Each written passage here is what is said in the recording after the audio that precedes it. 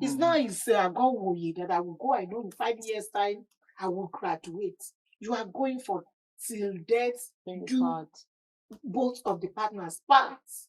So you have to give it a deeper foundation. Know who you are. No matter, even I keep saying it, even if you court for 10 years, that does not mean you will know your partner well until you start living together, bonding together before you can answer. So if for whatever reason there's a partner, if they leave you, you go even pray, maybe you not be there forever. Okay, so that's where I want to come to, Gift.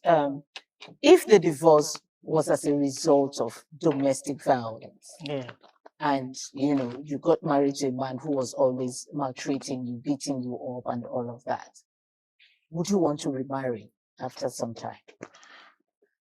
Well, in that situation, first of all, of course, I'll be traumatized. I will really be messed up in my mind. So for me to think of remarrying, I have to really sit down and know if I want to go into it, because that fear of the first one may be, cutting in. You understand? Maybe cutting in. And disturbing your new love. And disturbing my new love. So I think for me, I will take a break. Even though in me, I would want to venture another one, because I wouldn't want to be alone. You understand? Especially that I'm still, age is still on my side. You understand? Except, okay, so, but I will still want to venture another one, but I would definitely take a break. At least let me get a new, fresh orientation, like, working on therapy, kind of. And let me just get a new, because at that time I am broken. And in that my broken state, I don't need to enter into marriage in that, because marriage, I need a whole lot of me to go in. So I must go in with my complete self. So the former must have to completely be erased. If not, it will affect or reflect in the new one. So, that is why I need to make sure that my mindset is reset, and I properly get ready emotionally, spiritually, even mentally, I need to get physically. Yes, physically self. I need to get ready for the new one, not diving in because I don't want, I'm afraid of loneliness, or I want to be with a man or whatever. No.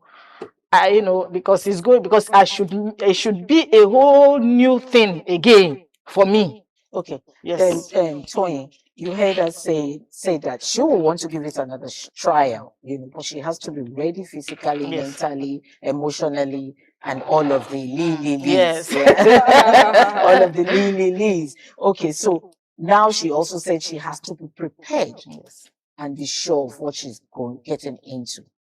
Let's leave getting prepared out of it. I want to find out from you. How are you sure of this one that you're getting into again? How do you identify that this person won't also come to beat me afterwards? After do the same. There's an adage in the Yoruba language that says, if a child fall down, you look into the in front. Please, there.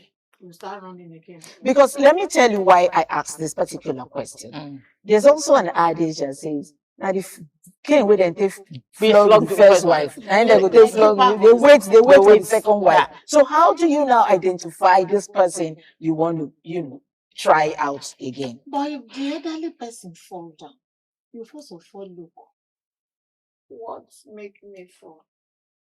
And who are the people looking at me? Marriage, like she rightly said, that she has to be prepared. It is not an institution that it fails here, you are running to Calabar to pick another one. Okay, so it's not political parties. It is not APC that you come from there, you enter here. No. You have to think. Go back to God. Am I the problem? Yeah, do I try my best? How am I at fault here? And do I supposed to tolerate more? You are supposed to forge a little bit further to tolerate everything. You have to think. It is when you now see, I tried my best. Is from him. Okay, what are the things from him? You state it. This. Definitely, when you have known what you cannot take from that man, if anybody is coming, you will first of all check that one. Yeah. Sorry, I'm bringing that story. I have a girl in Fimi prison. What's turned her life upside down is marriage. Wrong marriage. Wrong marriage. She got to the first one. They didn't check their genotype. The second one, domestic violence issue. She took a break for a long time, after 5-6 years. She's going to another one again, and they were now talking on phone. You know, they were planning the marriage. And one day again, the guy now calling, using the kind of voice that the one that used to beat her is still using. The red flags. The red flags. No, I'm not going again. Those are the red No flags. matter what they said, everybody beg her. We booked the hall. He said, no, let me re-examine the again. Which was the right thing to do. If that voice was a mistake, let me know again. Maybe I've not really pressed him to that. And more issue will still press him beyond this level. So that is how it is. Domestic violence is not a small thing. It takes life. I want to hear the complete story. Some people, yes. So how did she find herself in the prison? Thank you. Yeah. Do you now know she chose not to do the marriage? Not to do, but she had a child with the first one. So she does say, let me be taking care of my child. And she was to relocate from another state to go ahead and get the marriage maybe like a 2 weeks thing. So she has sold all her things from that state, preparing for it before she get the wrong. So she just came to Lagos. But whatever she brought to Lagos, when you are starting in a new life, it's not going to be easy. Yeah. So she was exhausted financially. And the daughter, she's the only one taking care of the child. She now ran back, started looking for the father of the child that's not ready to take the responsibility. Okay, you promised to pay the school fee. Pay part of the log back on so that I can sustain and pay and sort the guy refused, despite the fact that the guy is rich and the wife is at home. They were comfortable. She chose not to take care of this girl. Do you know what's now happened? The girl is depressed and nobody knows she's depressed.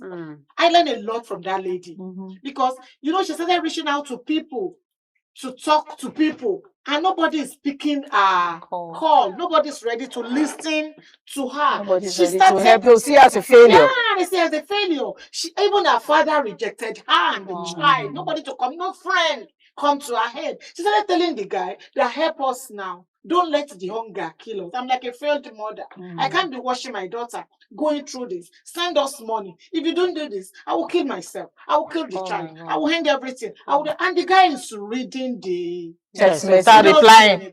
Do you know she used the last money she has to go and see her cousin just to pour her? Immediately she get because she said, I'm going for a party. I will call you back. You can't wait for me. I will not call you back on that. As they were now going back, they go to a bus stop. The daughter said, I'm now very hungry. They used the last money to buy the drink. The remaining change, she bought sniper. And killed the daughter. Not the daughter she wanted to kill. They shared it.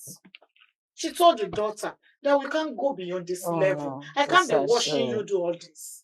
So the drink, the remaining one, she poured the snapper of the daughter inside and drink the remaining one. The daughter didn't survive and she survived. So sad. That is the serious case in my hand in Fimi prison. Now as I'm talking to you, the case is there. The lady is there.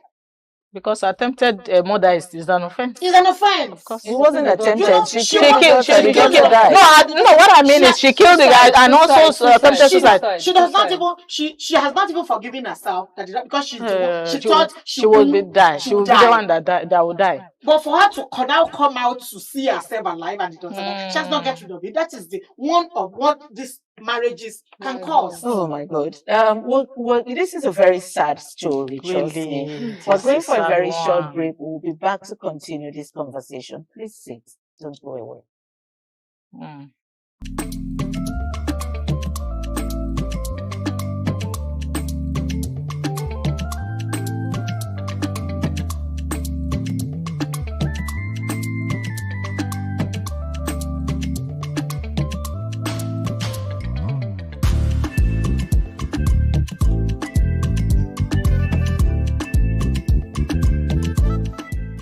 Welcome back. It's still Women in Conversation, the same table where we talk about family ties. Now, Tony was saying something that was very saddening.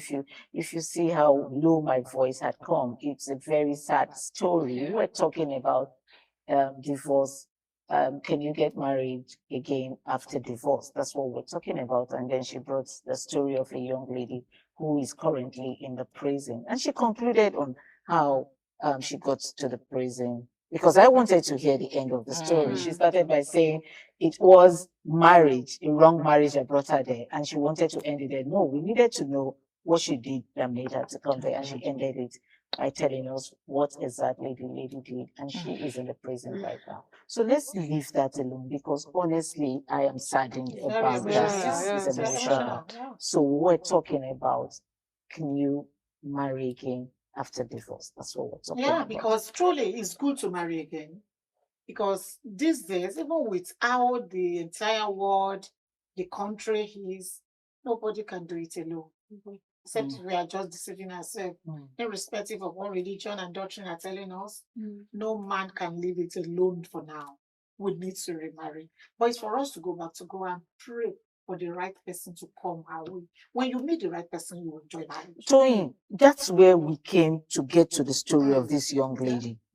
Pray to meet the right person. Did you pray in your first marriage to meet the wrong person? Now, so we the only the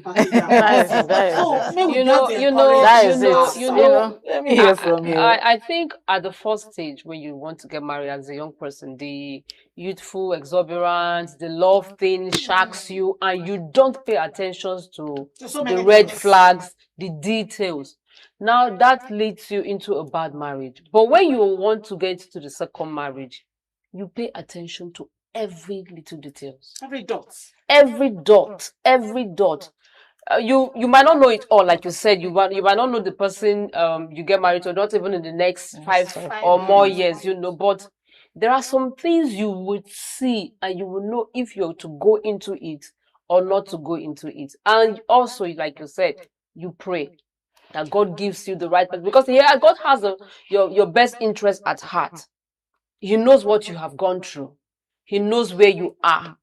And again, that's the question I asked earlier on. Is it that as a young girl, when you were getting married, you didn't pray? No, it's not that you didn't pray. You prayed, but you did not pay attention to the warnings or to the signs. The thing is that because like in the first one, it can be excused that you didn't love Shaki. There were a lot of cloud on your head that you were not cleared. But the second one, and that is why, like you said, that she was already getting married to the third husband, right? Yeah, it was okay. The second that was she was about to get married to the third one, and then she picked a call, and the voice sounded like the first one.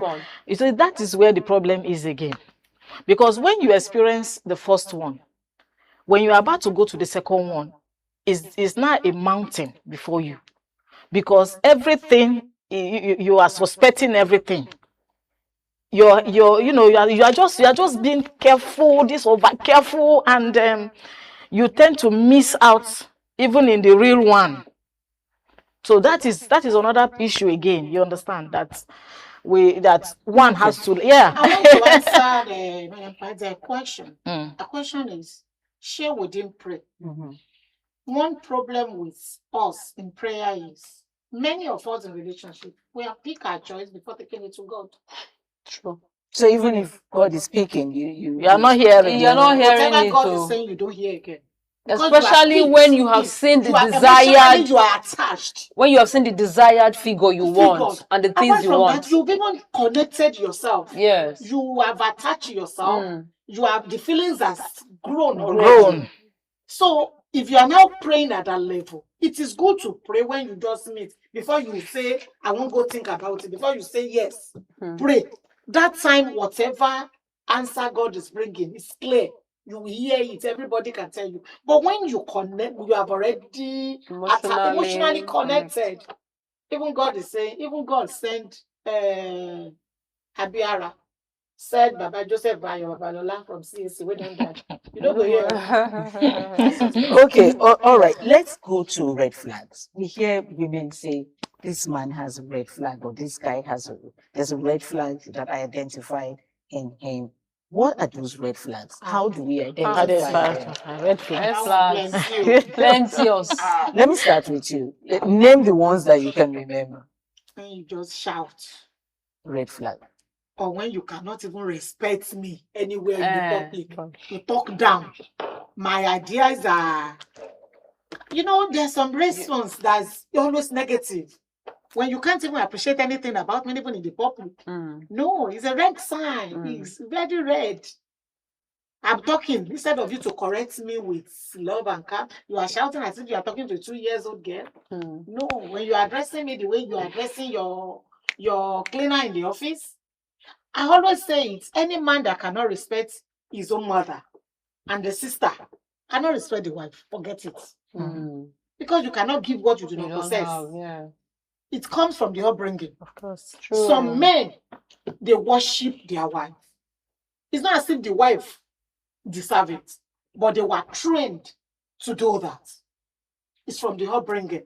If you see the one that is standing up upon his mother, that the mother will say 1 and he will say 3, he will do worse His wife. to his wife. But he has control over He her. has control. And some men, when they have that money, they can do and undo. They will be on top of the world. The wife will now be like ants. Why they will now be turned to elephants? So they can swallow you anytime. And some will beat you today and buy you Jeep tomorrow. So that you will cry. What are your red flags, Gift? My red flags is especially when you are not free with me having to know, to use your phone. Communication. Yes, communication. You are hiding it. You don't want. In fact, when you are answering call, I shouldn't be there, or you excuse yourself. That is a red flag. And also a red flag also is when you are too attached to your family, that you want to take decisions from them. You understand? And then you want them to you just make me understand that they have a say on your life to a certain percentage. That is a red flag, of course. And then somebody who is always have mood swing. You're always having mood swing, that is totally red flag for me. Yes. Let me hear from you. Yes. What are your red flags? Wow. Red flags are many. But for me, a man that can raise his hand on a woman, it's a no-no. It's a red flag. You shouting on me because nobody knows everything. I grew up in a different background, and so did you. So if I do something and you're not comfortable with it, there's a way you talk to me, and I will know that yes, this is what I have done that is wrong, and you correct me. But when you just raise your voice and like, are you stupid? Are you throwing insultive words? Like that, or I offend you, and the next thing you smash something on the ground. You smash my head on the wall one day. You understand? So those are red flags, and is a no-no for anybody. Okay. What about the lousy ones? That's another red And flag. that cannot keep any secret. That cannot keep any secrets. No, I want from even talking to you. Now we know the kind I of will person know, you so are. there's no need going further. I will not, because I know my kind of person. I know what I How about want. the dirty ones too? Oh, good God! So When you get do you know why I laughed?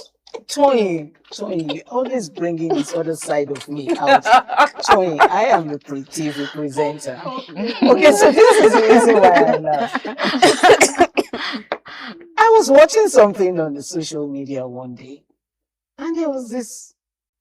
Their thoughts, their opinion with their companion. Yeah, They rather go outside. They prefer talking What to do you think that outsider. is? Lack of trust for your You are comfortable some more of with them- people.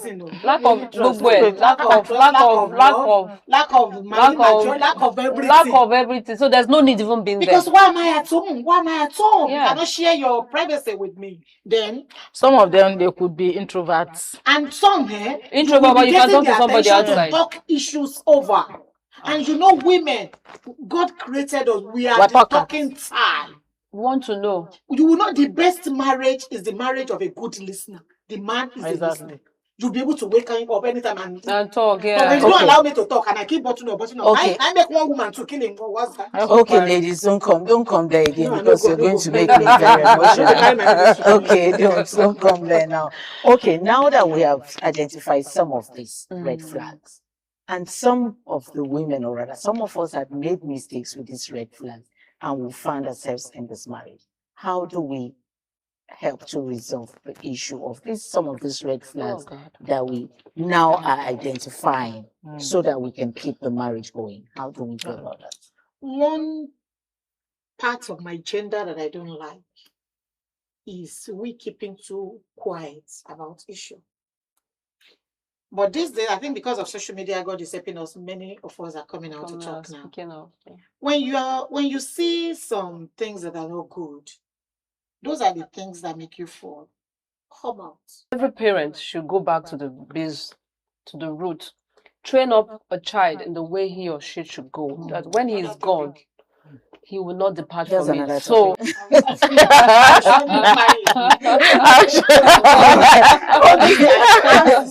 is good. Yeah. Go. Yeah. Okay, Johnny, thank you so much. Thank you, ladies, for coming on to this episode of Women in Conversation.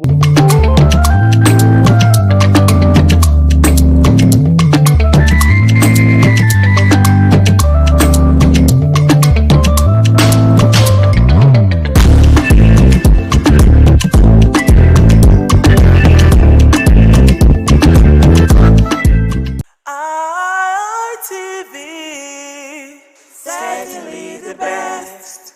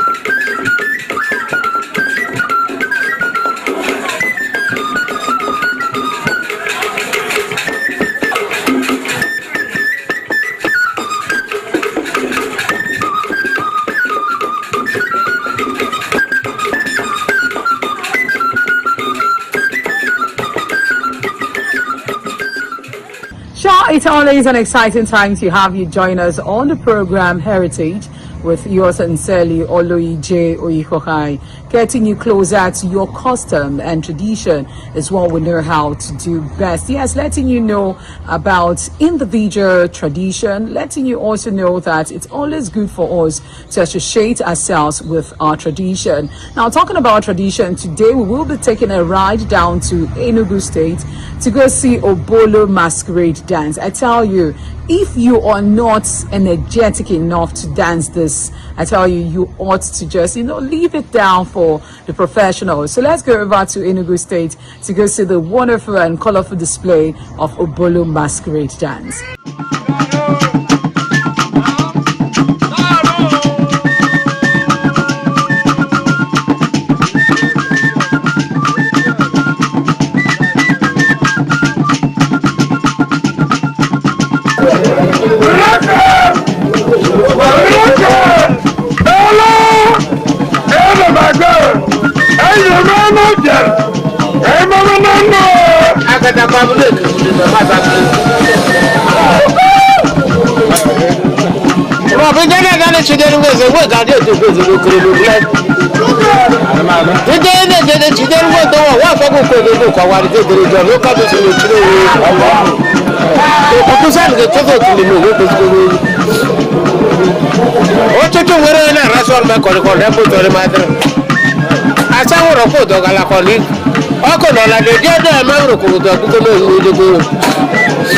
I bet you don't know one man or me was going to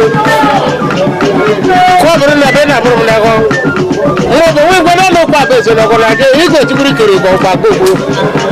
Mother and Alan number Monaco. Mother walk on that van in your degrees. I put on it. I put on a whatever. I saw what I thought I could go.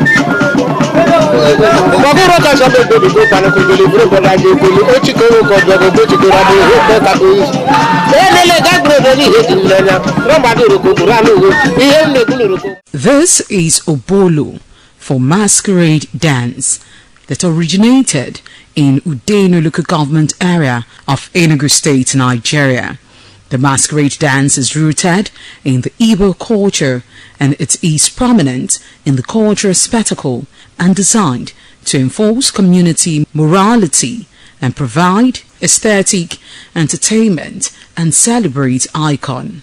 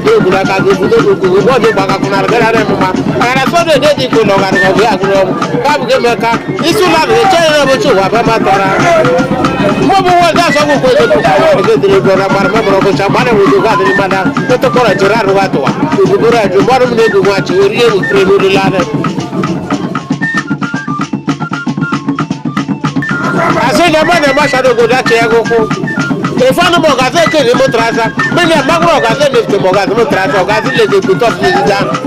Mogaza Bagro, she hope I so far to be. Only people to go to Moscow, but basically go through.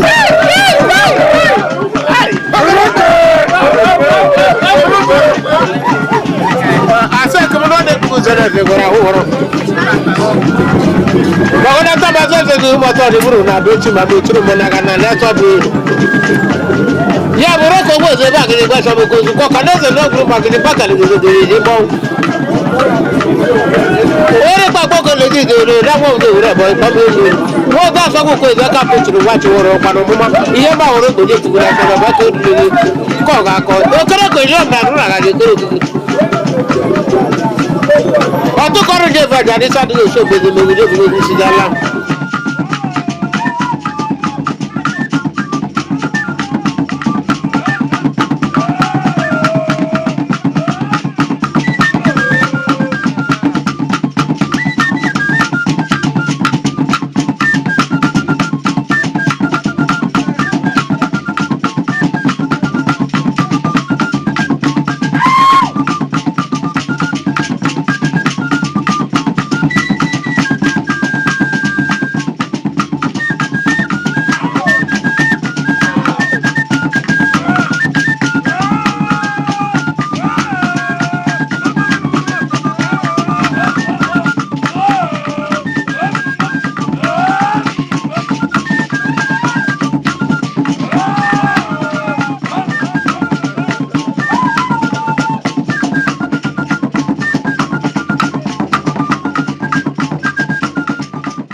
This masquerade dance is performed for several core spiritual, social, and cultural reasons, such as Omadi, which are seen as sacred pageants, arriving briefly from the spirit world. They are believed to be reincarnated spirits of ancestors, returning to interact with and bless the living.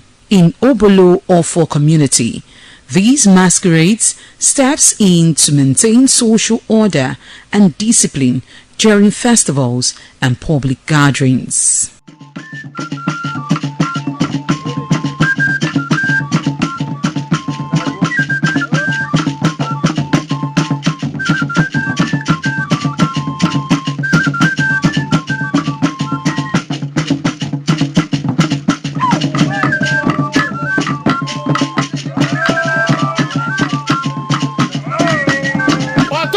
call la funi ga zumbere ki na se ka de ku ga na so so o ka ni ka ko ba da ka bo do bi ko do ku ko ro do li to ga le ti le ku ba de no ba de ga ba to ga ru ku cho so ke ngule bo la da ade ku ta na ba de da ba so ke le a ba le ba sa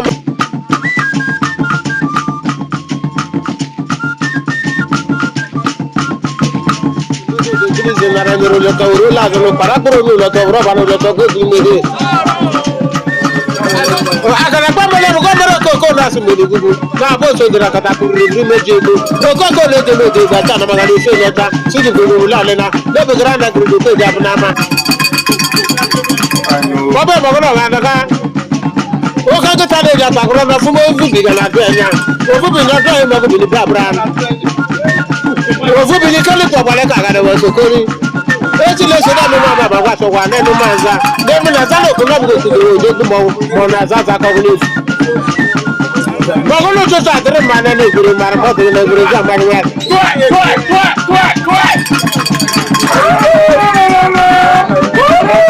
wo ko ko ti guru de no ga de pe ni to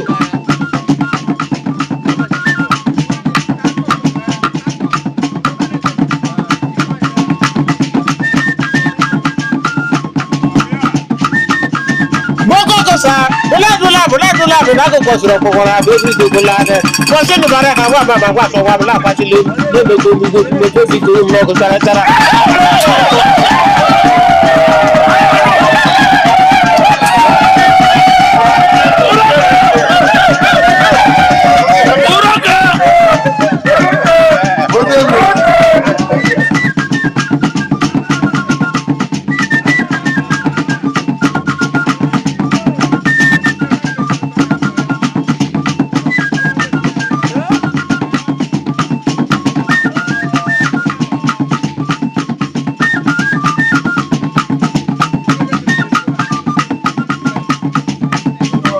suru be so ne lo so me ba bu churu ya shi ji ne mi suru be bar kwa do bu wo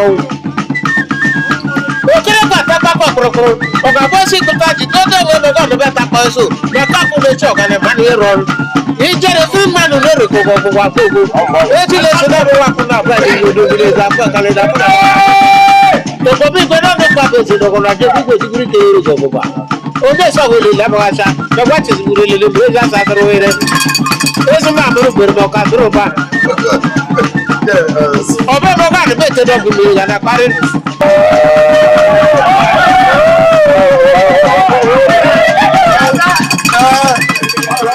This masquerades in Obolo Ofo community. They are known as entertaining masquerades as they provide vibrant, acrobatic entertainment and joy to the community. The dances and display were heavily featured during planting and New Yam festivals to invoke blessings for fertility and bountiful harvests.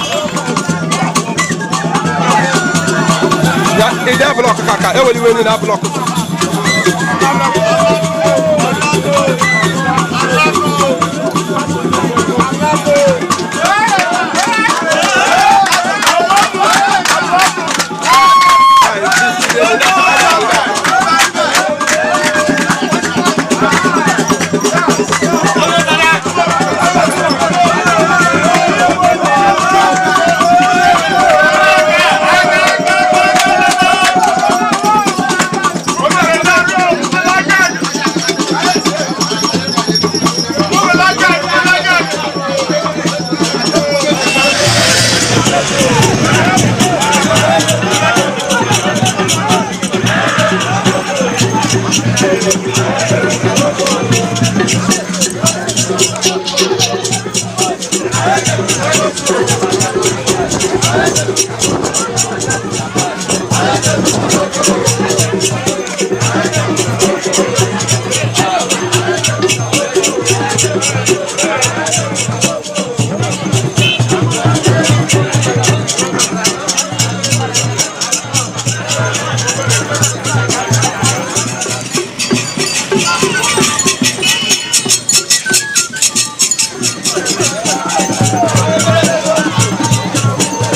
Consider my inventory. Consider.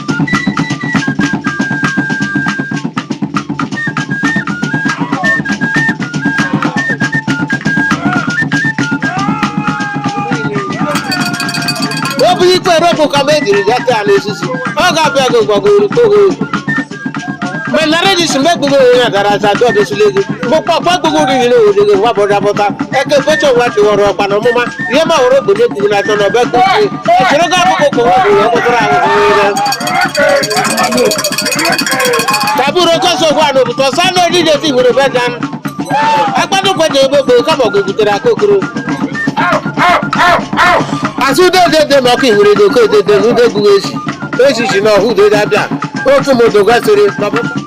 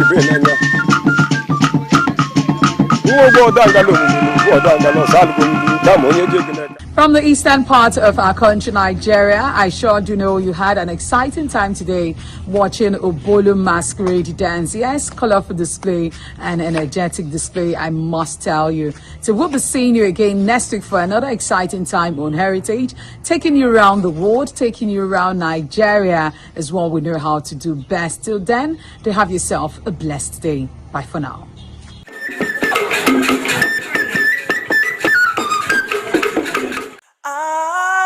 ITV, certainly the best.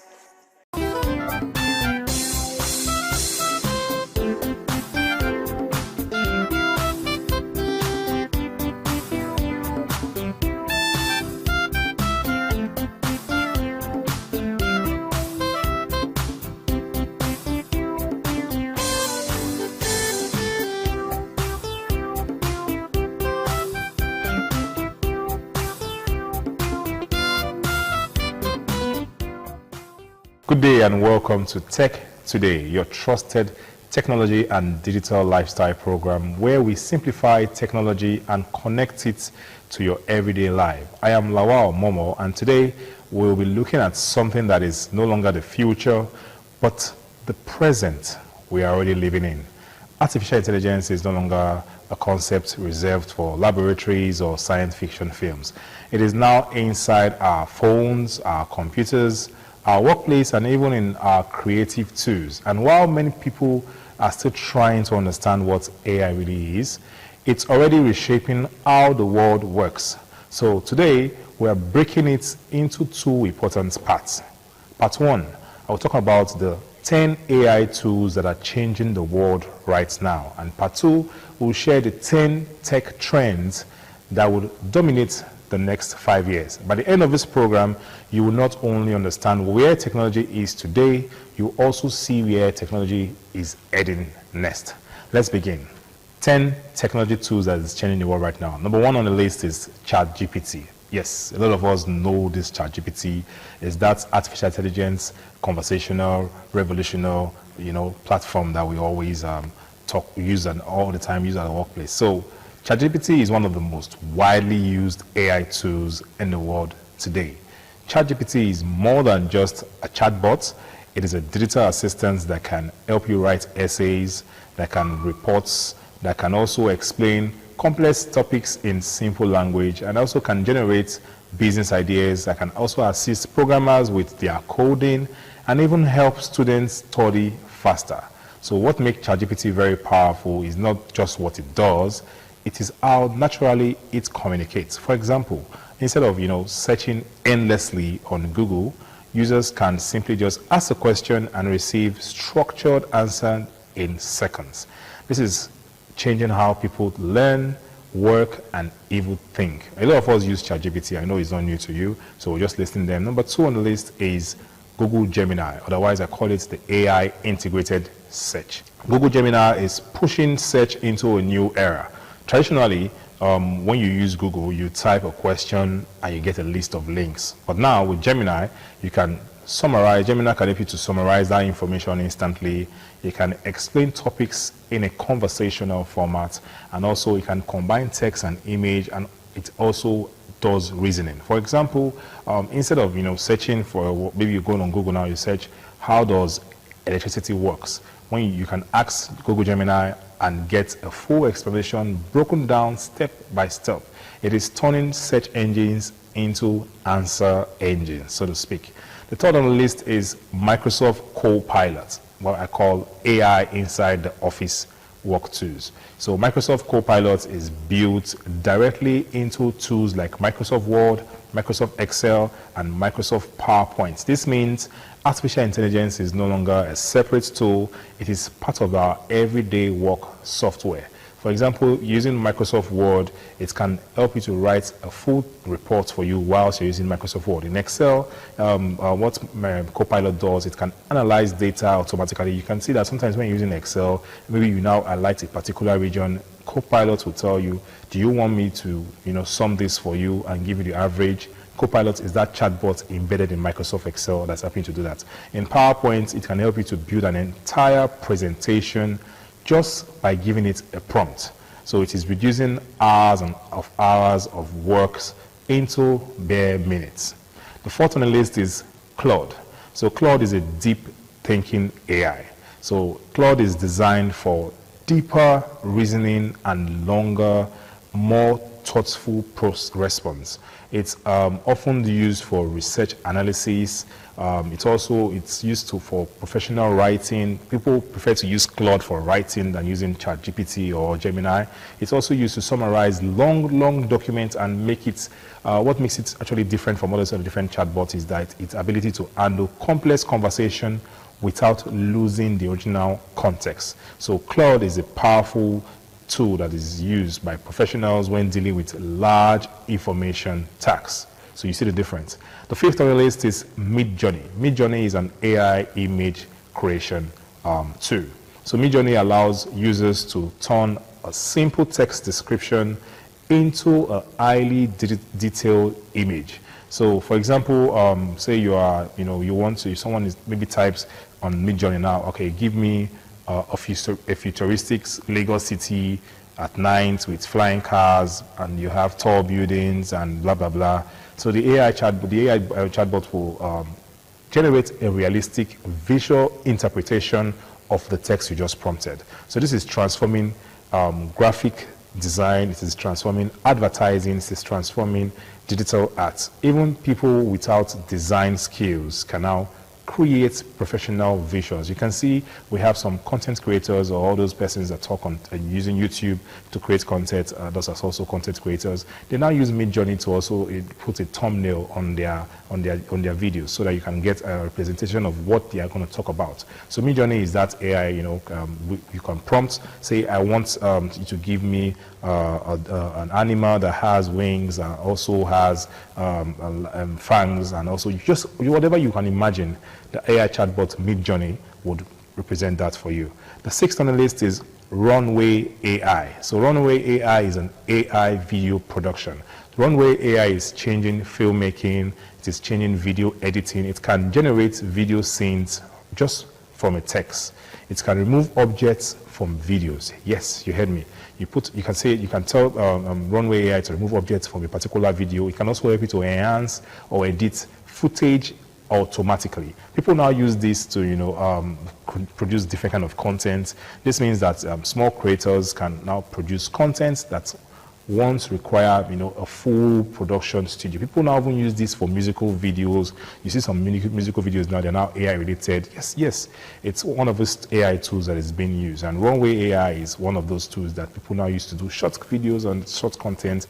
And it's not free. You have to buy some credits, and they are quite expensive. So it's not as if but there are some free versions where you can create short videos just to test and see how this work. I'm bringing these tools to you because you may already know them, some of you are already using them, but just to also bring you online to tell you these are the top 10 tech tools that are actually changing the world right now. Number 7 on the list is 11 Labs. So 11 Labs is a realistic AI voice.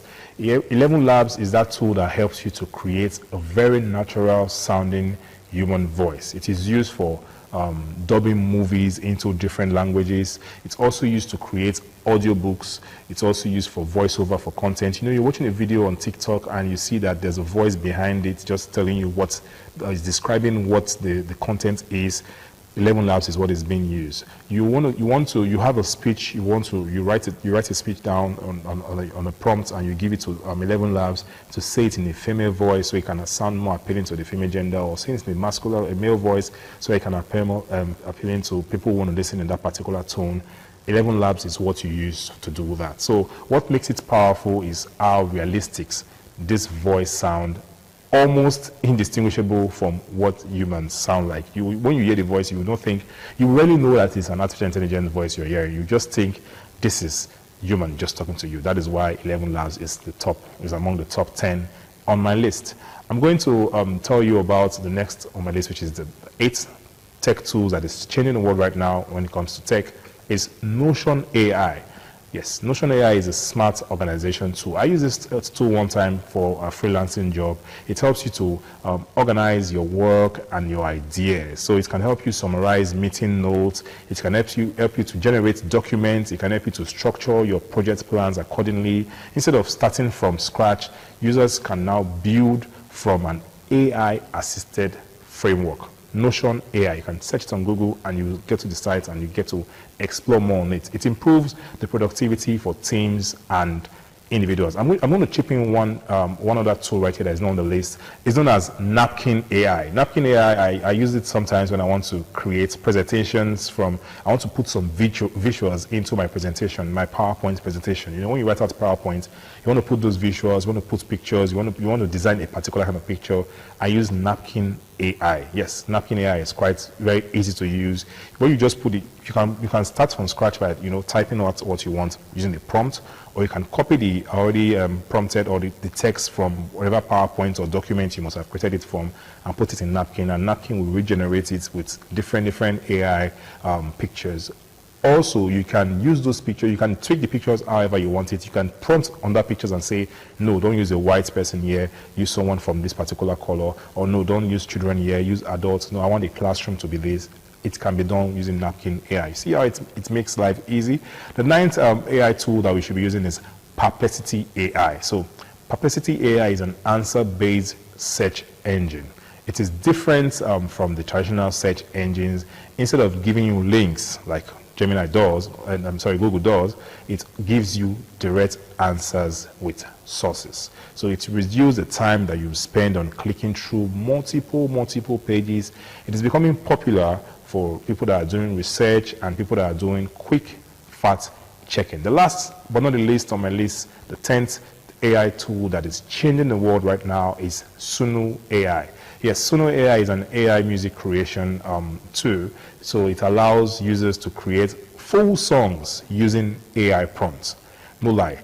You can describe, you can prompt and describe what the genre should be, what the mood of the music should be, what the lyric style should be, and it will generate a complete music track for you under minutes. Okay, it is changing music and music production and also opening creativity to non-musicians. And so sometimes people now even use Suno AI to, when maybe you're watching TikTok, you see a particular video and you now read the comments, people now turn the comments into songs. You must have seen that. Suno AI is what they use. They just post those pictures out there and say, you know, using these pictures or this comment section, turn it into a song. And it will sing the song so well that it will be so funny. The persons out there are using it to create content for themselves and then getting some money from that content also. So Suno AI is what they use. So you can also tell Suno AI, I've used Suno AI a lot of times. I created a particular rap song, because I'm into rap, from using Suno AI, and it gave me a beautiful rap song about Africa. I told it what I want from the song, and it was quite interesting. The song is here on my YouTube. You can go check it out, but it's quite funny. I'm trying to tell you that you can explore and just use these tools so that when you get a job or when you get something that requires you to go and, you know, explore and maybe learn from it, you may not need to be a music producer to go and say, okay, I know how to use these tools. Rather, by learning how to use these AI chat, these tools, it's just going to be easy for you to just, you know, transition yourself into it. So far we've explored 10 artificial intelligence tools that are already changing how the world works today. From writing and design to music and video creation, artificial intelligence is now deeply embedded in everyday life.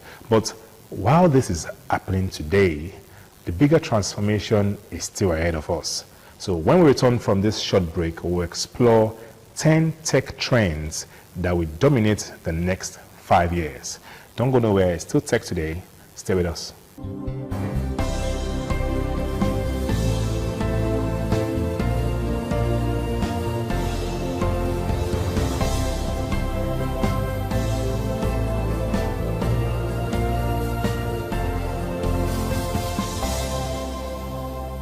Welcome back from the short break. I hope you enjoyed it. I'm going to talk about the part 2 of this program, where it's the top 10 trends that will be changing the world in the next 5 years.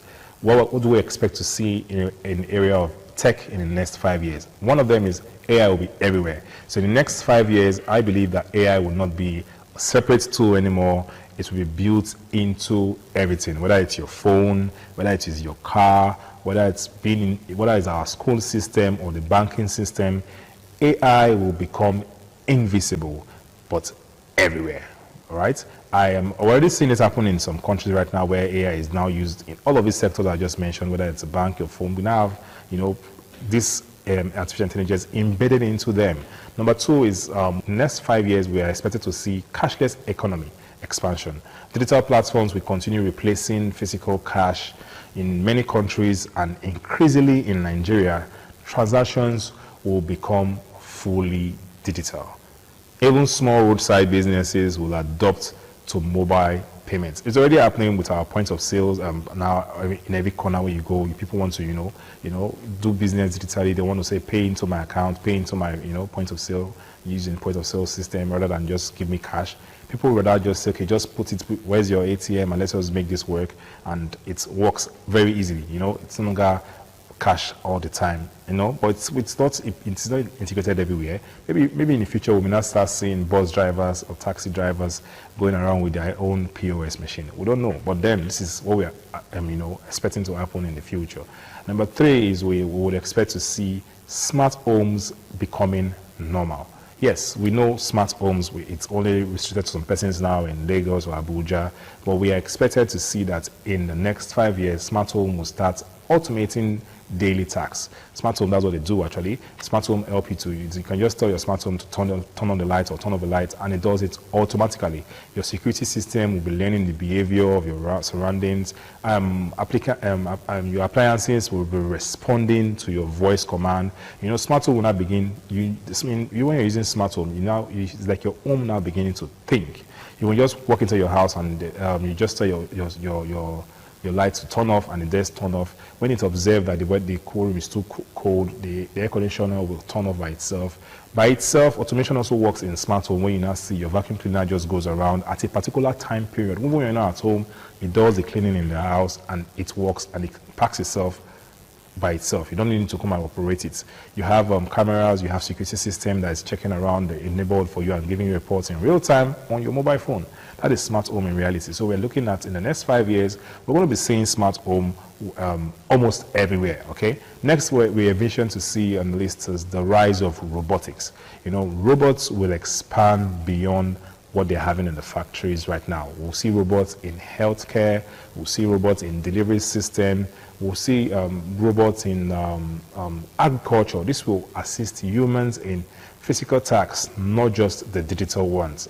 Currently, there's a video I saw recently about in China where we have robots and even robots and drones delivering packages to people, the end users. We now have robots in the streets, and you can interact with them, and they talk to you back, and they now do tasks for you. You can tell them to dance, and they would dance. Yeah, there was a video I saw recently, where in China, currently now, this is 2026, robots are now on the street, literally, although people are supervising them from afar, because they don't want people to, take them away and all of that. But then this is already happening, and they have cameras and all of that embedded in them, so they can see you, and when you talk to them, they now operate as you want them to do so. So we're envisioning that in the next 5 years, robots will be everywhere. So open your eyes and be expectant of that, because we always see that in movies, but now we are seeing that happening in our everyday life. Next is we have AR and VR expansion. Now, AR means augmented reality. VR means virtual reality. I'm going to pause and just explain what the two mean. Augmented reality is the difference between AR and VR for short is that for AR, you can maybe wear a Google Glass now, and you'll be able to see some things that will be, like the word said, augmented reality. They'll put some objects in your reality. You can still see your surroundings, but then you'll not be seeing things that are not actually there. So you're not cut short from what is happening in real life. But for VR, virtual reality, where you wear AirPod on your ears, or maybe a headphone also on your ear, is to cover you from what is happening in reality, and then it gives you a virtual world. Maybe you may now see that you're in a treadmill, or you see that you are in a roller coaster and there are snakes everywhere, and so on and so forth. That is virtual reality.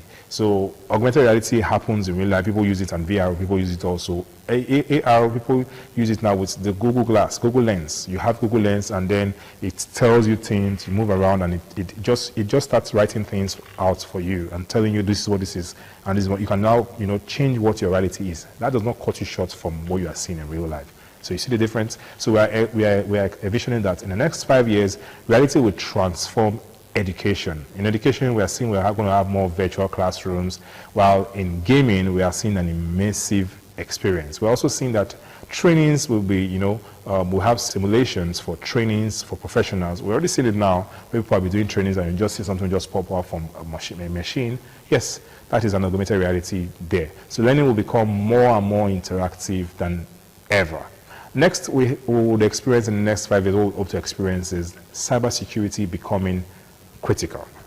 My brothers, my sisters out there, my tech enthusiasts out there that are into cybersecurity, it's a good way to, enrich yourself in the future, because as more systems go online, hacking risks increases.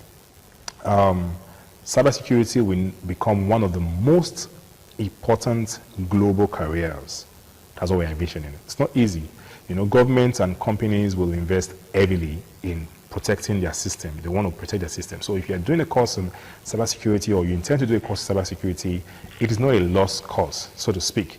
It's actually the right way to go, because this will now become the job. The demand for this job will increase exponentially in the next few years, because everything will be remote, everything will be online, everything will be more automated, and now you now need some persons to protect you from hackers, to protect you from all those things that may, you know, damage your own system. So cybersecurity, we are seeing, is going to become more rampant. The job will also become more searched for, or more catered for.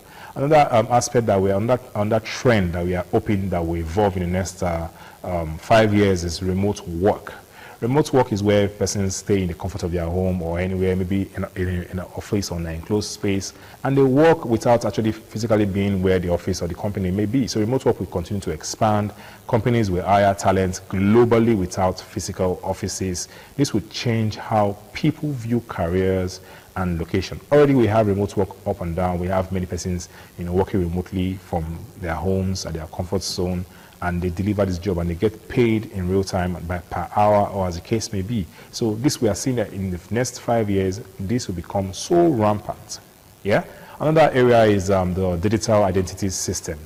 We are envisioning that your identity will become fully digital, whether it's your banking access, whether it's your government service, whether it's the travel documents that you now currently have. Everything will be linked to a secure digital identity system. It's already happening. We're already envisioning it, that it will happen, to now become more in 5 years from now. Another area to look at, ninth area to look at from this top 10 trends that we're talking about is AI in education. We're envisioning that schools will integrate artificial intelligence into teaching. They will personalize learning path, and also have automated grading system. We'll have some virtual tutors, no longer having physical tutors around. People that will teach you virtually. And also education will become more customized to each student. That's our vision. Last but not least, we are envisioning that we'll have an hyper-personalized technology. Now, we are envisioning that in the future, 5 years from now, technology will adapt to individuals, as we already have with AI chatbots. You know, we'll now have more personalized news feed. We already have that with TikTok, when you now have For You page, and the algorithm now works with whatever you like, and they now use that to, you know, feed you with the content you love. We are envisioning that we have adaptive applications. We're envisioning that in the next 5 years we'll have smart recommendations, and every user experience will become unique. So as we close today's edition of Tech Today, one thing is clear. We are living through the fastest technological transformation in human history. So from AI tools that are already reshaping our daily lives to future trends that will continue to redefine how we live, how we work, and how we connect. The world is evolving faster than ever before. But the real question is not what technology will become. The real question I'm going to ask you out there is, what will we become with technology? Because in the end, technology does not replace humans. It only amplifies human choices. Thank you for joining me on the program Tech Today. It's always a delight having to sit here and inform you, and also educate, and also learn from one of the beautiful things that's happening in the world of technology. I am Lawal Momo, and join us again next week for another interesting episode of this program. Until then, I say you should always stay informed, stay curious, and stay ahead of the future. Bye for now.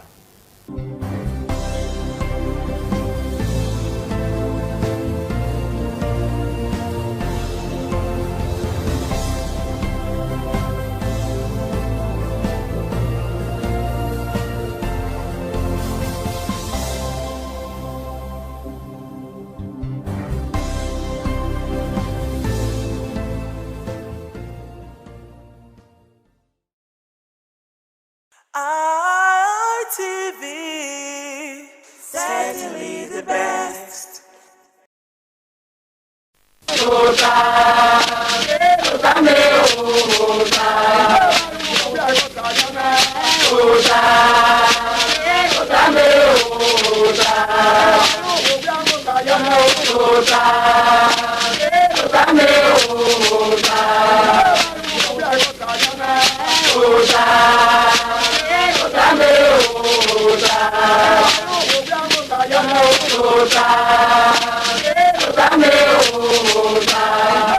Waya bota now. Ugi bota we say anyone away agima bota. Ota omere ota nyowa. Ule magwa kanene na. Okay ya boso we amamufwa aimerie. Uma dole ni yi yaki umi enoro o adweki una riyo so la ni adweki eri mi no poloro amamufwa aimerie ibota imanadwe na ya yene de ai to kawo wa no pa ne ai to kawe emanirewo ai to kawe nigi ai to kawo ba ai to kawe ya se gbe ofin ya se gba wa ya fe we na wo do amoko ebo wa ya kwe isu ina tabi bota eniki o ri de fie o sa ba ja mi ebe o kan ro awe ma ni wi yoko awe ma ni ka ko ko yi awe tia awe tage o ma we ya no ame ya na we no ko ko ge do we no ba we ya na we no de wo yi ibota ma na he ya fe no mario ibota o emorede emiyoko no agba ko wa o no mario iworati imati eniwa o no mario so pera me so pinje me ni ma agba ko wa o no mario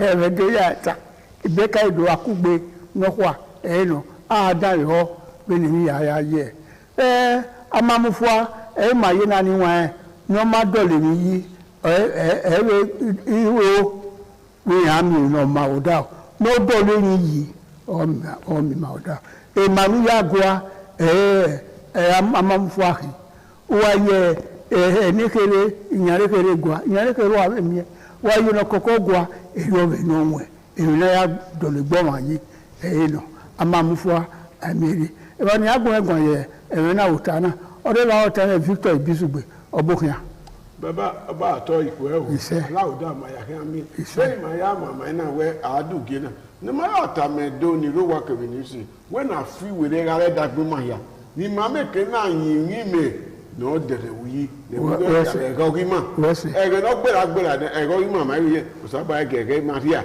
oba ato ipo ewo ise ore la otana e paso kabari hunamure iwe do lowo me wa bebe ne kai wa bidan yo ofun gbo sa gba go yaro oba atope ise niwa zero ni ma ta de si we amamufua amiri emina ya ka no we ndolo da oyi enu ya uwese uwa o ma no bohie we bohie emata uwa o no ri ba no wa eba nu ri ne jawe mata wa wana gbugbo ngbe jawe mata gbese mekena mi yukono ma iro uwe te mata se jona na ma family all de kan o twese webo ni mari miena oni are politicians imuna ni awon ya amuna amufu ayero irimu ni a we e ni vote ni a e ni ladnya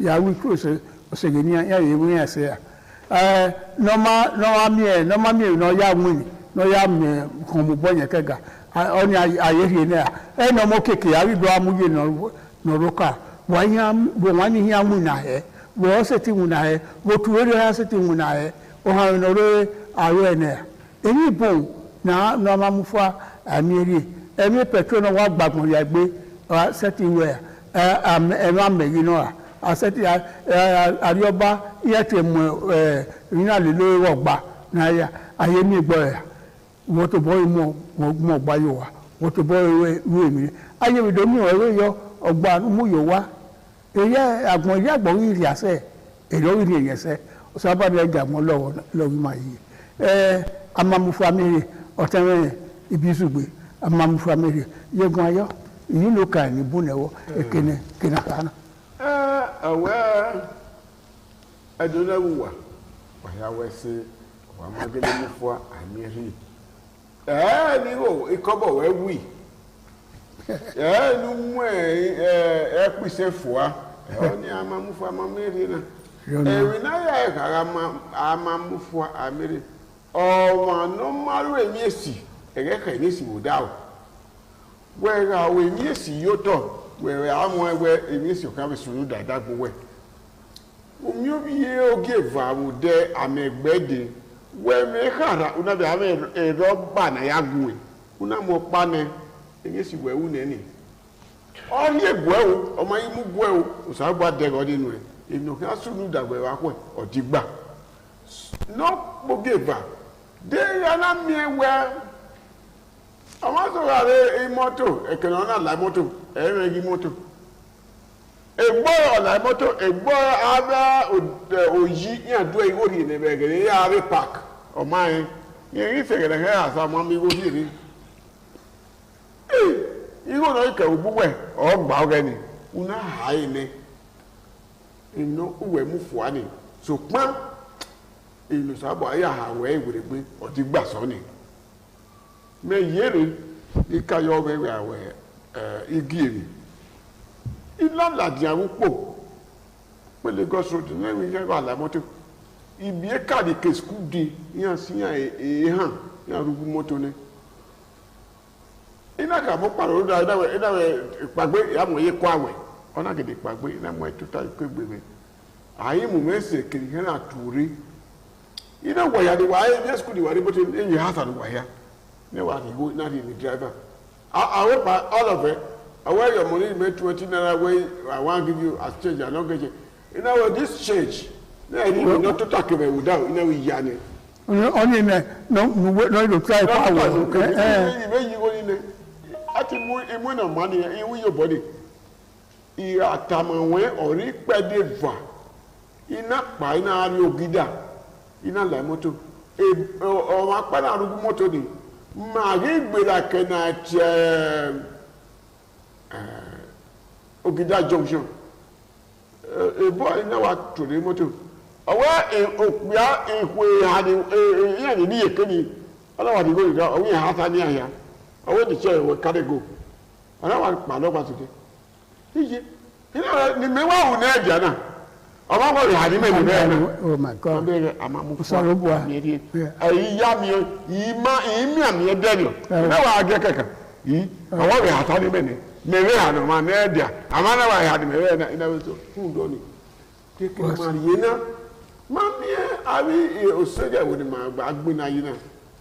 Ọwọ́ àpárọ̀ ló mọ àgbónárí wa ọmọ apárẹ́ yà sí wọn ọwọ́ zuwọ̀ ọ̀rọ̀ wẹ́ta mọ àgbóyò wa àìmọ́ àgbóyò wa yìí kò ní wẹ̀ kú kí náà ó gé báàrí ó yà dèwé àgọ́gọ́ yóò wẹ̀ kún ẹyẹ pò wúyà mọ́sọ̀ ìwó tọ̀ ìwó ni dè é bùkẹ́bùkẹ́ ẹ̀dẹ̀nu wàá dùn ara ẹ̀ ọ̀ sọ̀nà bọ́ ma sàrìbọ̀ náà fíìmù àyàbò yẹn fíìmù àyàbò fúwa ìmàmẹ́kẹ́ náà mi nà má wẹ̀ rí gẹ́lẹ́gẹ́lẹ́ amufua amamufua agele mierie owa na ewe esi dama esi ne sunu da ya ina wa amamufua amere de magwa na we ekina na wu ana bi sale bo no de ba ma re de ri yeke ka bo fi agbe ma oba tope ise eniwa yai wa da na amufua mamie amamufua amierie otene pastor kabari amamufua amierie ye we no e ba e yare bible e ya ta ma amamufua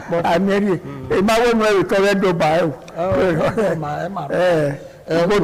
ibot amayena ibe do no pe o zemi na dey sin o deni mi alage untana amamufua ameri ya gwe ibo ewugun anokan me odion we o kaigele ya be gwe ezo no muboro ne ivira ivije ivira we uhunaga ikwe moaba mu family na emi nu ada gbibiere we gere akia what so egbe sokun mege na yasini ge mu akia osaloba gi maya iye webo e na wete no ge mu akia iye ti yun yo e oti mane Jonathan o carry oba wete Nigeria ya wa election e bana te ekwe ogen itemo pa ọwọ́ dání ọwọ́ esagie ọwọ́ ọmọ akọ́mọ ọ̀sẹ̀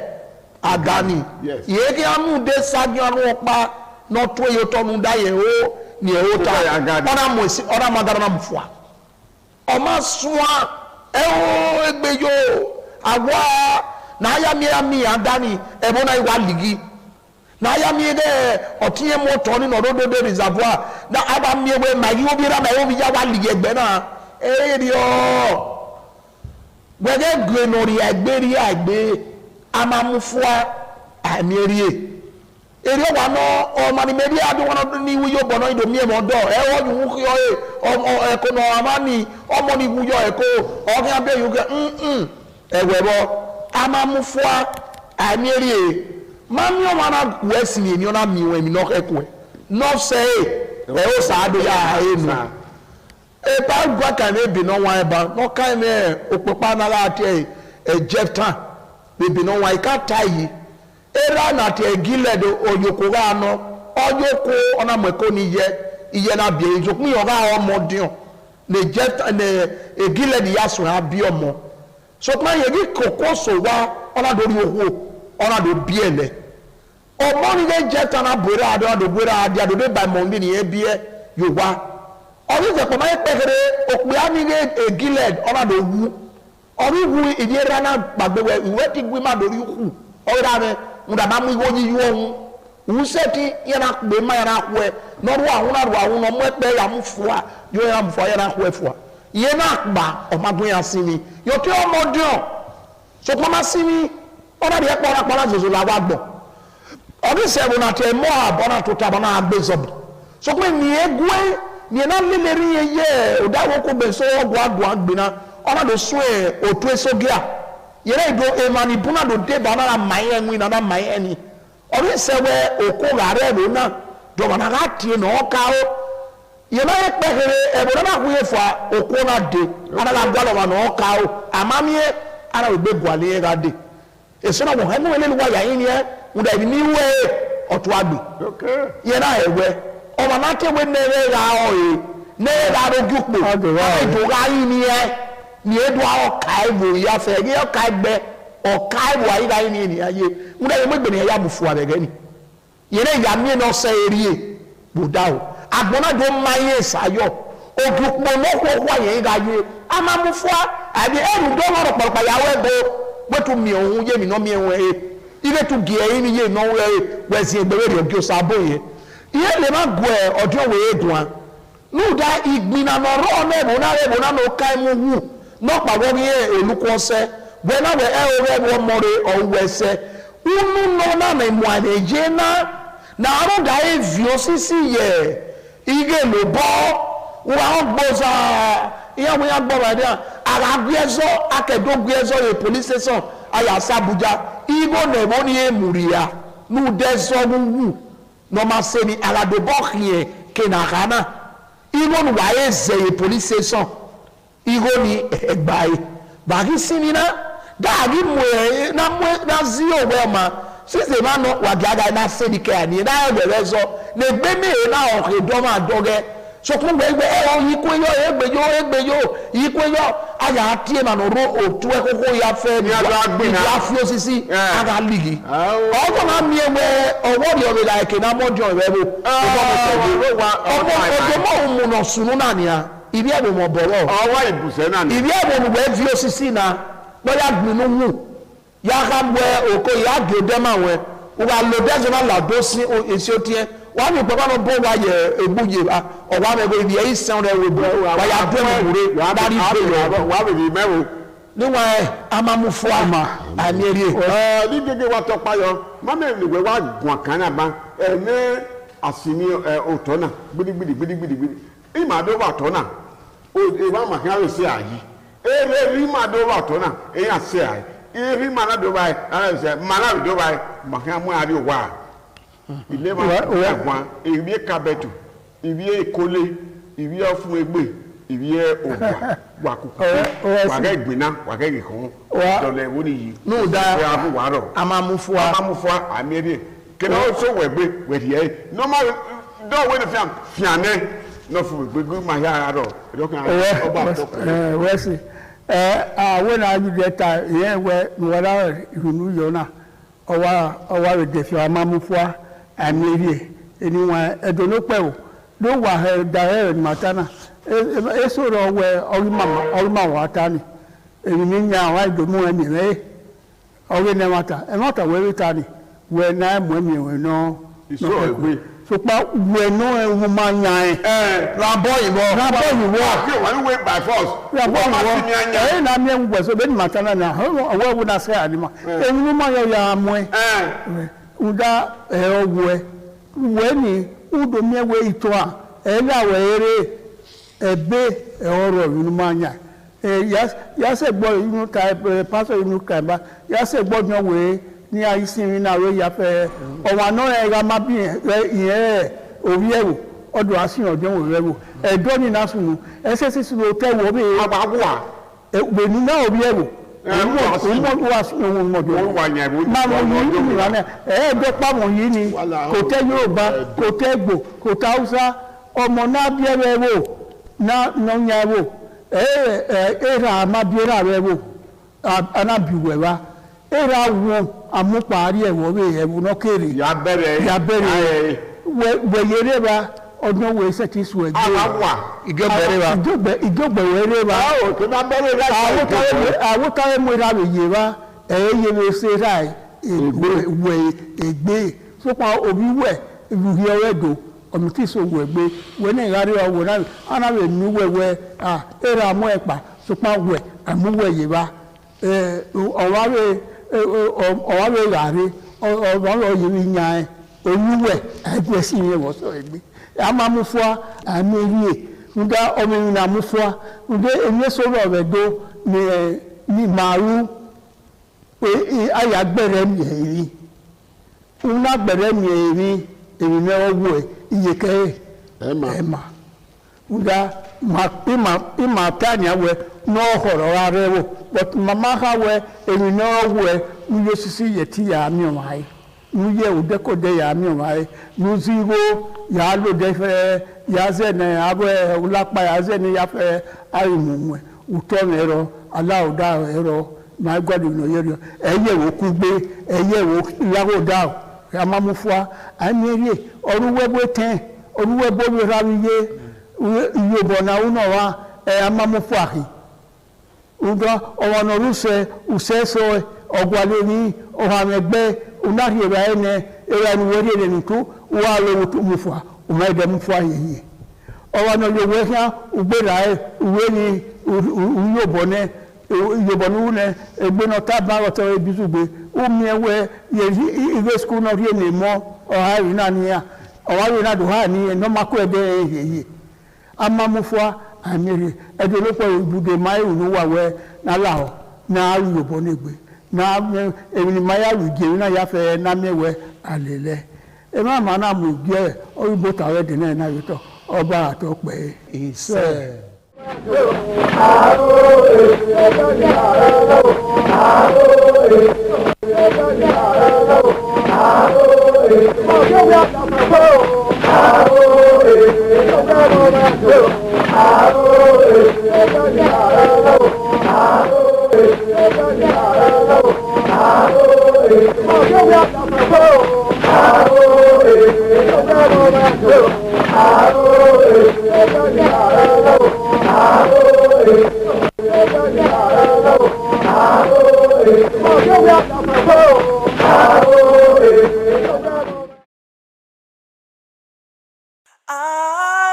ITV, certainly the best.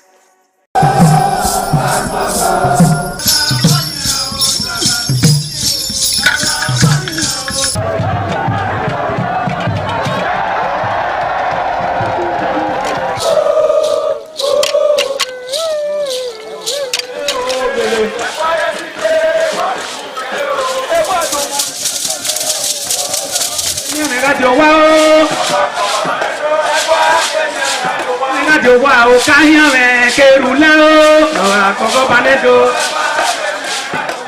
egwa ke me na de wa o kanya me kerula o Omo number nedo uko akpolopolo Ewai the second Oba of Benin performing during the 2025 Ododua Festival. Ododua Festival is unique as it was organized in honor of Ioba Omoni Hwoyeme, Ioba Ewai II, as part of activities for her burial rites. The rich traditions and cultural heritage of the Benin Kingdom were showcased when His Royal Majesty Ewai II engaged the floor to perform during Uge Ododua in the palace ground in Benin City. In the dance performance, the Ogbelaka royal drummers supplied the needed impetus and rhythm for the dance. However, tributes are paid by the head of Benin deities to the monarch, who was the cynosure at the events. The event can best be imagined as the spiritual rejuvenation, stunned, spectaculars and guests at the colorful ceremony. 7 masquerades representing 7 spirits and deities conveyed different meaning in company with the head of the deities of Benin, with the Oba of Benin, who exhibited a grand cultural dexterity in his dance steps.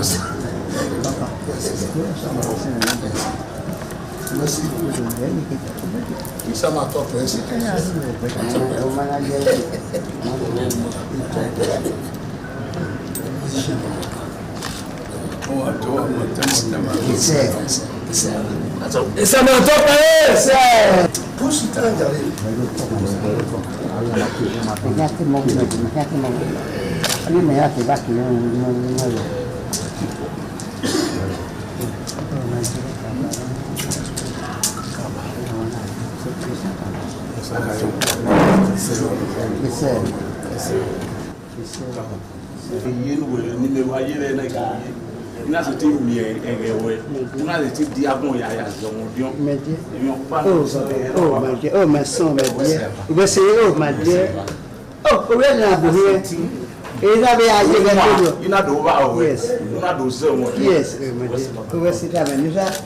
Where sit down, Nisha? Oh, now here, where sit? My dear.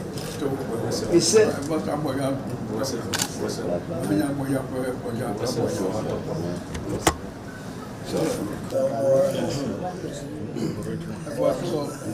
comment c'est papa de voici quoi voici ça m'a topé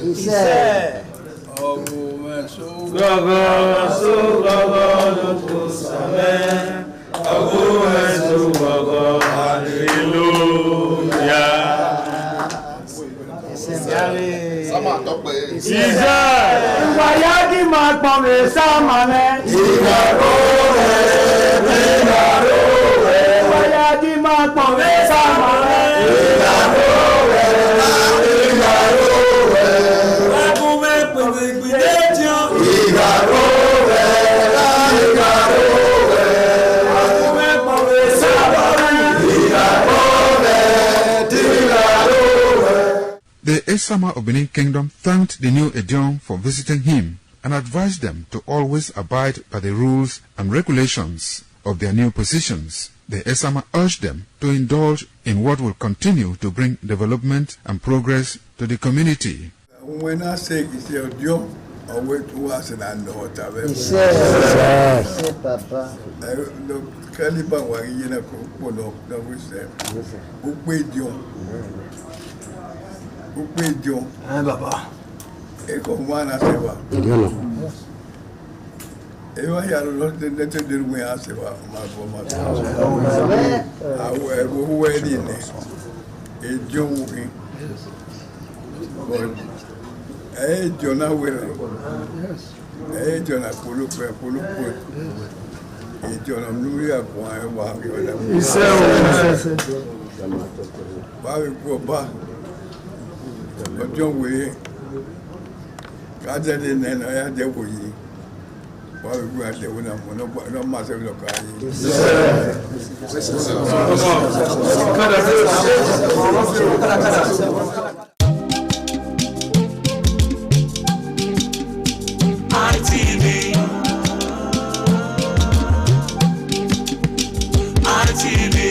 ITV, certainly the best.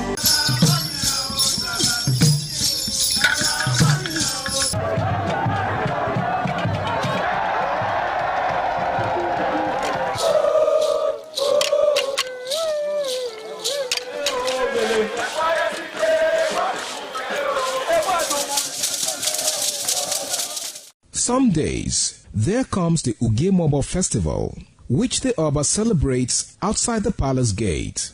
A pavilion is built of red cloth where rites are performed to drive away all evil spirits still unsatisfied by the year's sacrifices.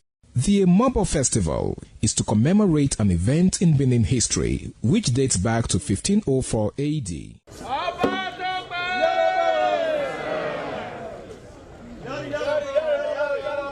Yari, yari, Oba Tope!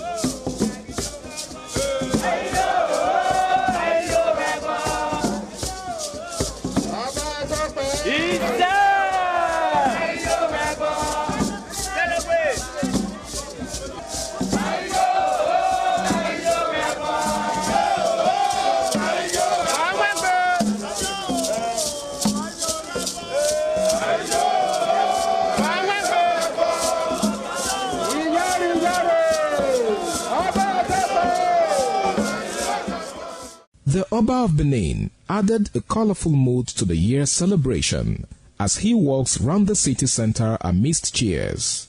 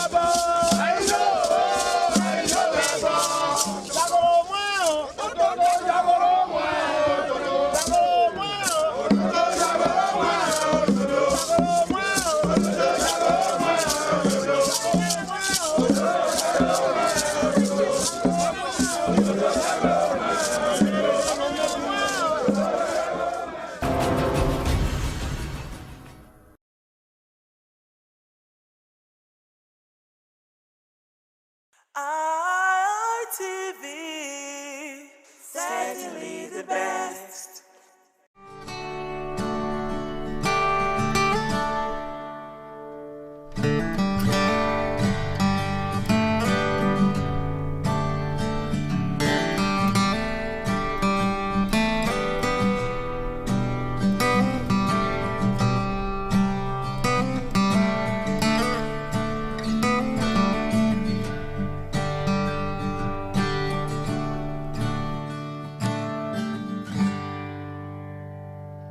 Hello, beautiful people. Welcome to another exciting edition of Youth Perspective, the program where we amplify the voices of young people, challenge popular opinions, and inspire meaningful conversations that shape our society. I am your host, Lydia Azuka, and it's always a pleasure having you with us. Today, we're talking about a subject that has dominated conversations across Nigeria for the past few years, Japa syndrome. Is leaving Nigeria the only path to success? The word Japa, a Yoruba expression meaning to run away or to escape, has evolved into a popular term for Nigerians relocating abroad in search for greener pastures. For students pursuing higher education, to healthcare workers, tech professionals, entrepreneurs, and families seeking a better quality of life, thousands of Nigerians continue to leave the country every year. For many, it's about finding better paying jobs, quality education, security, stable electricity, healthcare, and a system that rewards hard work. For others, it's about giving their children a brighter future. But while many celebrate those who have relocated, another important question remains: is leaving Nigeria really the only route to success? Can young Nigerians still build meaningful careers, successful businesses, and fulfilling lives right here at home? Or has Japa become more than a dream? It has become a necessity. These are the questions we'll be asking today. Well, joining me today are two distinguished guests who will help us examine both sides of these important conversations. Hello, good afternoon. Hello, good afternoon, Lydia. Please introduce yourself to us. Good afternoon, everyone. My name is Felo Mabel. I'm an entrepreneur.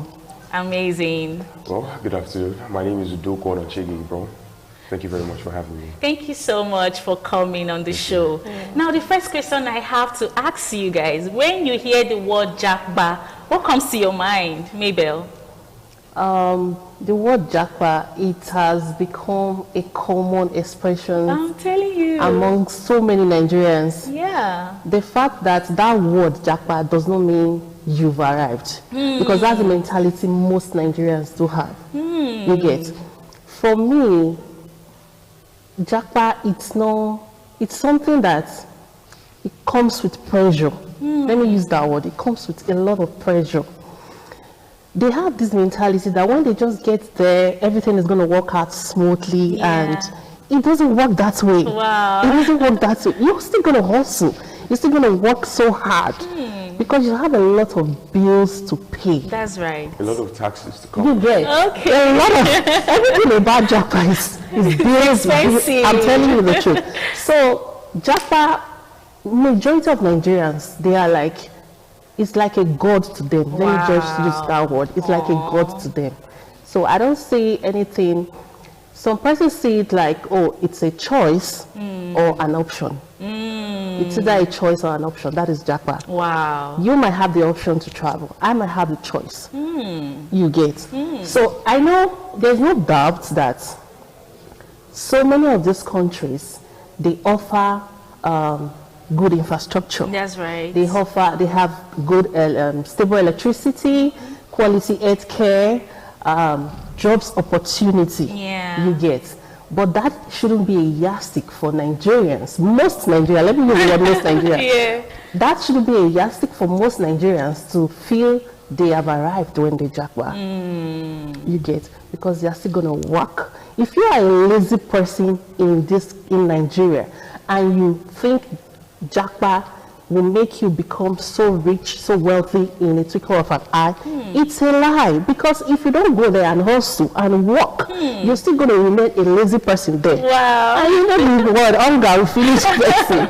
So that is it. Amazing, amazing. Yeah. So Gabriel, to you, when you hear the word Japa, what comes to your mind? Well, as she has said, Yeah. but my own is a little bit different, because Okay.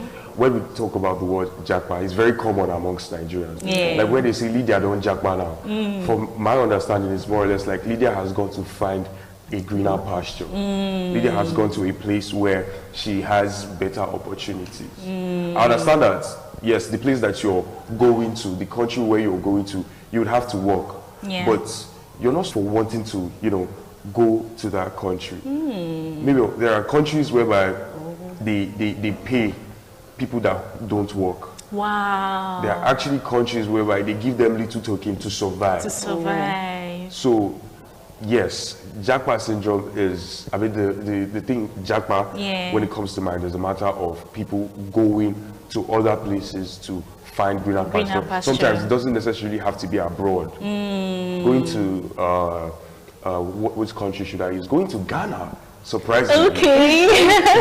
So if I go to Ghana, I was thinking of, going to Morocco. Let's use Morocco. Okay. Morocco is an outstanding African country. Can we use Zimbabwe? Zimbabwe. Yeah, like Morocco is Tanzania. the best example for that. Okay. Because if you're in Morocco, it almost feels as if like you're in Europe. Wow. Morocco is very, very, very sophisticated. How about South Africa? You know, with the whole xenophobic attack. Let's not go there. So if I go to South Africa, does that mean I've jackpot also? I wouldn't answer that. Okay. We've heard of the word jackpot.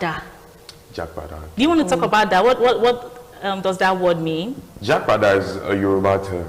Because I think the word jackpot is a Yoruba word, like run away. Jackpot is like the person who has gone has come back. No, is that what it means? Yes. Amazing. So like look at all of these South African Nigerians that went to South Africa. Yeah. You see them at the first instance they jackpot, okay. but now they are back. Jackpot. Nah, exactly. Oh my God. I think I'm just hearing this for the first time. Yeah, it's a Yoruba term. The word jackpot in general is a Yoruba word. Wow, that's amazing. So for those of you in South Africa right now that wants to jackpot that, we're expecting you guys home, okay? Okay, moving on. Why do you think relocation has become a major goal for young Nigerians today? Mabel? Yeah, why do you think that has been a goal? Like I said earlier, there is no doubt that most of these countries offer good quality education. I think I mentioned 5 of it. Yeah. You know, when you are in a system that is working, there is growth. You find growth in every working system. And anywhere that there is growth, people tends to live. You can't see, you don't expect somebody to put honey in your mouth and you say you want to put a leaf. No. So I feel because they have a working system. Nigeria don't have a working system. Wow. Don't get me wrong. I'm not saying these governments, they are not doing anything. Of course. But they should put more effort in making Nigeria a better place for every one of us.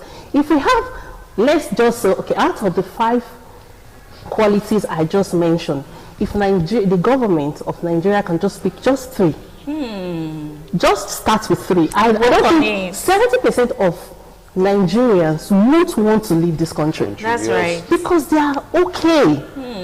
Why are we living here? We are living here because we want to go and look for greener pasture. Their system is working. You are entitled to a lot of goodies over there. Wow. But we don't have those things here. Like Gabriel said, they even pay some people for just existing. Yes. I have a friend, they pay there. Wow. If you are not working, they pay you for the meantime. But when you start working, they stop paying you. Wow. You don't have those things here in Nigeria. So if you see the opportunity to japa, bury your leg and go.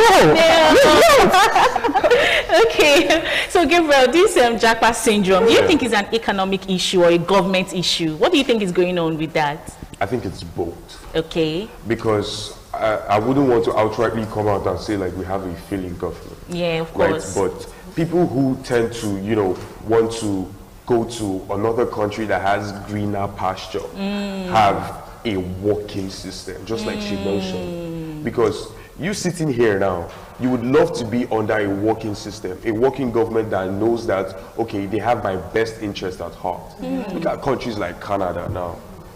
You don't have to worry too much about health insurance. They take care of their citizens' health. They have that covered, especially from the moment that you even give birth. Right from that moment, you become the country's property. So it's more of, you know, our country, Nigeria, now trying to make sure that we take good care of the citizens. We take good care of our workers. Because majority of the people that travel out are our doctors, teachers. You see, doctors are going on strike because they are not being paid. They're not being paid on time. So all of these things, it adds up.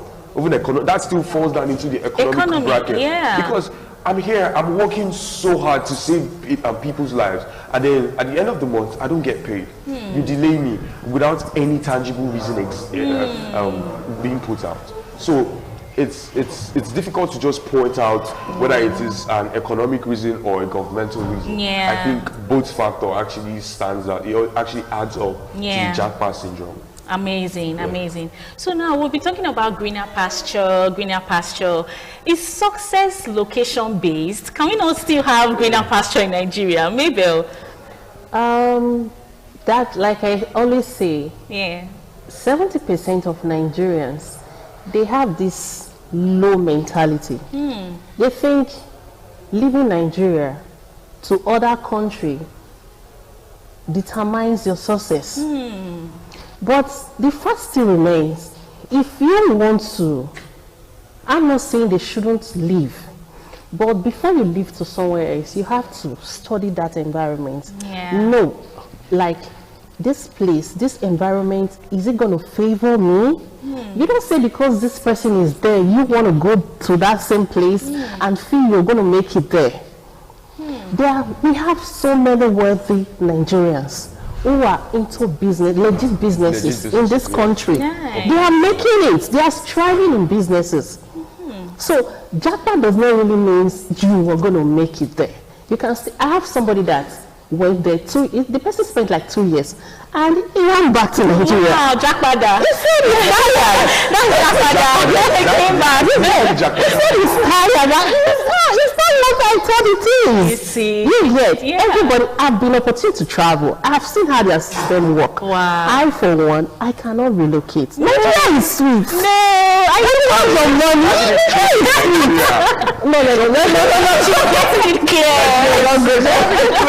No, you get. Because of, if not that, a lot of insecurity and whatever, that is making us scared. Nigeria is sweet to live. That's right. That's correct. You go to all those places, you watch your moves, you're not free to do a lot of things because their system is working. You get. So, but if... So hold on, are you saying Nigeria is sweet because our system is not working? No, I didn't say that. Okay. I'm talking about the benefits. Let's not talk about the government now. The benefits, the freedom of expression, the freedom of movement. Like I said, if not for the insecurity issue right now, you can go out and come back anytime you want in Nigeria. That's right. You get. So what I will say on this issue is Japa, it's a pressure thing. Nigerians have taken it to something like that. Most families feel, if one person should travel out of the family, 80% of the problems are solved. That is their mentality. And most Nigerians too think the only way you can succeed in life, in this Nigeria, or in life, is when you travel out. You get. Is either you Japa, or you are a politician, you are a fraudster, you are into one or two dirty things. That is 70% of Nigerians' mindset. Wow. Without even thinking of the consequences. So they just want free to air.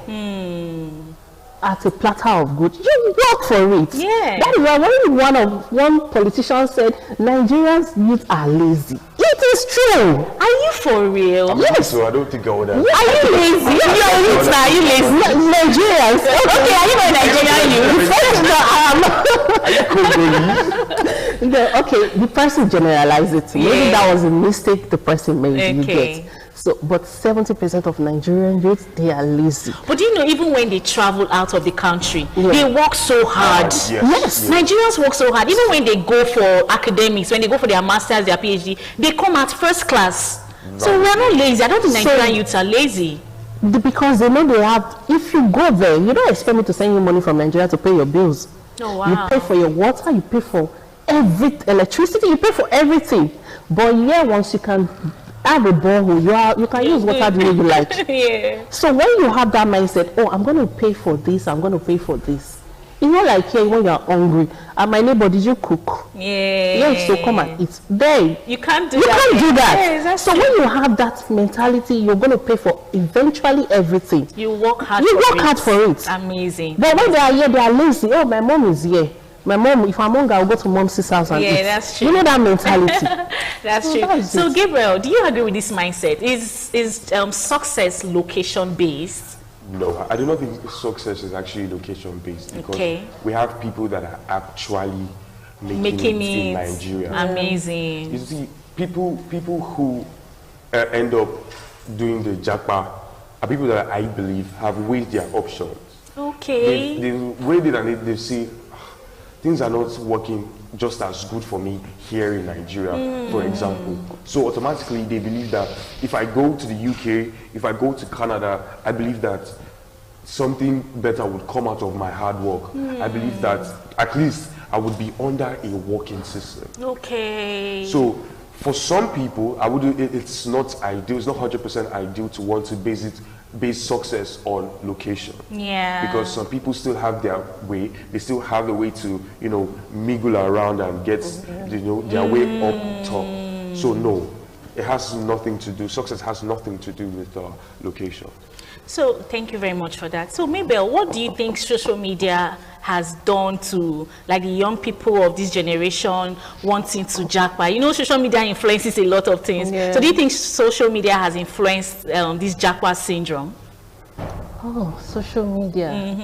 You know, people going out, posting, how they just arrived in the UK, Canada, they post snow, and you in Nigeria, you've not seen snow before. You now want to say, oh, okay, let me travel out and see how it works. So do you think social media influences Japa? Yes, social media, yes, it does. Okay. To an extent, you get. Because there's this heading, do not believe everything you see on social media. Social media, that's true. But the way Nigerians have taken this social media thing, it's alarming. That's right. We are so into it, like our life depends on it. Wow. And as a parent, I know this Gen Z, like they say, but as a parent, there are some things you should teach your children. You shouldn't, it's not everything. Like my son, there was a time he wanted to download this normal YouTube. Okay. I saw it, I deleted it. Then I downloaded the YouTube Kids. Kids, good. There are things that are for kids. But most of our parents these days are the ones even encouraging this whole thing. Oh, wow. They are encouraging it. You can't be watching what an adult is supposed to watch and your child is by your side. Yeah, that's very You'll be watching it. And that same child will be watching it with you. And you're cool with it. So social media has influenced our youth in a negative way when it comes to Japa. Wow. They have this mindset, like I for once, I think I was a victim there. Okay. You know, I've not traveled. I will travel, I will start taking a lot of pictures, I will go to this and that. But when I was opportune, I was like, this is not how I used to see it on social media, you know? So probably because the majority of them have not had the opportunity to travel. So when they do, they will not life is different. Life is different. Yeah. Life is different. That's true. You get. So it has influenced our youth badly. Good. And I don't know how they are going to correct it. Okay. So Gabriel, like she said, when social media, she said social media has influenced greatly concerning this Japa syndrome and all that. And then when people actually now Japa and they get there, they now face the reality of life. Like, okay, they even face loneliness. Like you said, you can't even beg somebody it takes a while for you to... Yeah, so I wanted to talk about that, the reality of Japa. I wanted to talk about it. I think the reality of Japa is a harsh one. Because imagine someone who goes into a country where you don't even have anybody. Imagine going into, let's say, the UK now, and then you probably don't even have a relative where you could even camp with for a little time. So it would actually, for a while, mess with your mental health. Because you don't have someone that you're necessarily talking to that could relate with you. That's why, most Nigerians, when they go there, the first objective when they Japa is to look for their fellow Nigerian brother. Because at least they get to relate with them, share their stories and understand their pain on what they are going through at that point. So the reality after Japa is a very, very harsh one. So that's what it is. Wow. Well, you've heard it from Gabriel. The reality of Japaing is a very harsh one, because when you get there as a Nigerian, you may not even have family members or friends to stay with you for a while you get your feet on the ground. Well, we're still on the topic, Japa syndrome. We'll take a short break and we'll be right back. Don't go anywhere.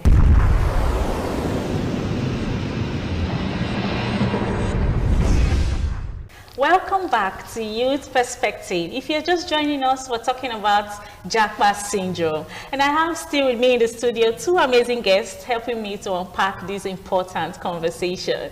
Now, moving to you, Mabel, how do you think this Japa syndrome has affected Nigeria? A lot of professionals are traveling out of the country, like a lot of doctors, nurses, how does that affect us as a country?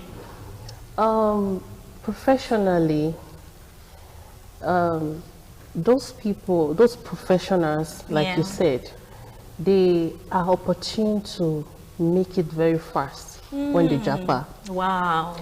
Like the healthcare sector, the teachers, in fact, it's like, let me use this popular word, now they rush us. They rush there for there. Exactly. Wow. So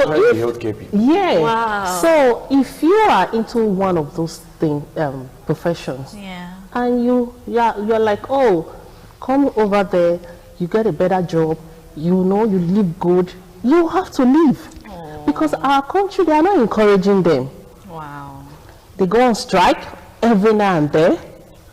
No payment, no good salary. So what do you expect them to do? We are short of healthcare workers in Nigeria. Wow. It has really affected us, because if you go to hospitals now, you see a lot of a lot of quack doctors are the ones attending to patients, which is very wrong. So if the Nigerian government can encourage professionals, I have to be specific, professionals, then Nigeria will be a better place. Amazing. Gabriel, do you agree with that? What she said is 100% right. Nice. Especially when she made mention of quack doctors. Wow. Because when we have a whole lot of our professionals trying to Japa, and that's leaving a vacancy for less qualified professionals to fill in their shoes. Because indeed we are actually short of professional staffs. This doesn't say something too good about our government. That's why we were talking about working system. Most of these professionals are leaving the country because they are looking for a better working system. They are looking for a place where they get to give their all, they get to protect life as they should, and then they actually get rewarded and paid as they should. So yes, it really doesn't tell a lot of great things about our government. Wow. Okay, so moving on, because of time, we're going to take a quick fire round. I will mention a statement and you will just give a quick response, like one word response, okay? Are you ready, Mabel? I'll try. Okay, the first one is, Japa is? Pressure. Pressure, okay, I like that. Pressure. Gabriel, Japa is? Japa is sweet. Sweet. Okay. Give me the opportunity. Okay, next one. Success means? Success means preparation. I love that, preparation. I love that. Gabriel? Success actually means expectation. Expectations. Yes. Nice. Okay, last rapid fire round. One thing Nigeria must fix urgently. one thing Nigeria must fix urgently? Mabel? Insecurity. Insecurity. Okay. Salaries. Better pay. I love that. The minimum wage should be increased. Wow. Exactly. I love for that. better standard of living, pretty much. Yeah. Thank you. Thank you so much. Thank you so much for coming on the show. Thank you for having me. Today's discussion reminds us that the decision to relocate is deeply personal. For some, moving abroad opens doors to education, career growth, safety, and new opportunities. For others, success has come from building businesses, creating jobs, and making an impact right here in Nigeria. Perhaps the real question isn't simply whether to japa or to stay. It's whether we are preparing ourselves with the right skills, mindsets, and resilience to succeed wherever we choose to be. At the same time, creating a country where young people can thrive should remain a shared responsibility for governments, the private sector, communities, and citizens alike. Thank you to our amazing guests for sharing their insights, and thank you our viewers for staying with us. If you enjoyed today's conversation, be sure to join us again next week for another engaging edition of Youth's Perspective, where every opinion matters and every voice counts. I am Lydia Azuka. Until next time, keep asking questions, keep seeking solutions, and keep believing in the power of positive change. Bye for now. ITV, certainly the best. Of values in a society is a major challenge. In most organizations, you have what you call organizational culture, where you have those who've been in the organization for some time transfer knowledge, transfer skills, just to ensure that the new intakes are able to grow up and function very well. In our society today, we've always had that culture where our elders will be on the vanguard of indoctrinating the younger ones so they can learn from them, adopt the values and virtues that has kept them far in life. That way, we can sort of maintain a society that is better for us all to live in. Majority of the productions of those that were funding films then were Igbo merchants. When I started teaching under the American parties, you must belong to their religion. Icons is a program specially designed to showcase our celebrities. My mom obviously tried to travel when I was 2. Bothers me whether we have been able to impart total truth to the upcoming generation. Today, our society is bedeviled by so many challenges. And these challenges that we see in the society, they are a function of dysfunctional families. And today on the program, we'll be talking to a retired civil servant who worked her way from being a typist to becoming a cash officer in the Treasury Department of Edo State. You know what that means if you've been a civil servant, so someone to start his work as a typist and then move through the ranks. That will be years of development, years of acquiring knowledge and skills, and then get to that peak of a career before you retire. We have with us in the studio Pastor Mrs. Grace Okoje. Well, she's over 70, but I tell you, she still looks 16. Anyways, that's on the lighter side. Pastor Mrs. Okoje, thank you for joining us on the program. Bless you. Good morning. Okay, fantastic. Let's begin by looking at how it was like for you to grow up. You know, there are those who are very privileged. We have this system where, okay, we say the person is born with silver spoon in his mouth or diamond spoon, as the case may be. For you, how was it like growing up? Were your parents so wealthy? Because I know for you to be able to work in the civil service, there would have been that level of formal education and all that. So how was it like growing up, you know, through school and all of that? Bless you. My growing up with my father and my mom, both of them were farmers. Then I have an elder brother who was working in Rubber Research Institute. When he came home, My mother told him that I want Grace to go to college. My brother said, how? I said, okay, if he is going back to Benin, I will follow him. Then I followed him down to Robert Research Institute. We were there. I read up my primary 6. I did my common entrance, and I passed Imagwero Teachers College. Thereafter, he said I should go and stay with my elder sister in Benin City at Igbesama Barrack. She is a tailor, which is a fashion designer. She said she's also a petty trader. Okay. He said I should stay with her. Both of them discussed about me. He said I have to follow the line of my elder sister. My sister said, no, I am a fashion designer. Her younger ones we also take to no. We should look for. He said, but my little salary cannot pay for college. He said, well, is it not anyone look like school? My sister said, then we will look for. Then I look for institutes. I was still selling in that counter, walk from there to Oba Market, short Lagos Street to buy all those petty things she's selling. After 8 months, they look for the Commercial Institute at Igbesama, one Mr.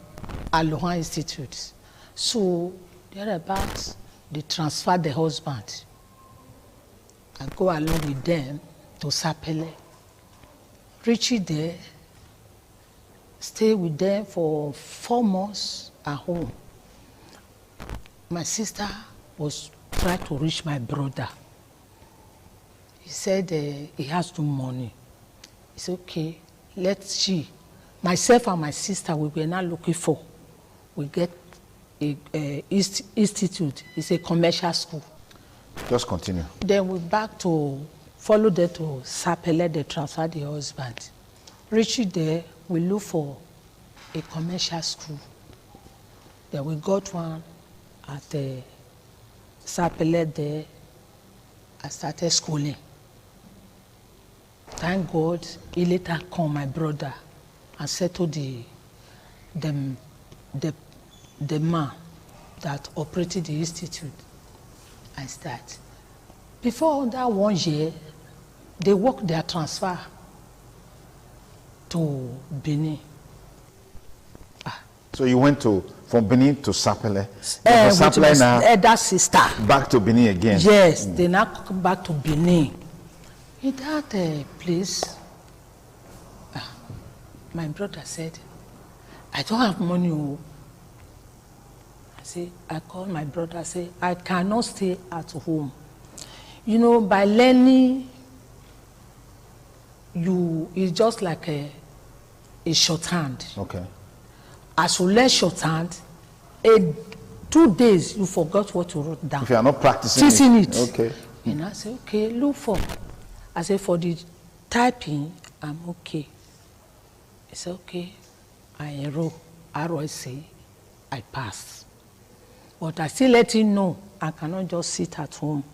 And he was managing, paying for me. Then there I got a woman come to request for a secretary for the institute that I'm practicing now. Okay. I said, I will work. Oh. The woman said, okay, you will work? I said, yes. He took me to the place. It was a warehouse, bookshop warehouse. He said, whenever they want to order books, I will be typing. I said, okay, put me there.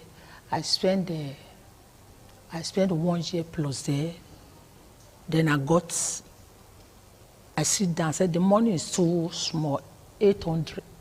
8 naira. 8 naira. 8 naira. What year was this? So you were earning 8 naira as a typist? Yes, Okay. 8 naira. 1974. I was with a man before I got married. Then when I got married, I now told my husband, I cannot sit down doing nothing. No.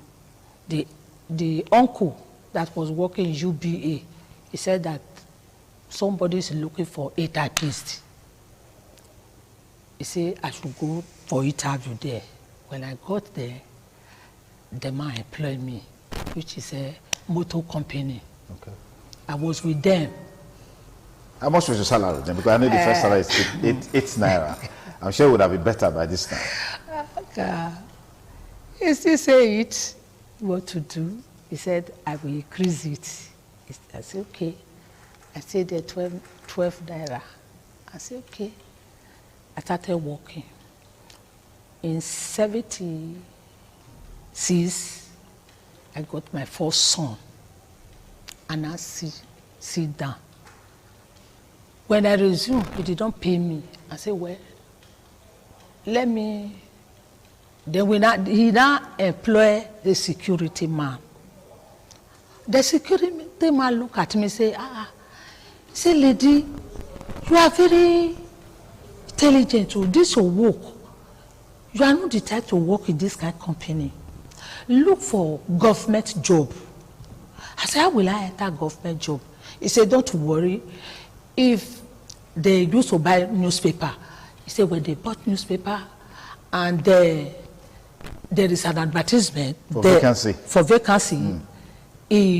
I will apply. Okay. Let you go. My husband took him, he applied. I sent the application into 3 places: Ministry of Agri, Ministry of Education, Ministry of Finance. I went for interview for finance first. And they replied me, they employed me. Wow. That's how, in that, I entered the government job. Then, we are still there. The director will say, no, I will increase your money to 90. Do you know how much government is paying? Do you know 30-something naira? You will pay more than that. I said, no, the closing time. I have a baby. He agreed with me. That I started from Minister of Finance headquarters. From headquarters to Accountant General, they transferred me there. From Accountant General office, they took me to Treasury Department. That I ended in Treasury Department in Benin. Then, from there, they transferred me to Abuchi. It's a local government. They take me there. I worked there, and I retired. Wow, wow. I will say congratulations to you. Thank you very much. Because not very many people have that honor and privilege to work and serve meritoriously, to even be alive in the first place, and then to also even retire, you know, such a very glowing way. I'll say congratulations to you. Thank you very much. Very interesting story. Share with me those values and those virtues that guided you to be able to work, you know, meritoriously and then retire. What are those values? What are those convictions? Well, I thank God. One of the things that really guide me, I learned many from my elder sister, which I was thinking is punishing me. I never know I'm under training. Any offices that I work, wholeheartedly I work with them. Where the company number 1, number 2 to the government office, I work with them well, and I love my marriage. I love the children, even my husband. To the office I work, I retired, and those things that I put in place. It is not by my power. I say I put them. I value myself. I value my next neighbor. I even to other children, even to the where I'm married to.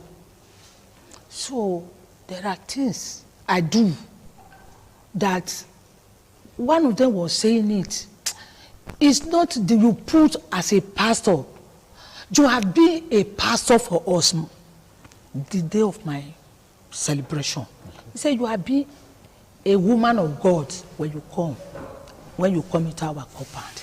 So I really place things so that the way many followed it in their offices before you will hear, Mama, I know you are praying, I know you are reading the Bible. I will say, come and join me, come and join me. So I started doing all those things. I got some things that I put in place today that I never shake for anything. Fantastic, fantastic.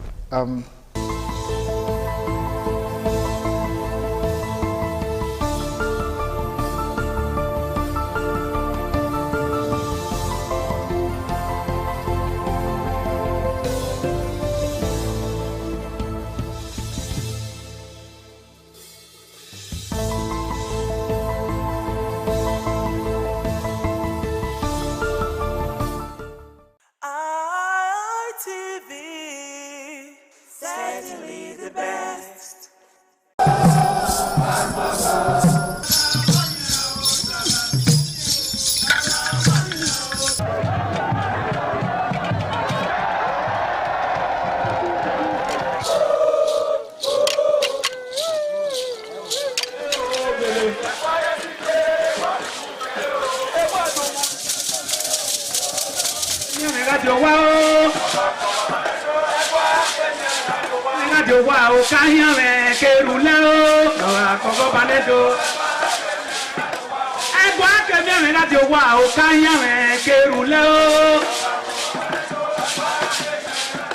Omonomba Nedo Ukwakwalopolo Ewai II, Oba of Benin, performing during the 2025 Ododua Festival. Ododua Festival is unique as it was organized in honor of Ioba Omoni Hwoyeme, Ioba Ewai II, as part of activities for her burial rites.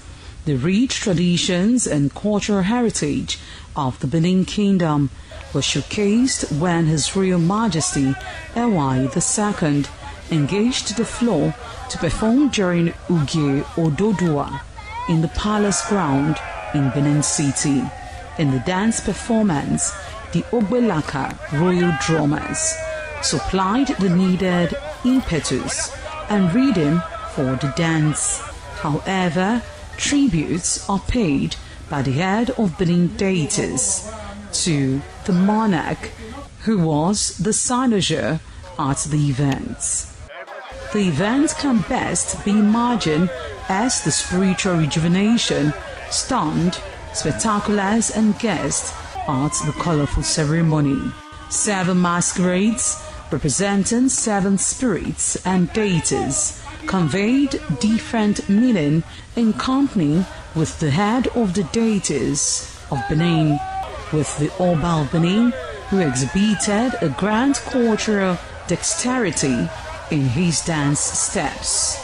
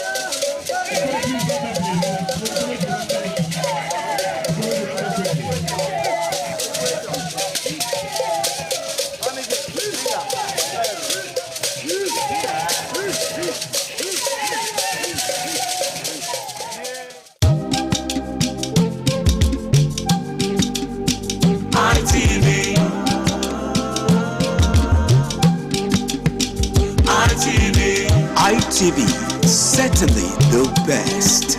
ITV, certainly the best.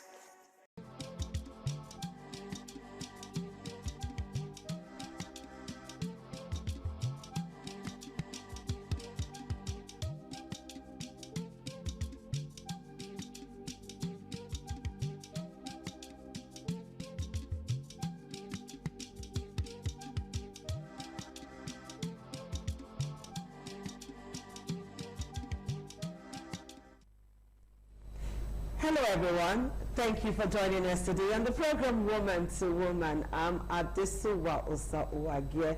Today on the program we want to look at something very important, but first we apologize for coming on behind schedule due to some technicalities which we are still dealing with, okay?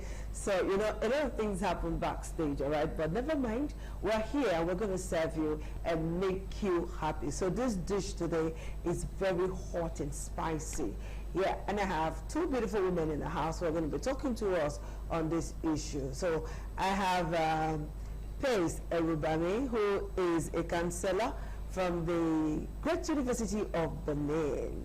Hello, Pace. Good evening. I kind of love your name, Pace. Thank you. It's beautiful. Thank you. I'm looking forward to a granddaughter so that I can give her that name. That will work. So I like names that are quite unique. Okay, so I also have my runaway friend, Dorcas Onoga, who is a team coach and also a PR practitioner. Dorcas, nice to see you again. Where you want height for this belief for me? Where? Eh? Tell me where. I didn't hide. All right, so ladies, we're here to talk about briefly on when forever becomes goodbye. When forever turns to goodbye. Okay, let me give you a scenario now. Like they will say on the street, for instance, example. You know, a man finds a woman or a young girl, loves the girl so much, and the girl says, I need to go to school, I want to be educated, but my family cannot afford it. And the guy says, okay, no problem. The guy says, okay, no problem. I'll sponsor you. Yeah, 1, 2, 3, for everything.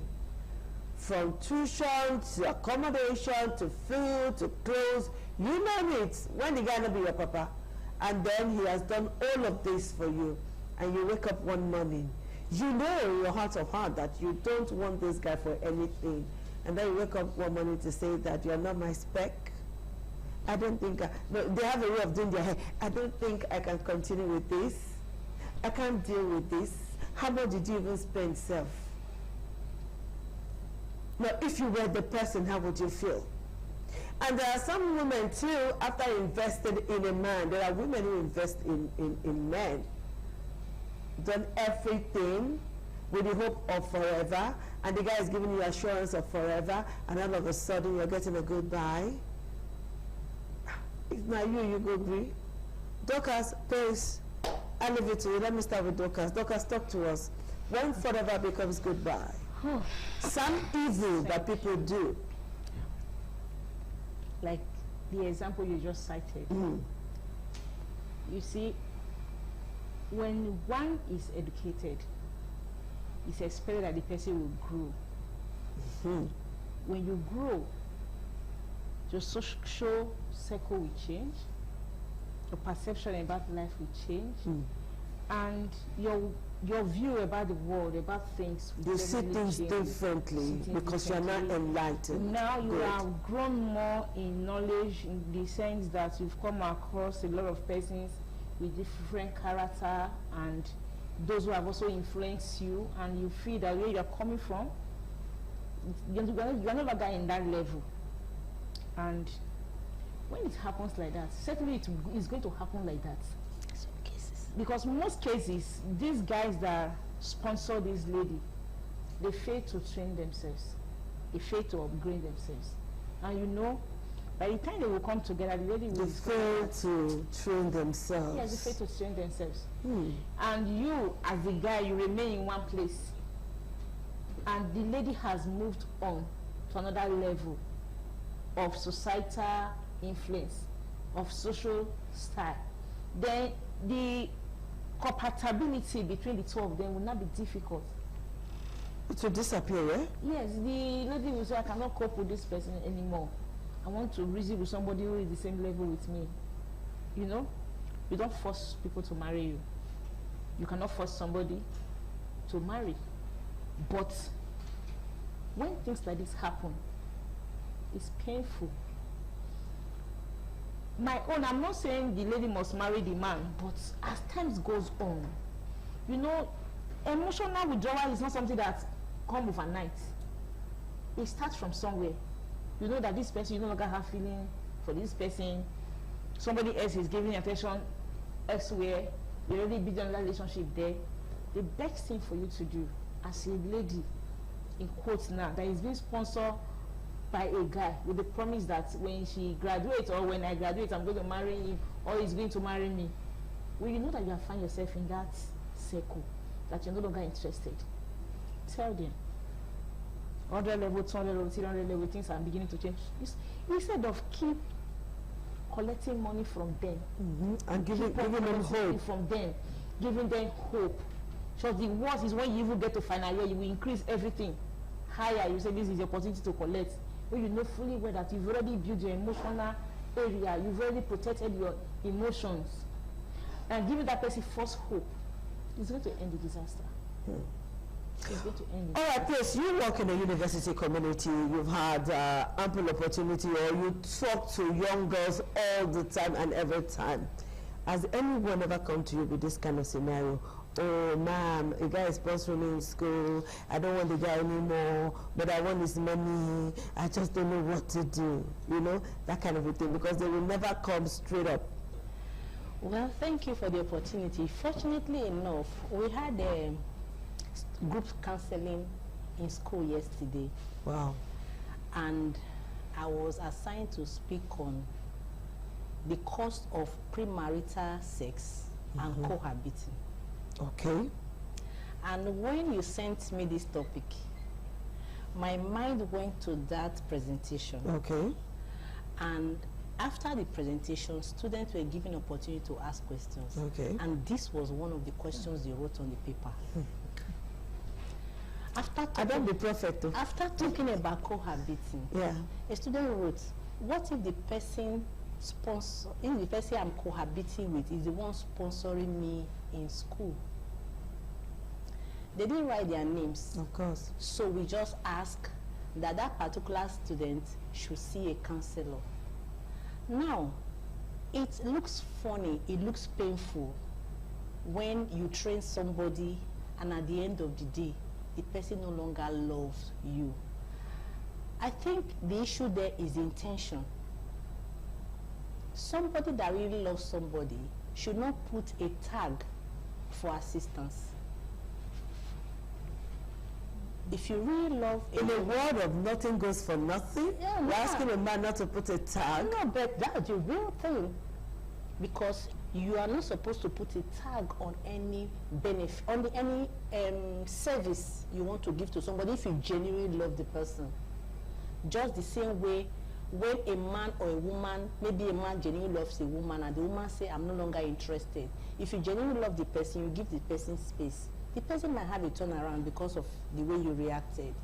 So, but if you already have an ulterior motive, I must marry her, I spend so much money, even if the person does not run away and the person eventually marries you, the person might just be there for the sake that, well, he trained me, I don't have a choice, I have to be there. You know, I've seen instances where men train women and they let them go.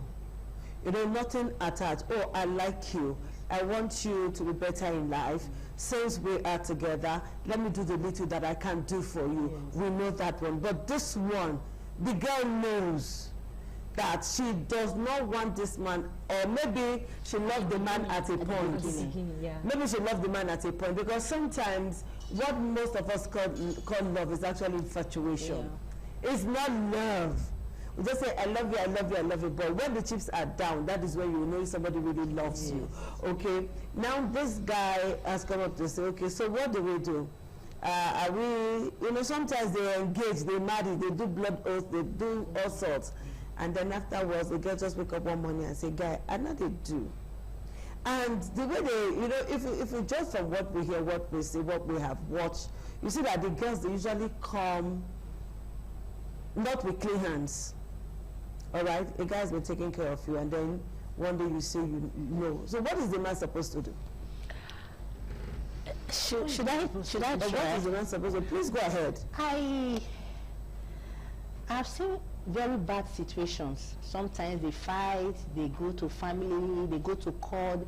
But at the end of the day, the girl does not have the means to pay you back for all the time. Even if they calculate all the amounts you have spent on her school fees, on her maintenance, she cannot pay you outrightly.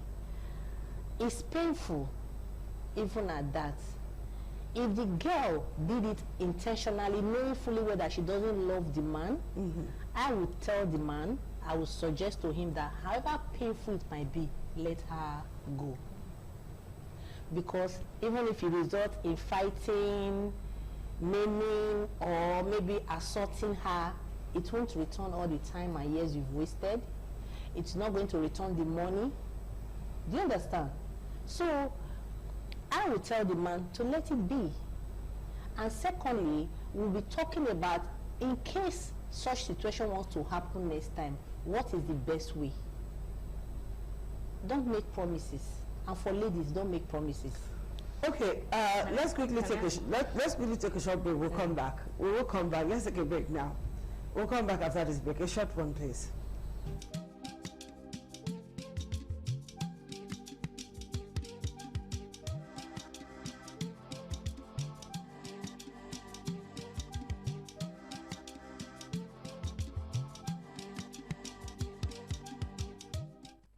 We're back now, and we're still on Woman to Woman. I'm with Pace, I'm with Dorcas, and we're talking about when forever becomes goodbye. We painted the scenario already. You were going to say something before we went on break, then I will ask you my question.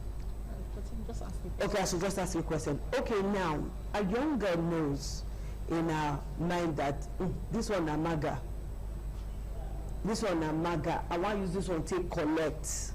You know, they discuss it, all right? They discuss it. They say, you know, like at a time, something was when you check a girl's phone, you say Maga 1, Maga 2, Maga 3, like that. Then there are times you just say, so you say, commissioner for, you say driver, they say the man's name is driver. That is when she wants to go out, she calls that one is our driver for the day. Then you get another one, they just put filler rights guy. They have different names. I don't pass through that stage now. We know all those things. They have a filler right guy, and there's Suya man. You just take somebody's phone and say Suya man. That means this is the one that buys Suya. That is, she knows that all of those persons, she does not have anything she's going to do apart from that moment. And then you call a man a maga. And then you really maga him financially, emotionally, spiritually, whateverly. And you think that girl should go scot-free? And you think the man made a mistake? I think when we talk about the topic, because you said the man didn't grow when he was trying to train the girl. Yes, we're going to talk about the topic here now. Not a mistake. Let me give you a scenario here. You see some people, they are not educated, not because they don't want to go to school, because they didn't have the opportunity. Talking about guys now, they didn't have the opportunity, and they love educated people. You know, at a level, there are people you can relate with. So they pick one of such persons, which is the girl. They just pick up the girl and they say, okay, even though I'm unable to go to school, I want to sponsor you. You go to school for us. Yes, I will sponsor you to school. I'm going to marry you. I'm taking for my, but this is what I want you to do for me. And the guy will say, don't worry, during the period of your schooling, I'm not going to disturb you, so that you can be more focused in the school. I will sponsor you. Now, somebody, and you agreed to it. Yeah. It's a promise you have made. And parents are involved most times. And the person is still giving the father, the mother, something. You just said the person, I'm no longer interested. How much have you spent on me? Did that force you? No. Sometimes before we deal with people, before we treat people, before we do something to them, we should put ourselves in their shoes. If the people being treated that way, how are we going to feel it? How are you going to feel the pulse? Unfortunately, people don't know. Then sometimes parents will be supporting their children, their daughters. After that, it should not force you. No. If that person is your son, how will you take it? Like as I said earlier, yes, as you grow in your education, you grow in everything you are doing. Yes, your compatibility must change. You will feel, oh, this person is no longer good for me. Call the person before he gets to that level of after you have graduated everything. You know, telling the person story. No, maybe you are in 200 level, 300 level, and you observe that this person.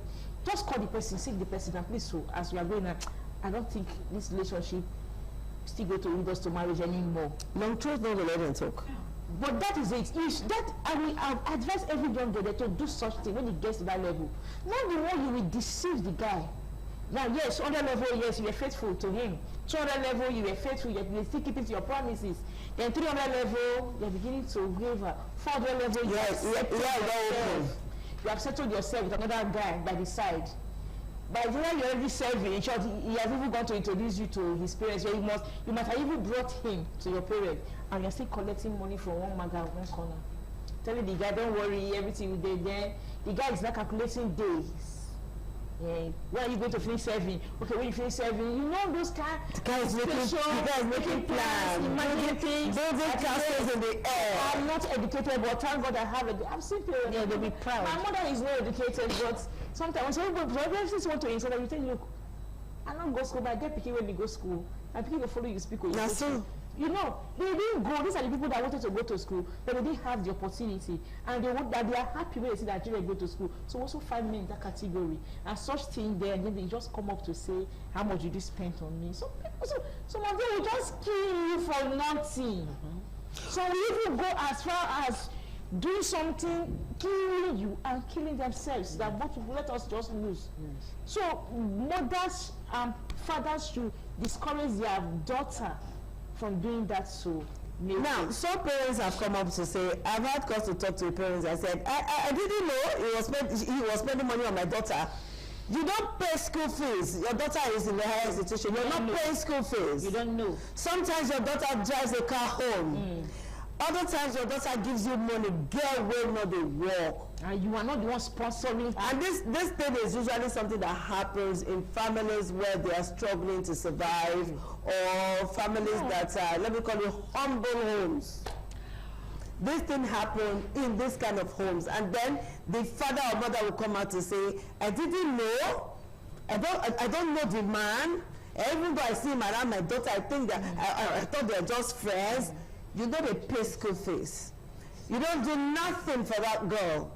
The girl goes to go to school year in, year out, and come back 4 years. You didn't spend a kobo on that girl. The girl might even come home and dash you some things and bring some things, and you are saying you didn't know. I beg, speak to that parents, make I no vex.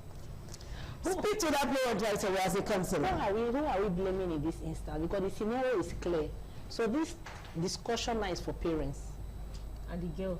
And the girl. Yes. Do not accept promises that you will not fulfill. And for the parents who push these girls out. No, they didn't push the girls, so they encourage the girls to do what their mates are doing, or use what you have to get what you want. You know, there are some crazy parents like that. When they encourage, is it not pushing?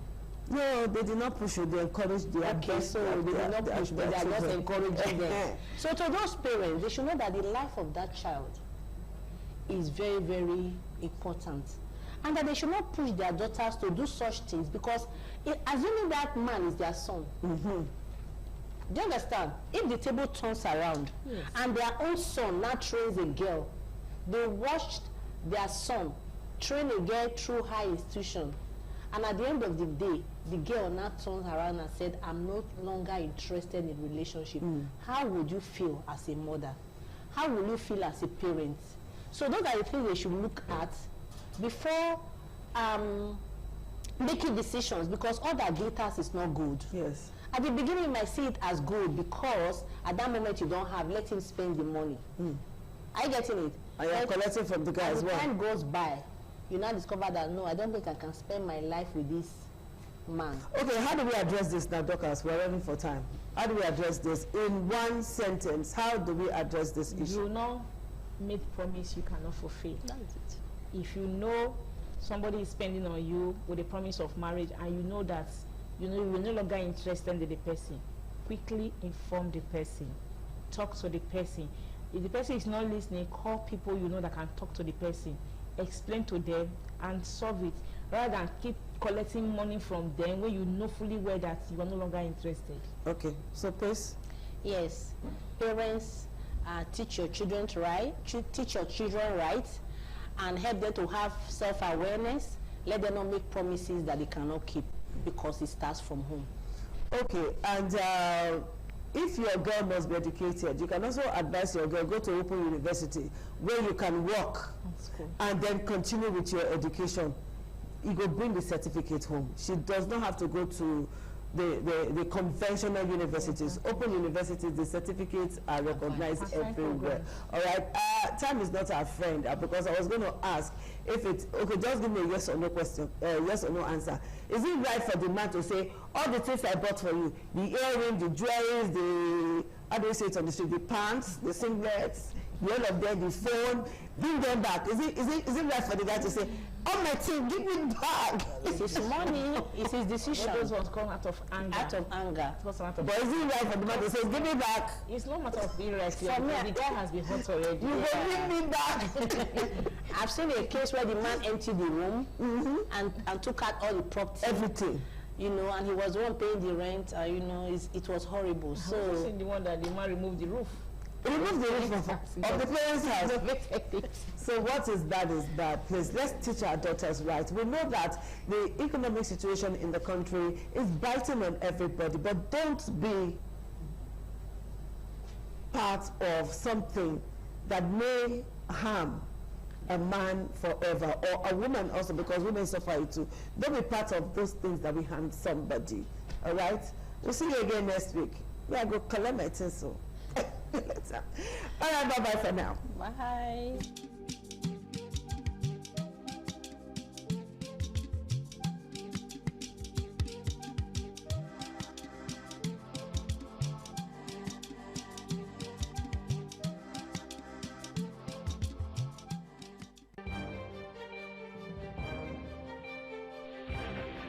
This is ITV.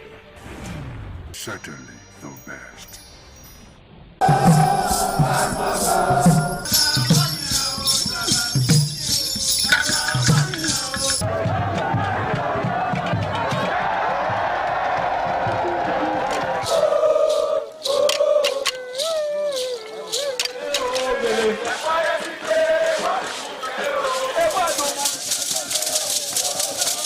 The new Edion expressed excitement as they danced and rejoiced before the Esama of Benin, Sir Chief Dr. Gabriel Osawori Igbinedion, who also joined in the dance.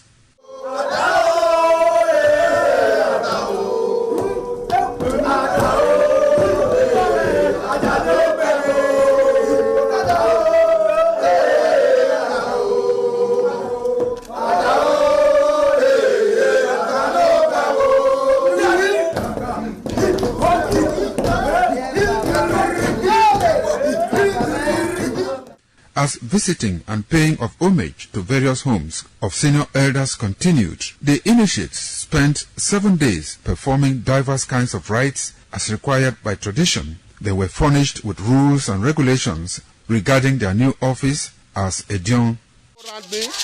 That I grew up in this community to the point that they have now also chosen me as an elder in this community. It's a thing of great joy. All thanks to the Esama of Benin, my people, my family, everybody, all Okada community for this great honor. I am very, very grateful. Well, this is my brother. I'll call him my uncle because he grew up with my father. I'm so proud of him because we are doing the same rituals as the Edions of the Okada. It is our duty for us to make this place a greater place, for outsiders to come and see the goodness of God in Okada. And I'm proud of every one of us here. So shall it be to each and every one of us in Jesus' name. Odion ma Okada zima Esama zima dion bona zima dion Obala zima dion mara we ma ri o Esama dion na ni ma do pon mi sama ni ma do gbe ken sama e ma adi o wa re na Esama ma gbe ken ne o sa bo obuyo bi to ne baba no get on ni maga no dia mi maga ma ni do gbe ken ne de na e ma ya fe e ma ato o e ma agbo o oro pa egugu dori e ma adi awo re ne o be ti agbo ya no we mi maga me we need just to know me afa in Esama, in our father's house, in respect of our initiation to elders Edion level. As tradition demands, we are here today to come and also pay our homage to him, for him to also pray for long life and prosperity. The climax, after 7 days, was paying of homage again to the Edion way, where he gave the initiate the full rights to function and to henceforth participate in meetings with Edion.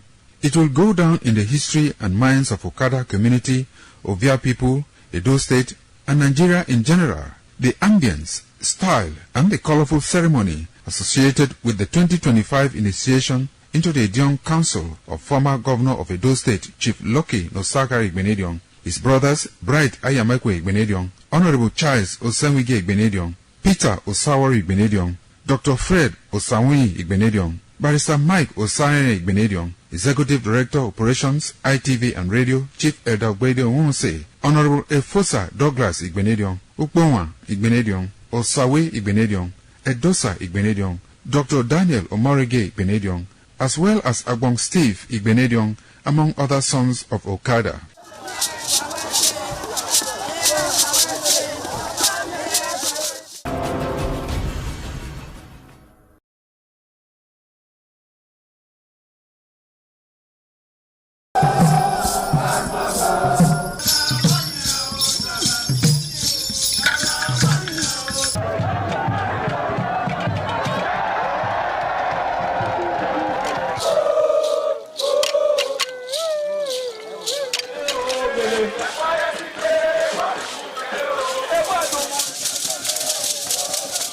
This is Ahwa Game, a popular game in Africa played by our ancestors to entertain themselves after each day of farming.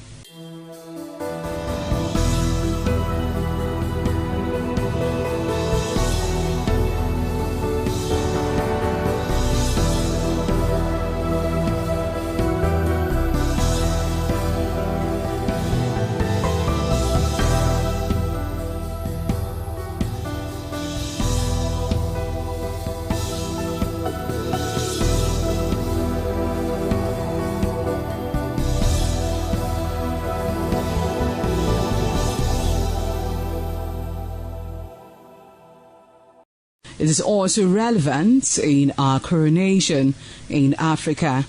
It is a sport and indeed very interesting, as every seed had a role in the game.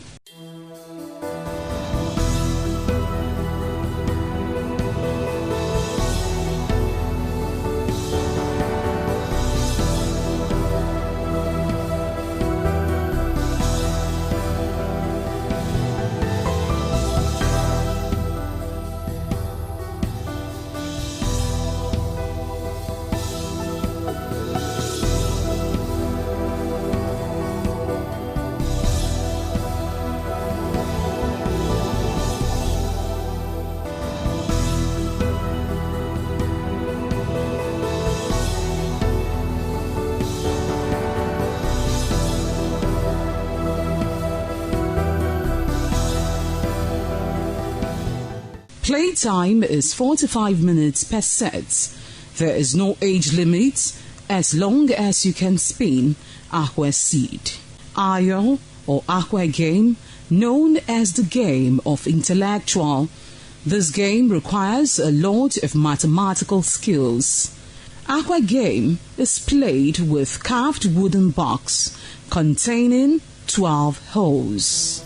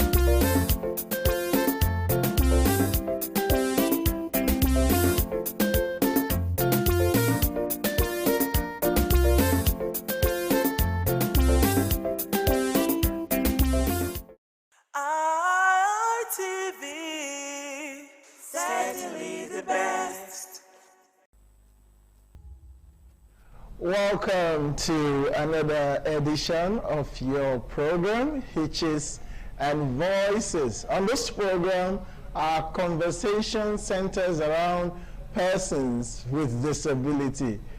My name is Kingsley Okoje. Don't forget that this program is brought to you by Network for the Advancement of People with Visible Disability, NABVID. NABVID is a non-governmental organization based here in Benin City that is advocating for the rights of persons with disability. Special apologies today because we are unable to have our sign language interpreter, which is meant to cater for our deaf audience. But subsequently, we'll be able to fix that and we'll have a sign language interpreter on set. Today is the 12th of June, 2026. It's Democracy Day, a day set aside to celebrate our democracy. I don't know if I can still refer to our democracy as nascent because we've gone more than a decade and that's no mean feat. On the program today, our attention is going to settle around the subject of democracy and disability participation. And who is best to have this conversation with us? We have with me in the studio a very revered and highly distinguished personality, Melody Omosa Esquire, one who has cast a niche for himself, not only in the disability community, but in our nation. I'll call him a national treasure because he's behind the conceptualization of the Braille Ballot Guide, a voting material that is meant to aid voting for the visually impaired. So you can understand why I call him a national treasure. Barrister Omosa, welcome to Hitches and Voices. Thank you very much. Always a delight when I have the opportunity to be with our audience and viewers. Welcome. I'd like to say a big thank you to our audience who are following on radio, and those of you who have taken out time to follow us on television as well. A big shout out to the management of ITV for walking the talk when it comes to disability inclusion. They have made Hitches and Voices a household name in Edo State by ensuring that this program comes to you live on television and on radio simultaneously. But back to the subject. Today we are talking democracy. Like I said, I don't know if I can refer to our nation's democracy as nascent. I would like to have your overview on this. What's your take on Nigeria democracy? Do you think it has properly evolved? Do you think our democracy can rank among celebrated democracy in other climes? All right, thank you so very much. Thank you, viewers and listeners, for joining us again on Hitches and Voices. 29th May 2026, our democracy became 27 years, and that in an economy that is stable, in developed societies, if when things go according to plan, a man or a woman that is 27 years is already a father or a mother, have graduated and started living their life. So by no stretch of imagination should our democracy again be referred to as nascent. 27 years down the line. He's a grown man. A fully grown man. And I'm happy that today, of course, that leads me back. Chief Anthony Enahoro was said to have moved for the independence of Nigeria in 1959 at the Western House of Region, the Western House. Then, when he was but 26 years. So when juxtaposed against our democracy, the Fourth Republic, that is already 27, you agree with me readily that it is not a baby anymore. But it's a long way. But of course, when juxtaposed with other democracies, United States, France, and all that, well, we are still a very long way away.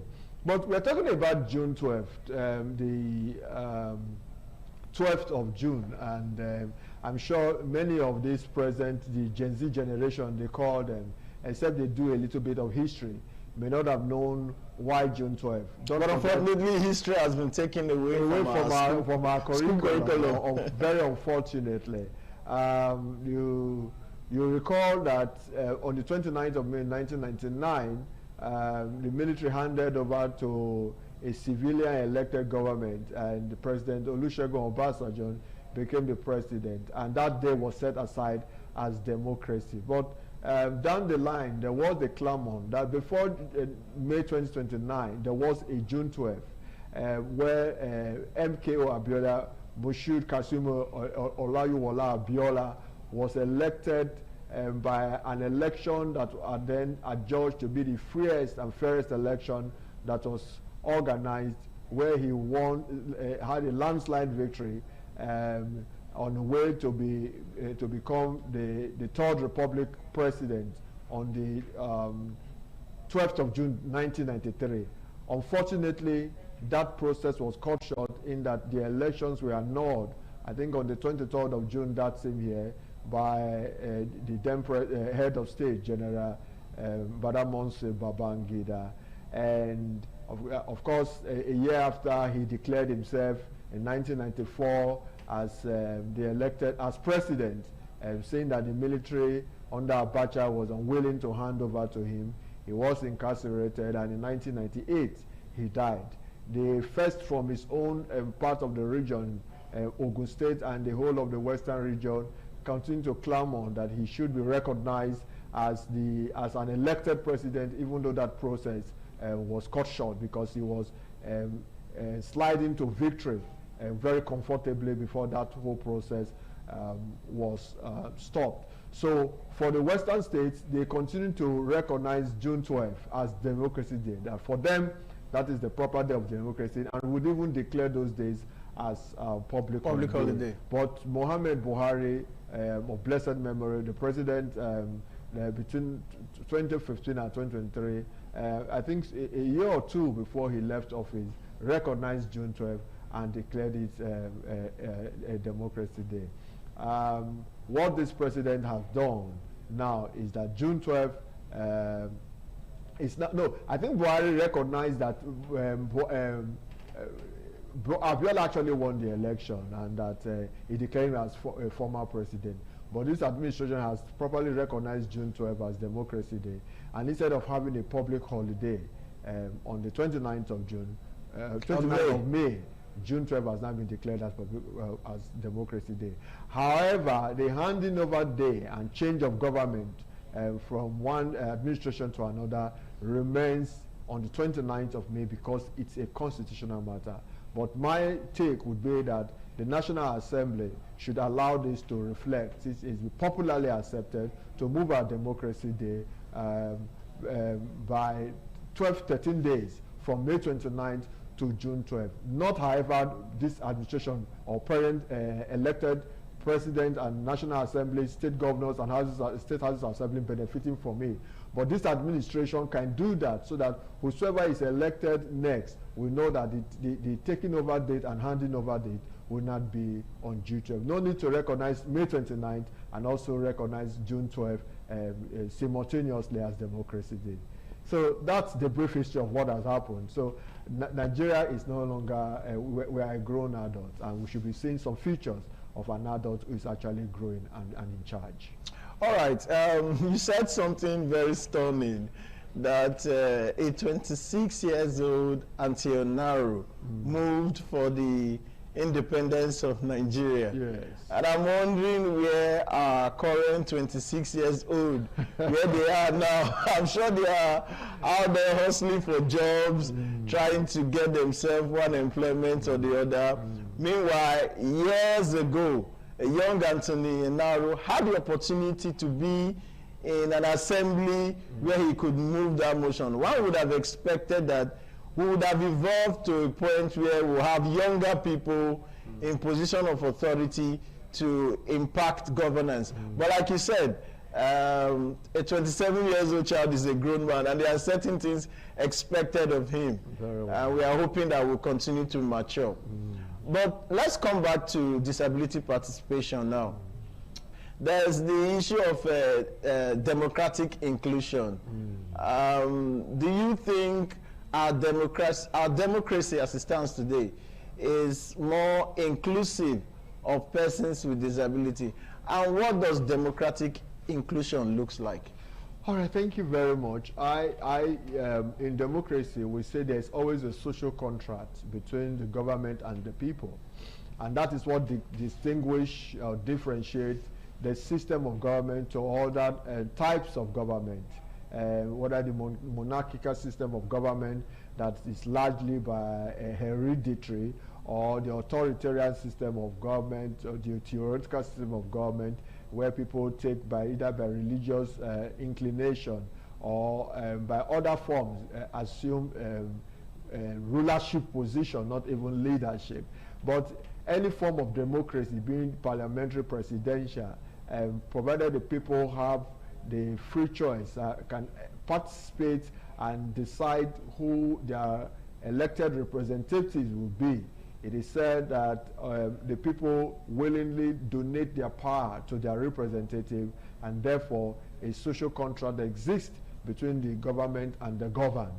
And I think that opportunity to participate in those who lead you should be the starting point. You don't wake up and say government is not responsive and responding to the yearnings of their citizenry, when in the first place you have no say whatsoever either due to lethargy or you fail to perform your civic responsibility, or the opportunity to so do was not even provided in the first place. The point I'm struggling to make is that democracy starts from when the people are able to participate and decide who leads them. And it is to that extent that inclusion should be the bedrock and the watchword of every system, democratic system, that is aimed at bringing everyone on board. And to how inclusive can we say the democracy is for persons with disability,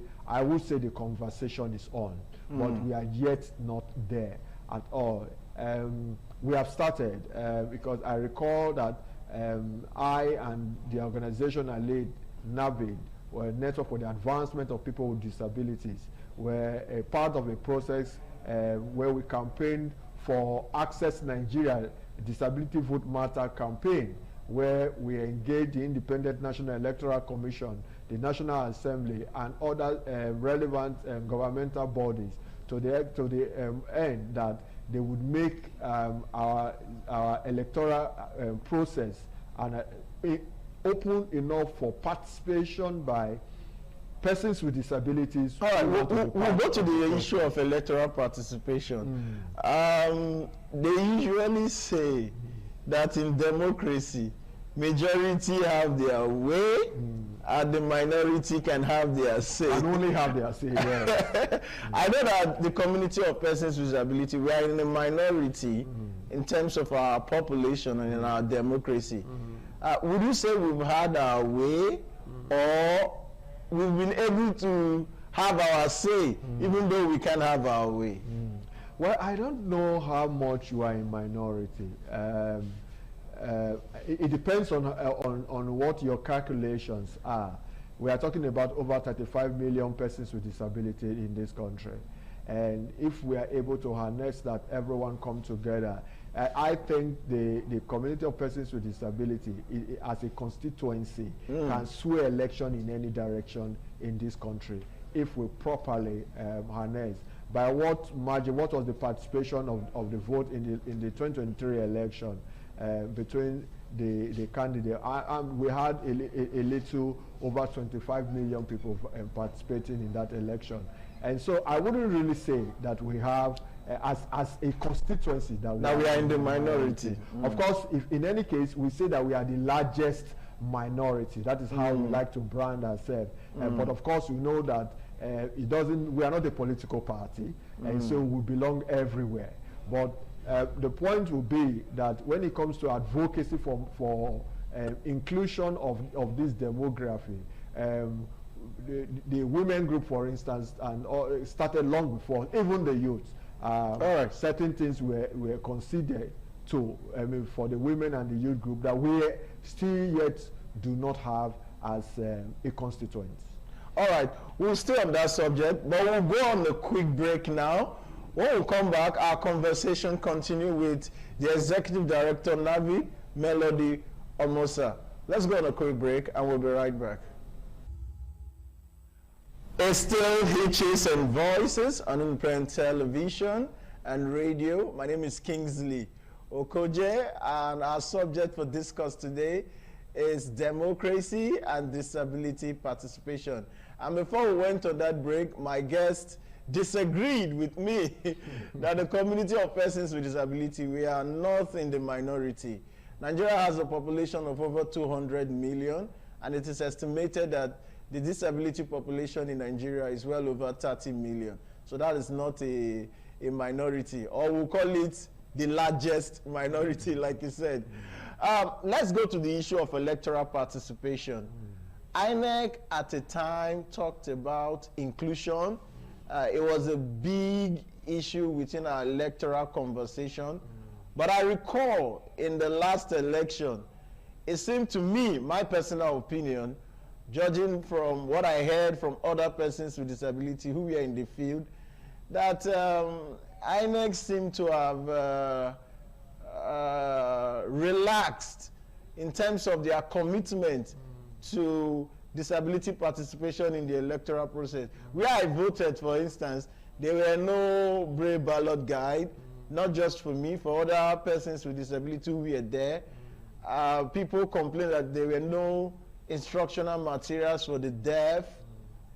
Elections were held in places where wheelchair could not access. So a lot of persons on wheelchair would rather stay at home rather than suffer themselves to go to a polling unit that is not accessible.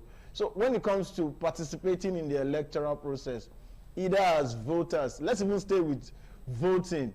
What's your take? Where are we on that? All right, thank you very much. Like I said, there was this campaign where we tried to deepen inclusion in our electoral process with INEC, and we very well believe that engaging was the way to go. So we did not only advocate, but we were actually on ground to prefer solutions.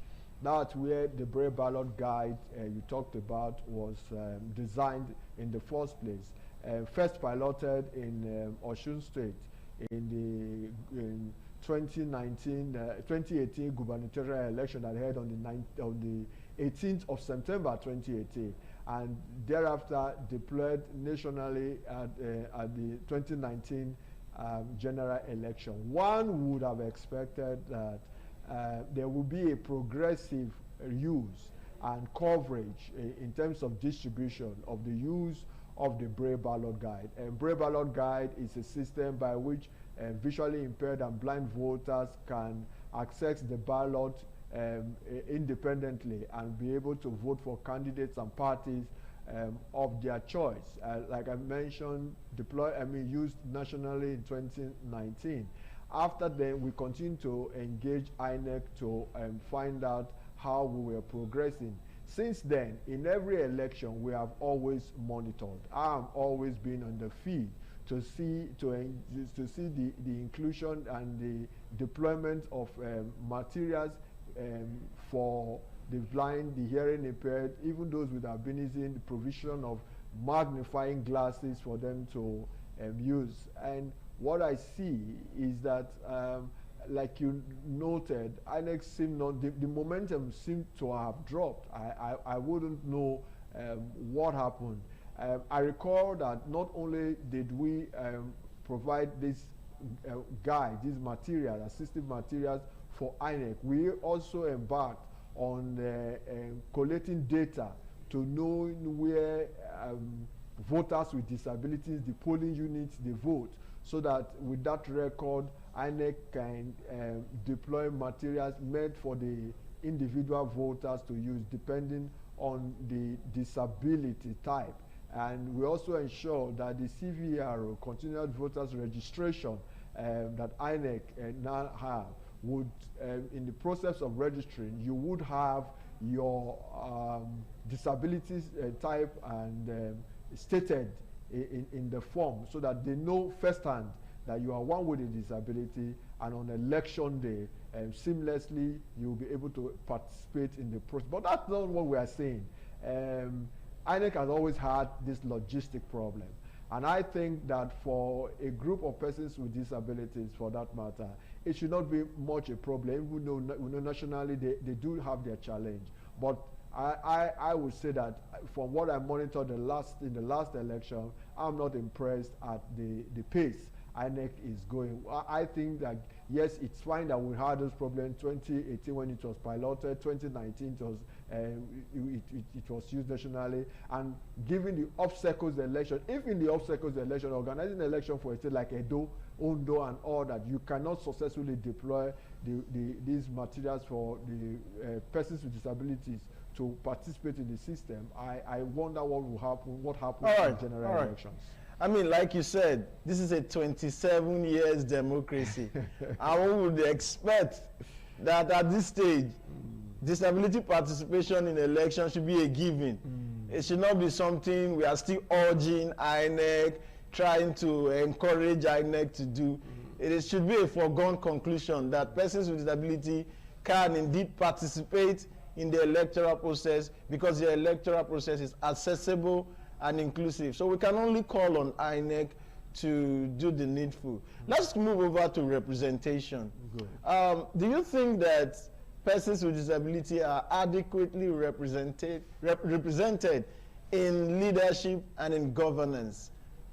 Well, they are not. The Convention on the Rights of Persons with Disability, UN Convention on the Rights of Persons with Disability 2006, Article 29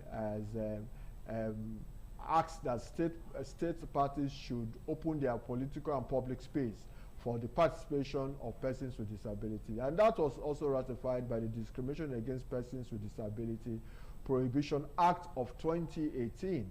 But what do we have? I think that as we tinker with our Constitution, we have had the Fifth Amendment, and of course, the INEC, I mean, the National Assembly is also making move to further come with amendment. I think we need to have seats reserved for persons with disability. It's not enough to come up and say by political parties, where for some of them will say, but they say power is not served a la carte. Well, we are talking about representation. Of course, of course. Government must be seen to be protective of the weakest, of the minority, of the vulnerable. And a minimum standard. Why are women asking for a 35% affirmative reserve for them? Women? For why are they asking that certain seats should be, 1/3 of the seats should be reserved for women participation? That's why I said that the youth, of course we have, power is not served a la carte, but we have the not too young to run be speaking to the participation of youths. But why are we not having something specifically directed at persons with disability, protecting their representative rights in the executive and in the legislative arm of government? Sorry for cutting in. Without mentioning any political party, I heard over the news that a particular political party has mentioned that as part of their policy, women and persons with disability who want to contest under their platform will be given their expression of interest free at a very minimal discount. I say that is tokenism. that is just, that's playing to the gallery. It's like, oh, the Kingsley Okojen has the money to buy the form and I do not have, and we are contesting for the same position. You have paid for the form and I've given the form free. Who do you think the party will hand over the tickets to? The one that did not pay to contest and the one that paid for it. Until they make such persons their candidate to say, okay, we have reserved because this person have indicated interest, this party is presenting this person to run for that seat, then there's no guarantee. And even where parties are willing to do that, what is the assurance that other parties will follow suit? So I think the way to go is to have our constitution amended, to have a represent, and it is done in all democracies. There are like in Uganda, for instance. Yes, in Uganda, even in Iran, in Iran and in Iraq, for instance, I know very well, which is an Arab nation. They have certain seats reserved for the Christian population, a certain percentage, right? That is an Islamic country, and so we see that everywhere that certain group must have some level of protection. That is not all they should have, but at least we shouldn't have a 360 National Assembly members with no one representing the disability community and issue. Like I said, we are not just only a community, we are a constituent, and our issues should be so seen. So I think that we will do more to amend our constitution to guarantee some level of protection. That way, it will be a far cry for disability representation. You look at the executive, you talk about women, you talk about youth. How many governor or president have in their cabinet a one with a disability holding a substantive position, apart from what they try to do sometimes, having an SSA on disability matters? All right. But very quickly, in 30 seconds, I've known you over the years. I've seen people in politics and in governance. I don't think some of them have some of the qualifications that you have to contest. Looking at the future, are you considering? I hope you know what I'm saying. Are you considering contesting for any elective position? Because I know you are more than qualified, more than qualified than some of the persons I see out there. Would you consider that? Not for the moment. Yes. We'll see what the future holds. But because I'm preparing to be your campaign manager. Thank you so much for offering that. But I actually want to see that our system change and our democracy, our electoral process have such integrity that people will believe participating will not be shortchanged. All right, this is a wrap on the program today. Such an interesting conversation, always with the Executive Director, Navid Melody Omosa Esquire. It is our hope that as our country's democracy continue to evolve, that disability participation will become more inclusive and accessible for persons with disability. My name is Kingsley Okoje. Spot the hitch and be a voice. Goodbye.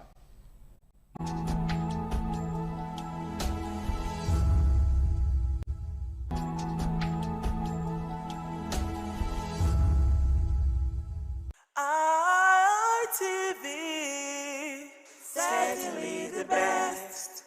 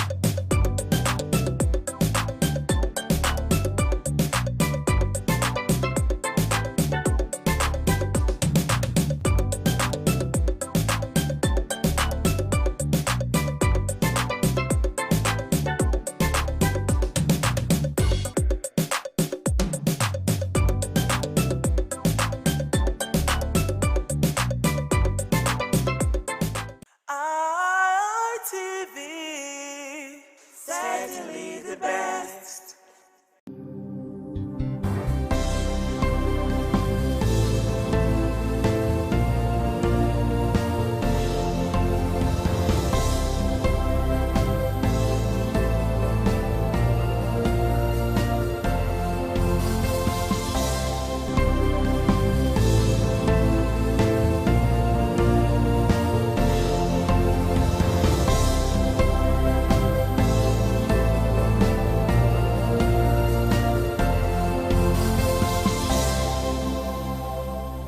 It is my pleasure to have you again on the program News Review this lovely Sunday.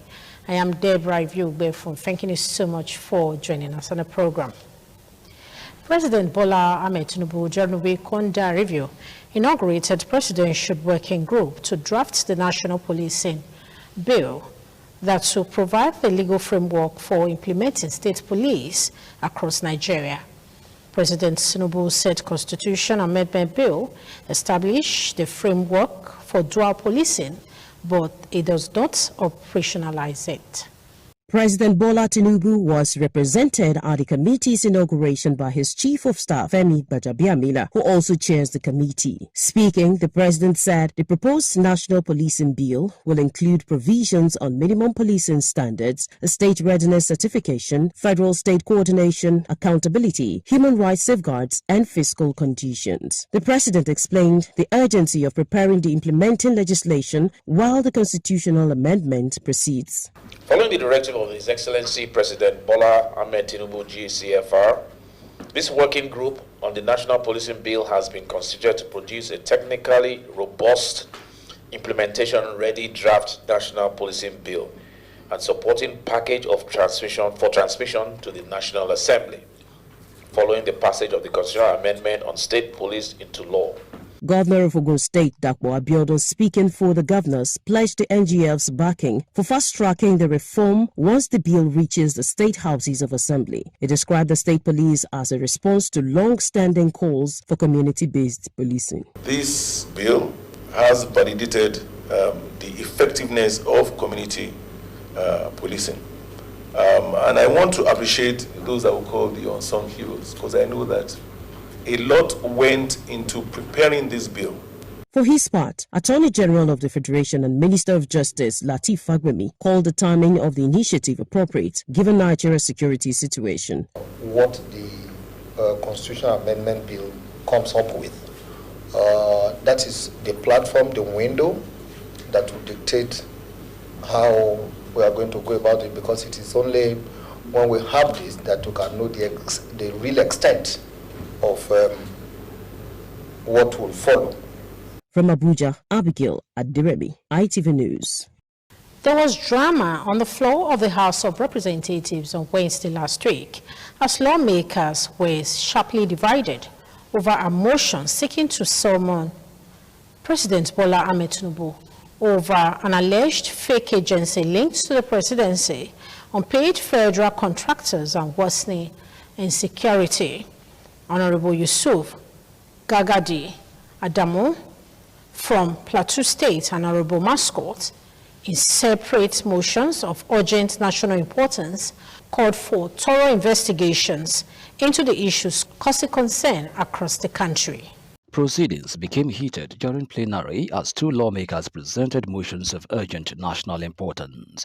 Honorable Yusuf Gagdi Adamu from Plateau State drew attention to the alleged fake agency linked to the presidency and called for a thorough investigation, while Honorable Mascot Kweche from Abia State raised concerns over protest by federal contractors and the FCT over unpaid contract fees and the worsening insecurity across the country. Mr. Speaker, aware that the entity rely on document purporting to be an enactment codified as Chapter N2117, Laws of the Federation of Nigeria, whereas the record of the National Assembly disclosed no bill for the establishment of any such council. Today we all remember that security agencies are not being funded.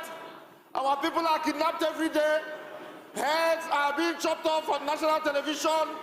We want to... However, Honorable Mascot's call for the House to summon President Bola Ahmed Tinubu triggered a rowdy session. Invite the President of the Federal Republic of Nigeria to this very hallowed chamber to come and explain to the Nigerian people and also to the Parliament on how... Is not, what we are saying is not contained in... Open weeks because of contractors. I saw moves, Mr. Speaker. Sit down! Yes. Sit down! Sit down! Sit down! Sit down! Honorable colleagues, sit down!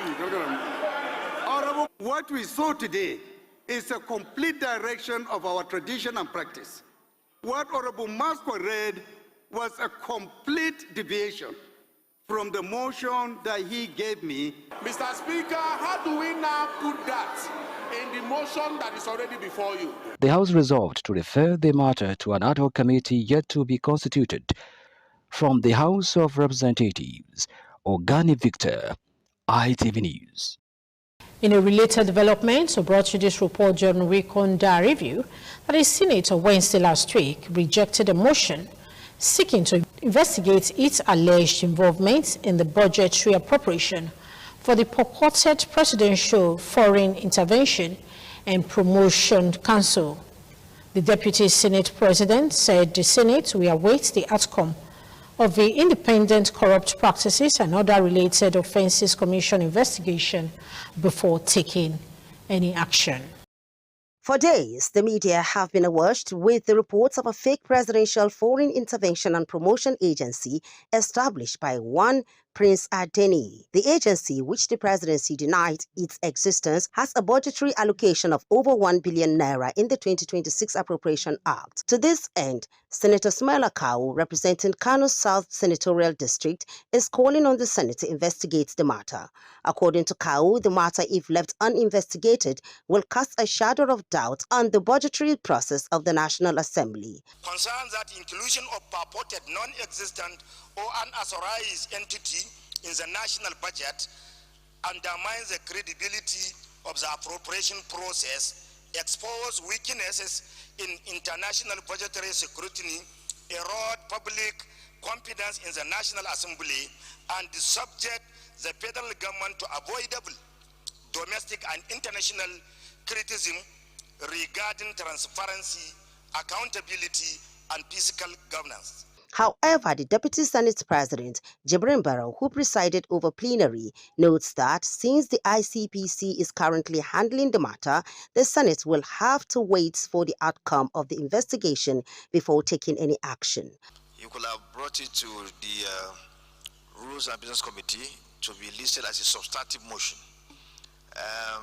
But as I said earlier, the presidency has taken up this matter by directing that the ICPC should investigate fully. Meanwhile, the Senate spokesperson, Senator Adara Modu, had earlier issued a statement saying the Senate has not received any petition on the matter. From the National Assembly, Charity Tanko, ITV News. Back home in Edo State, we told you during week on that review that Governor Monday Okpebholo solicited stronger collaboration with traditional rulers across the 18 local government areas of the state to tackle insecurity and other criminal activities. Speaking while receiving traditional rulers from Edo Central and Edo North senatorial districts on a courtesy visit to Government House in Benin City, Governor Monday Okpebholo said traditional rulers remain critical stakeholders in the fight against crime due to their closeness to their communities. Governor Okpebholo noted that recent kidnap cases involved local collaborators who are familiar with the movement and financial status of residents. He urged traditional rulers not to encourage or shield criminal elements, stressing that young people should be discouraged from engaging in crime. The governor also appealed to the royal fathers to mobilize support for President Bola Tinubu ahead of the next presidential election, expressing confidence that Edo State could deliver substantial votes for the president. There are so many crises all over regarding insecurity. And the best person to help me fighting this insecurity are the kings, because you are the one that know your vicinity. Many of those kidnappers that we are arresting now, they are not even from outside. Many of them are our people. So I want to beg the traditional rulers, if we must stop it, we have to work together. Responding on behalf of the traditional rulers who passed a vote of confidence in the governor, the Ojuromi of Uromi, His Royal Highness Ansem Edonoje II, described his developmental efforts across the state as commendable. The Ojuromi assured Governor Okpebholo of the continued support and cooperation of traditional rulers in promoting peace, security, and development across Edo State. Your Excellency, we are proud of you and the giant strides you are making in repositioning our state infrastructure as well as other important sectors in our state. We want you to know that we stand with you as we are ready to give you all the support you need from us to ensure your administration's success beyond expectations. Ikmomosa Ugiagbe, ITV News. On a cheerful note, we reported during week on that review that former governor of Edo State, Chief Dr. Lucky Nusaka Igbenegin, and a former military administrator of the defunct Bende State, as well as former senator representing Kogi West Senatorial District, Colonel Jonathan Tudo Ogbeha, retired, were invested as Knights of St. Christopher of the Church of Nigeria Anglican Communion. The honor bestowed in recognition of their unwavering Christian faith, dedicated service to the church, exemplary leadership and contributions to humanity, was conferred during an investiture held at the St. Matthew's Cathedral, Sapamba Road, Benin City. In recognition of their steadfast Christian faith, commitment to the growth of the church, integrity and selfless service to humanity, former Edo State Governor Chief Dr. Lucky Nusaka Igbenegin and the former military administrator of the defunct Bende State and former senator representing Kogi West Senatorial District, Colonel Jonathan Tudo Ogbeha, retired, were invested as Knights of St. Christopher, while their wives, Dame Eki Igbenegin and Dame Esther Ogbeha, were commissioned as Dames of St. Mary. The service officiated by the Bishop of the Benin Diocese, the Right Reverend Peter Imasuen, featured the administration of oaths and solemn pledges to defend their Christian faith and uphold godly living, as 26 men and 31 women received certificates of investiture after oath taking and declaration of pledges. The sermon by the Methodist Bishop of Edo Delta, the Right Reverend Osaka Inosayamba, urged Christians to cherish a name greater than the sword. In their separate remarks at the end of the colorful ceremony, the new Knights of St. Christopher, Sir Chief Dr. Lucky Nosaka Igbenedion and Sir Jonathan Tunde Ogbeha and St. Mary of the Anglican Communion, Dame Eki Igbenedion and Dame Esther Ogbeha appreciated God and leadership of the Church of Nigeria for the honor bestowed on them. I must thank the Bishop and of course the Cathedral for giving us faith to be so honored. And I want to thank God Almighty for the recognition and now making us soldiers in Christ. We are soldiers of Christ, so we must serve the Lord, assist the diocese, assist the church, assist the bishop. It's a call to duty in the vineyard of the Lord, and I am so grateful to God Almighty for this recognition. It means a lot to serve God more, and we give God the glory to be counted worthy in His kingdom to be given this. Father of the former governor of Edo State and Esama of Benin, Sir Chief Dr. Gabriel Osawari Igbenedion was highly elated with the vesture of his son, Sir Chief Lucky Igbenedion. Several dignitaries, members of the House of Igbenedion, who include an international businessman, Chief Bright Igbenedion, a former chairman of Ovia North East Local Government, Mr. Charles Igbenedion, member representing Ovia North East Federal Constituency, Barrister Gabriela Omosede Igbenedion, the managing director of Independent Television and Radio, Enina Elvis Obaseki, Vice Chancellor of Igbenedion University Okada, Professor Lawrence Izomoye, among others, graced the event. The celebration later shifted to the GRA residence of the former governor of Edo State, Sir Chief Dr. Lucky Nosaka Igbenedion, for a lavish reception organized for his fellow knights and guests. Well, it's another milestone to himself and the wife. We thank God. Now he's serving the Lord even closer than ever. From Benin, Donald Iminyen, ITV News. As a follow-up to that report, we told you during Reconda Review that Benin City was a center of celebration, showcasing an eloquent display of church tradition, as some eminent personalities praised the Esama of Benin, Sir Chief Dr. Gabriel Osawari Igbenedion, for producing such an illustrious son. As a former governor of Edo State, Sir Chief Lucky Nosaka Igbenedion, who was made a Knight of Christopher. The Esama of Benin and Honorary Romano Consort to Edo and Delta States of Nigeria, His Excellency Sir Chief Dr. Gabriel Osawari Igbenedion, accompanied with distinguished guests from across Nigeria, who include the Ijase of Benin, Chief Sam Igbe, attended the ceremony.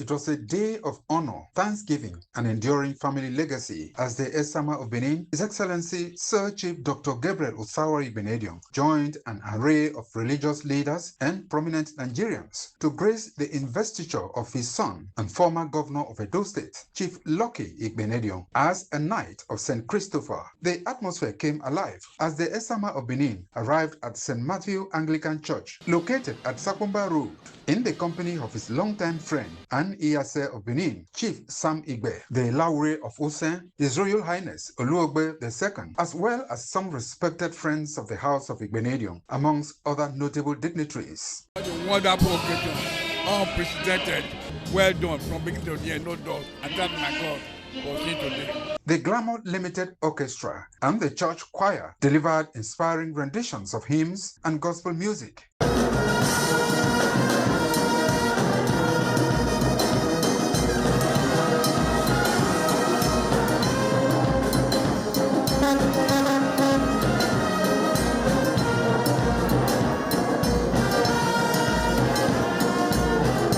A special prayer for more blessings was later offered for the Esama of Benin and his family, as well as Iyase of Benin, among other dignitaries. Thank you, Lord God Almighty, for your Son, and Father. We are indeed grateful to you for your grace upon him. From the home you ordained him to be who he is today. Beyond the ceremonial pageantry, some guests described the investiture as a tribute to a family whose contributions to the propagation of the gospel is commendable. They commended the Esama of Benin, Sir Chief Dr. Gabriel Osawari Igbenedion, for raising a son they described as compassionate, generous, and deeply committed to the service of God and humanity. It's a great family. Everything that blessings from God is boundless for that particular family. The blessings just keep flowing and flowing and flowing. Thank God for Esama himself. It's a special breed. It's a case of an affirmation of a lineage that has dedicated their lives to serving humanity and serving God. Very good. The crowd is overwhelming. So I'm happy about it. For many in attendance, the occasion was more than an investiture. It was a celebration of faith, family heritage, and enduring impact of visionary leadership across generations. From St. Matthew's Anglican Communion, Benin City, Pius Nsogo, ITV News. Also in the week, we reported that the Senate passed for second reading a bill seeking to repeal the Public Complaints Commission Act 2004 and re-enact the Public Complaints Commission Act 2026 in line with the Section 315 of the Constitution of the Federal Republic of Nigeria, 1999, as amended. The bill, sponsored by Senator Neda Imaswen, seeks to reposition the Commission as an independent national institution. In a move to improve on existing relationship, management of Independent Television and Radio, led by the Managing Director, Engineer Elvis Obaseki, paid a courtesy visit to the management of Nigeria's premier private university, Igbenedion University, Okada. ITV and radio delegation was received by the Vice Chancellor, Professor Ikechukwu Ezemoye, and other members of the university management. Leading ITV and radio management team to Nigeria's first private university, Igbenedion University, Okada, Engineer Elvis Obaseki described Igbenedion University as a trailblazer in private tertiary education. He said the visit was to congratulate the institution on its achievements and strengthen the existing partnership between both organizations. Engineer Obaseki announced that ITV and radio has instituted 2 annual convocation awards, Sir Gabriel Osawari Igbenedion Award for the overall best graduating students and His Excellency Sir Chief Lucky Igbenedion Award for the best graduating students in mass communication annually. He said the station remains committed to promoting the university's achievements and strengthening collaboration through effective media partnership. As very strong partners in progress, we felt there could be a very strong need for us not only to congratulate you on the successes recorded, seek ways that our partnership can be a lot more rewarding to both parties, because I know the focus of being here, both from the Igbenedion University side and from the ITV end, is achieving excellence.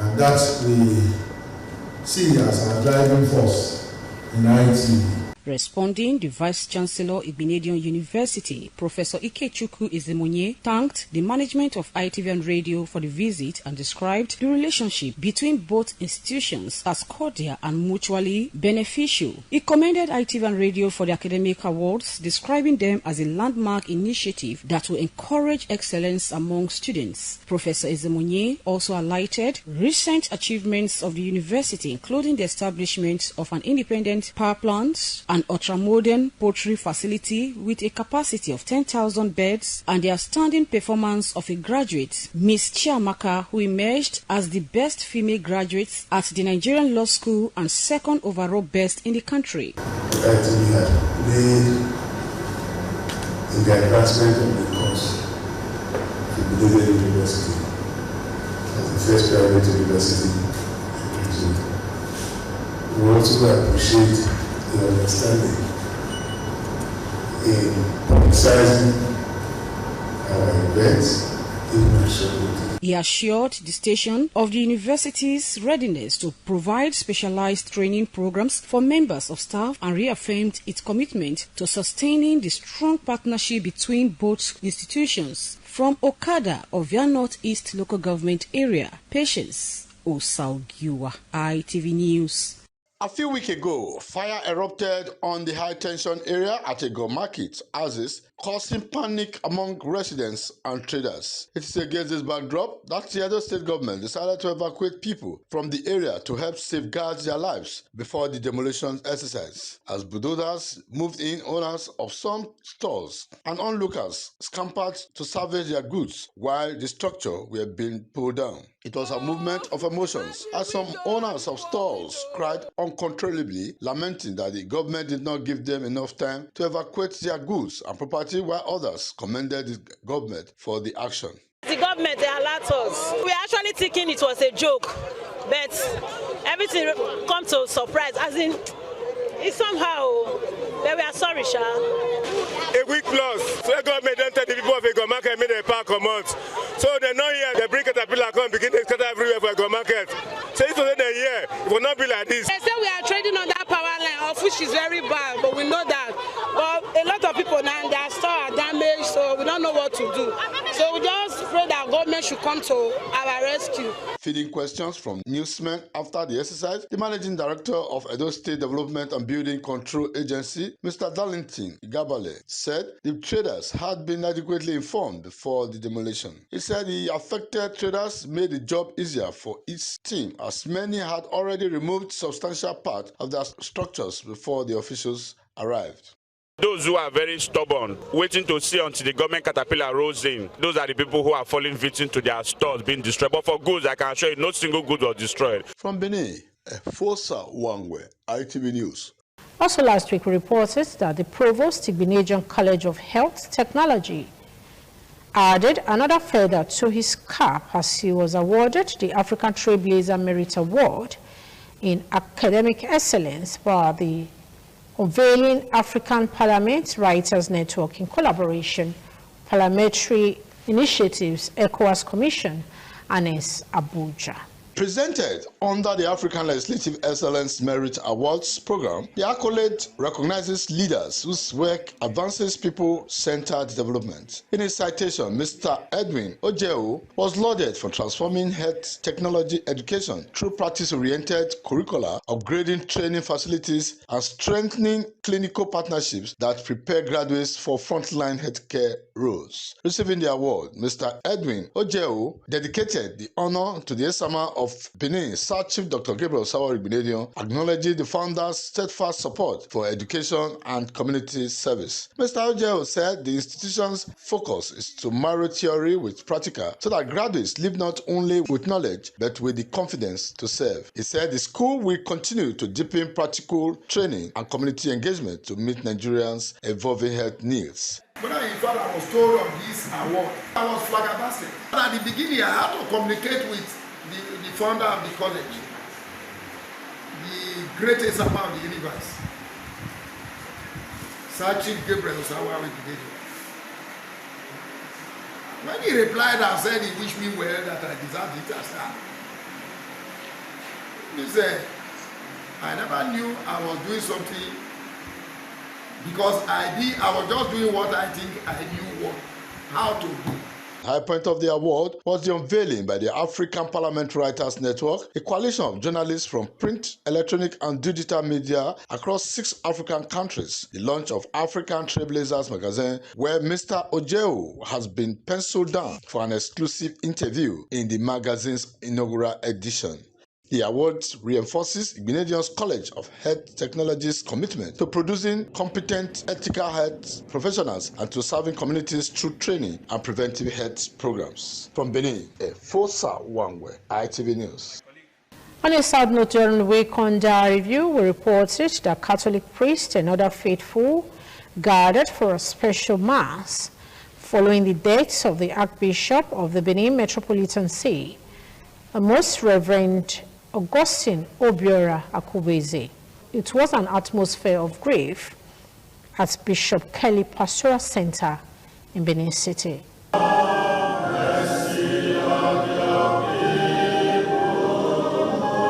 Catholic Archdiocese of Benin City has been plunged into mourning following the death of its Metropolitan Archbishop, the Most Reverend Augustine Obiora Akubeze. The news of his passing has left priests, religious, and thousands of Catholic faithful in grief.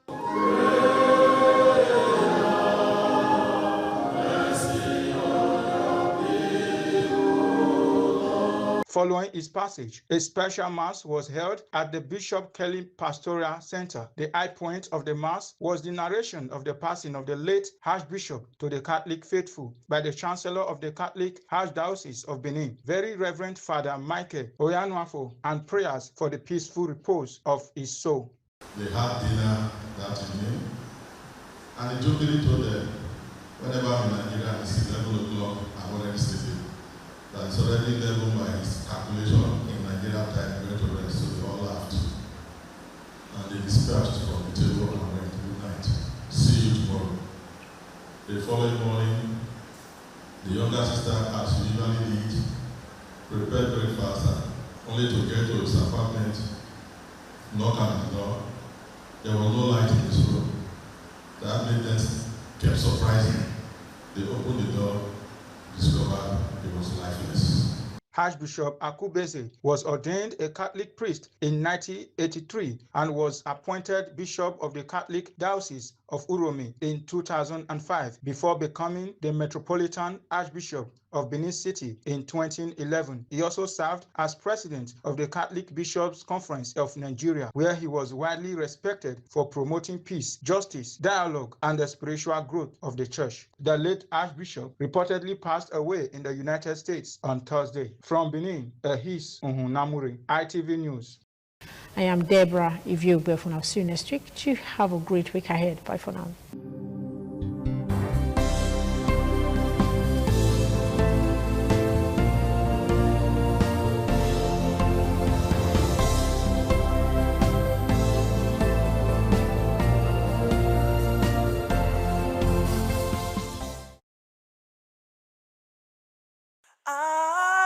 ITV, certainly the best.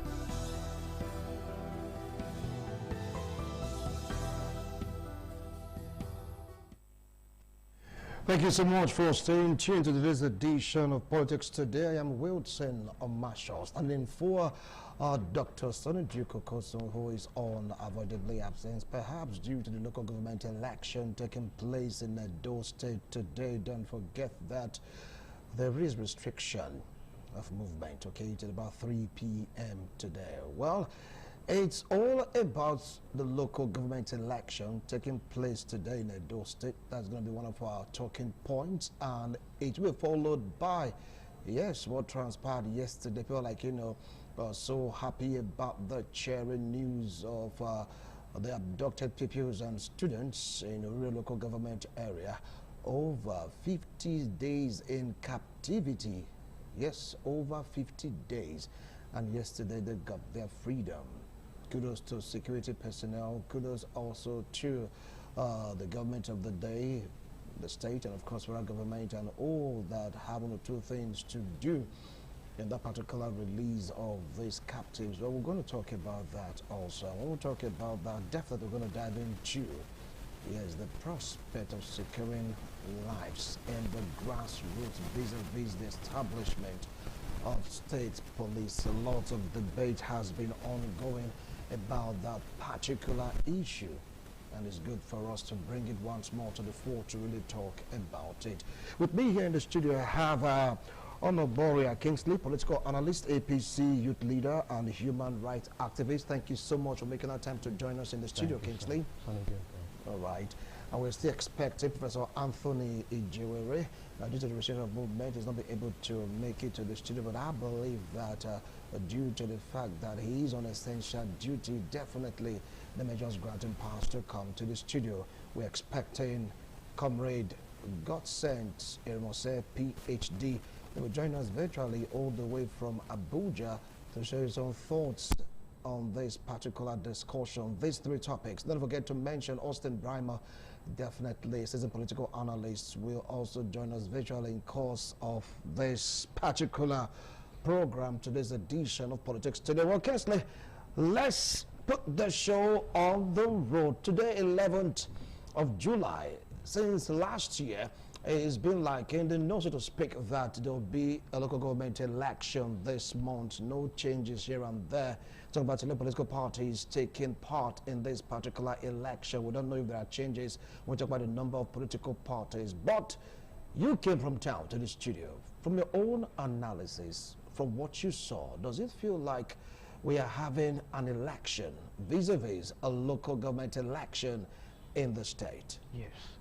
Today, 11th day, July 2026, is Edo State local government election conducted by ESSEC. The turn-up has been very impressive, and the people of Edo State are ready to exercise their franchise. Reason because the local government election is the grassroots to the people, and Edo State governor on his own has worked massively in Edo State to the grassroots. And Edo State's election has been an election that everybody has been prepared for a very long period of time, and today is the D-Day. And I know that the election right now is currently going on in all the polling units in Edo State. And the election has been free and fair, and there have been movements for voters to go and exercise their franchise. And before the day runs out, we will know the outcome of the results. And I know that Edo people are ready to vote for their choice. For what you said, from your analysis, you said the turnout has been impressive, as in how, which units, which local government are you really talking about specifically? Specifically, yeah. Esan West Epoma, the turnout was very impressive. I have people out there who called me, and we have spoken on how the election there is going on, and they said that the election will be very, very impressive. At the Eastern Central local government area in Edo State, voters and INEC officers there, they are on the field, and the election is currently going on. In Benin here, Atego, I just passed through before coming down to the station. The election too has been impressive. Reason because this time the INEC have given a long period of time for people to go and register, so that for them to exercise their franchise. So kudos to the ESSEC, they are doing well. So you're saying all these areas of mention, the turnout has been impressive, from Edo Central and of course Ego, local government in Edo South. Edo also. Fine. I will come back to you. Join us virtually. I didn't introduce them before. Yes, Dr. Godsent Irmose, political analyst, political affairs commentator. Godsent, it's a pleasure to have you join us, though virtually. Good morning. Thank you, Winston. It's my pleasure to be here again. Good morning, Edo State and Nigeria. It's good to be here. Thank you. All right, Godsent. So quickly, let's just get straight to the point. I believe that you've heard the opinion of Kingsley.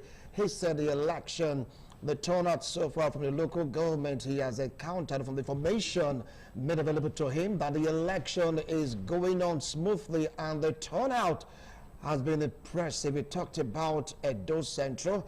He mentioned some local government in Edo South vis-a-vis Ego local government and, of course, Oedo local government. So what do you have to say about this?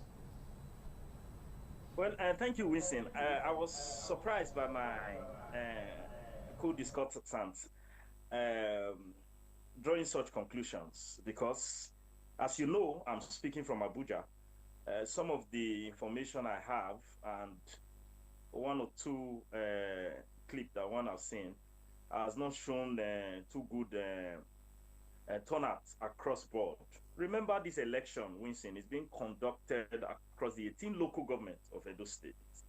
So if you have an information or an intel that one specific local government, the turnout is good, It will not be too fair to generalize, because there are some local governments that so far so good. It may be too early to conclude, in my own opinion, because this is just about 10:30 or thereabouts, and as it is in our local government election, the feel, the vibes, more often than not, is usually in the rural areas. And you notice that in the rural areas, there are a lot of farmers, and sometimes I vote in the village, for example. Sometimes before they come to the field, they have to go to their farm and rush in and rush out. So for me, it is too early to say the turn up is good. If you have information about one local government, you need to fact check with other local governments. I really differ on that. Then again, I don't think it is also right for us to conclude yet. The election is just starting, is ongoing. Rather, for me, I would like to be charging INEC, the Edo State electoral body now, to make sure that they pass the credibility test. It will not be too fair for me to jump into conclusions on the level of voters' apathy, whether the turnover was good or not, whether the system is being fair. The system is just being open. I'm sure that there will be accreditation going on now in some polling units. I'm also sure, I can conclude that in some of our polling units, the electoral officers, the ad hoc staff, may even still be trying to locate. I have been involved in playing a role as a polling unit officer, presiding officer, so I know what it means, trying to even get to the heater part of Edo State. So I think we should focus more. My focus is rather on charging the Edo State electoral body to make sure this is an opportunity to redeem the image of electioneering pattern in Nigeria, not just in Edo State. I will be encouraging INEC, our Edo State electoral body, to ensure that logistics and are attended to speedily, because you can't hide the fact that some PVAS machines are going to be having glitches. I'm going to be asking the electoral body within the state to ensure that there is a fast move on replacement, communication channels are effective, where there are issues of delay or malfunctioning or complaint. I will be charging the Edo State electoral body to ensure that there is swift response, because I'm sure anytime from 1-2 p.m. we cannot start looking at what will be turn up like, eventually in this local government and that local government. But from 1 or 2 local governments I've been able to monitor from here, the turn up has not been fair, and I would not like to conclude that automatically there is a voters' apathy. But if I am to go by what we have seen in the past, Winston, if I'm to go by what we have seen in the past, the local government elections, not just only in Edo State, across the nation, it is more or less a one-way election. Hardly, or on very rare occasion, have you seen that the ruling party, fail massively at the local government level. Most times they have up to 80%, 90%. In fact, in some occasions... I will come back to you, Comrade Godson. Just hold on. I will definitely come back to you, okay? Well, you heard him contrasting opinion from your own views. He said, look, from the feelers it's getting, though from what he also said, it's too early to judge, or something about it, that the outcome or the turnout, so to speak, is not encouraging. And there's this... how about I put it now, some kind of sentiment that this time around it is not the citizens of Edo State deciding the fate or the outcome of this local government election, but rather it's the political party that you belong to, which is the APC, that is deciding. Now, what do you have to say about that? Local government election is being decided by the people who are in that local government. And the local government election is an election that you have to vote and your vote counts. This time around is a different ballgame, different from other elections that have been happening in Edo State. Very clear. The people are saying Governor Mondokwewe is doing well. And their candidate for the APC for the local government election, they are credible. Let's go there. and cast our vote for them. For the impressive for people on the field there, they are there to cast their votes. People are turning up, and secondly, the turnout has been very impressive. But more people are still coming at reason because it's too early to conclude yet. Reason because we still have time for the people to come outside to cast their vote. But you said from the info you got that the turnout is impressive. And now you're saying it's too early. Which are we going to take right now? It's and very don't forget the rumor on the ground. When I say the speculations or sentiments on the ground that is not Edo decide. It is now APC deciding. It's not true, sir. It's not true. I dispute that first. It's not true. Okay. The people are the one to decide who to vote for. And the people, they are being encouraged on the developmental stride that is currently happening in Edo State. And they've seen that Governor Modokwewo is a governor who had the people at the grassroots in mind. So they are eager to go out to vote for the candidate of APC in Edo State today. So the feed there, the people there are there and very impressive. I made a call and that was what I was told. All right.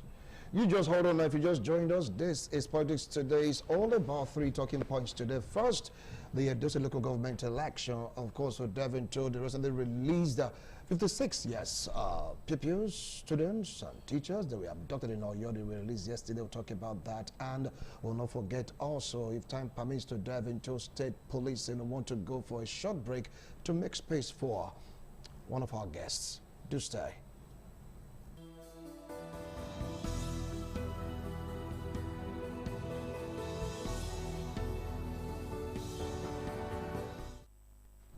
Thank you so much for staying tuned. If you just joined us, this is Politics Today. Join us right now in the studio is Professor Anthony Jure, political analyst, political affairs commentator, and of course a lecturer in UNIBEN. Prof, thank you so much for making our time to join us this morning. It's a great pleasure to be here. All right, Very sorry for it. It's okay. How was traffic? Was it minimal? Was it free? Buses plying the roads of Benin City? Yeah, it was free. It's just that a few buses. A few buses. Were plying the road. So they're not aware of the restriction of movement? No. Interesting. Those in the internal part of the city, you know, especially my area, Ekosodi, they were staying indoors. Some were playing football, some opened their local stores, and but the major highway is free. Yes. Interesting. Well, we're having 2 contrasting opinions. One from God Century said, join us virtually from Abuja, and of course from Kingsley here. Kingsley's opinion that the outcome or the turnout, though it's too early to say, is encouraging from the feelers he got. Why God said that, look, from the feelers he got also is getting, still that the outcome or the turnout of the election is nothing to write home about. So what's your own angle on this? Well, we've seen traditionally, you're aware that initially people take time before they come out for elections. Even in major normal elections, they take time before they come out to cast their vote. But is this very scenario?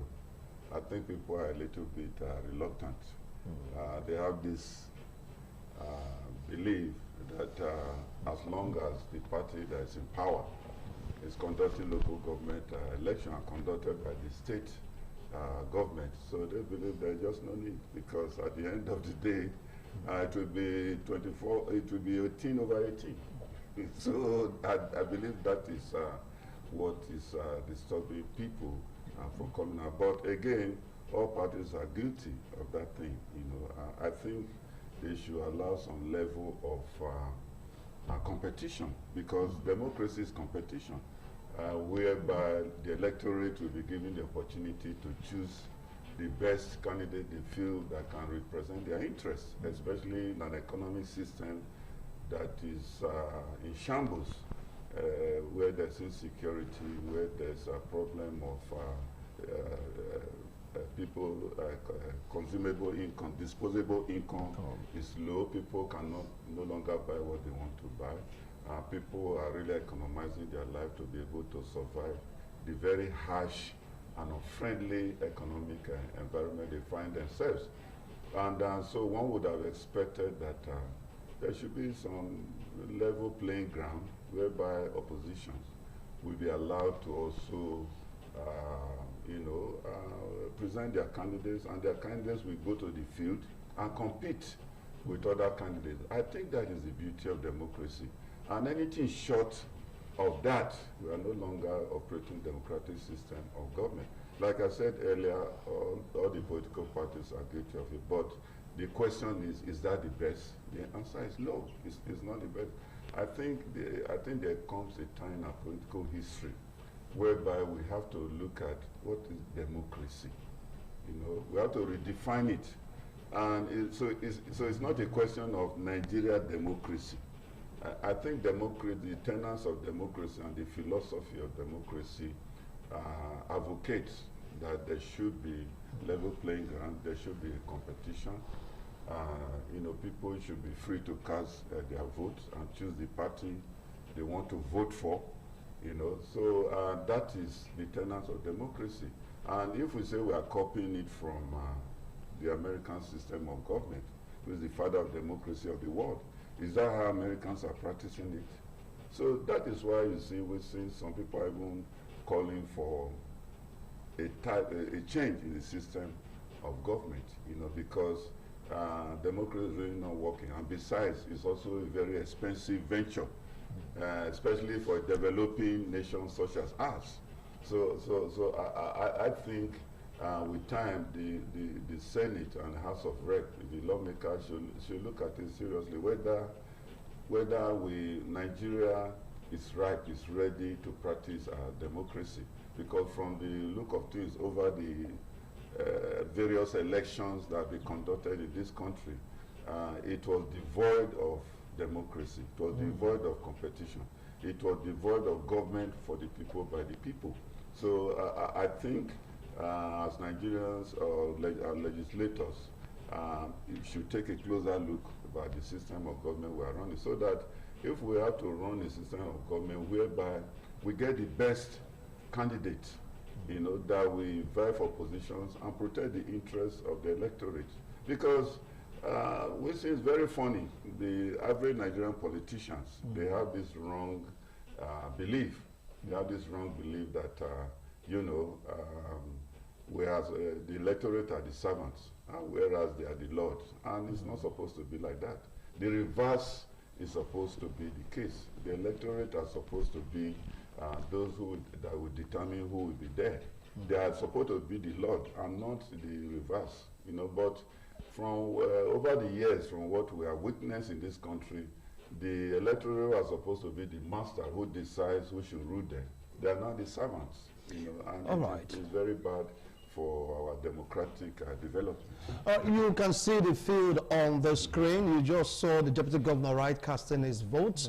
Yeah, the man on the hot, that was the deputy governor, if I'm making any mistake, casting his vote. You could see persons coming out. Now, let me go to Abuja, where Godsend is joining us. Virtually, Godsend, some are saying that this might just be an acid test to really test the promise made by the governor to the presidency, saying that in Edo State, 2.5 million votes will be given to the cause of re-electing President Bola Ahmed Tinubu. For what you just saw from that field, is it going to be a possibility?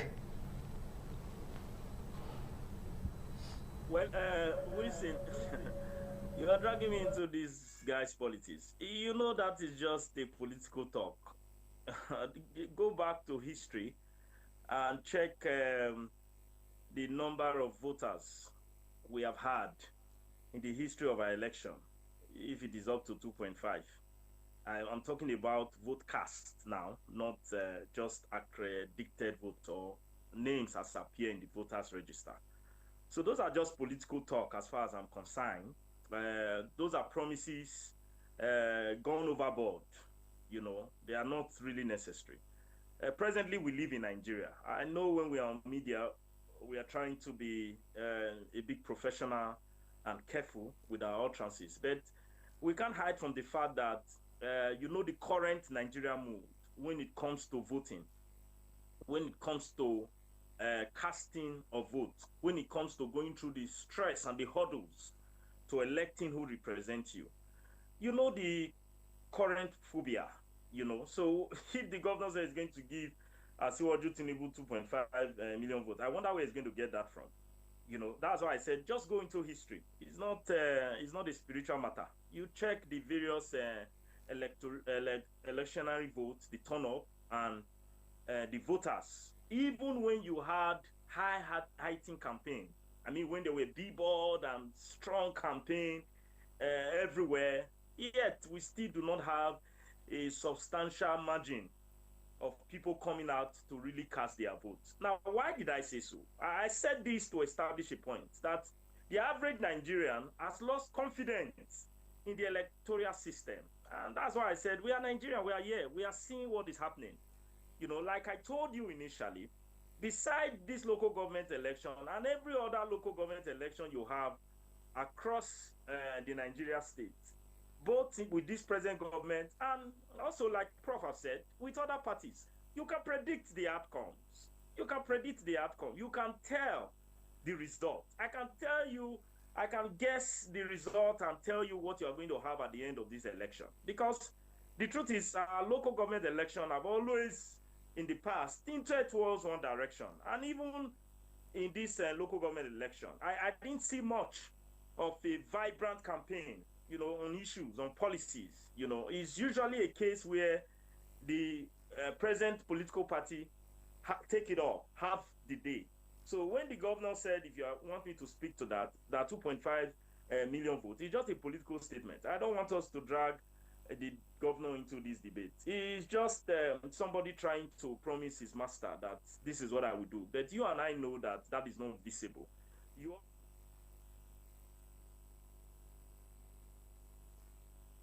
Has been predetermined that all the votes that will come from Edo State is going to go one way, which of course is not possible because APC is not going to be the only party on the ballot. You have other parties and you have followers and sympathizers with other candidates. People have a right to their opinion. People have a right to their perspective. People have a right to who they choose to vote for. Except you are trying to say that people are going to be coerced when it comes to the presidential election. So that is a far cry from the reality we have seen in various elections in Edo State. So it's not realistic. It's just a political statement. I don't want us to take that so serious. We should be more concerned about building the confidence of the ordinary electorate. 2.5 million votes. He has mobilized people to come out to vote. The 2.5 million votes is a litmus paper to determine the votes that is coming up January 2027 for President Bola Ahmed Tinubu. Two things that determines voters' population. One, development. Governor Monday Okpebholo has improved drastically to develop Edo State. And secondly, the INEC on their own have extended the number they have extended the number of period of voters registration for phase 1, phase 2. And this phase 1 and 2 is to enable voters to go and register so as for them to exercise their franchise. So the 2.5 million votes is possible. This is because Edo State people, they have some reasons why they should go and vote. And there are some reasons why they should vote for a candidate of their choice. You can see from the screen here that the voters registration and the accreditation that is currently going on here, that the population is much. We should have more than at least 1,000 here. And they are still coming to come and exercise their franchise. So for God's sake to say that the 2.5 million vote is not possible, I don't accept that, and it's not acceptable. All right, now you just hold your horses. You want to take a break. When we return, we'll continue this discussion. Do not go away. We'll be right back.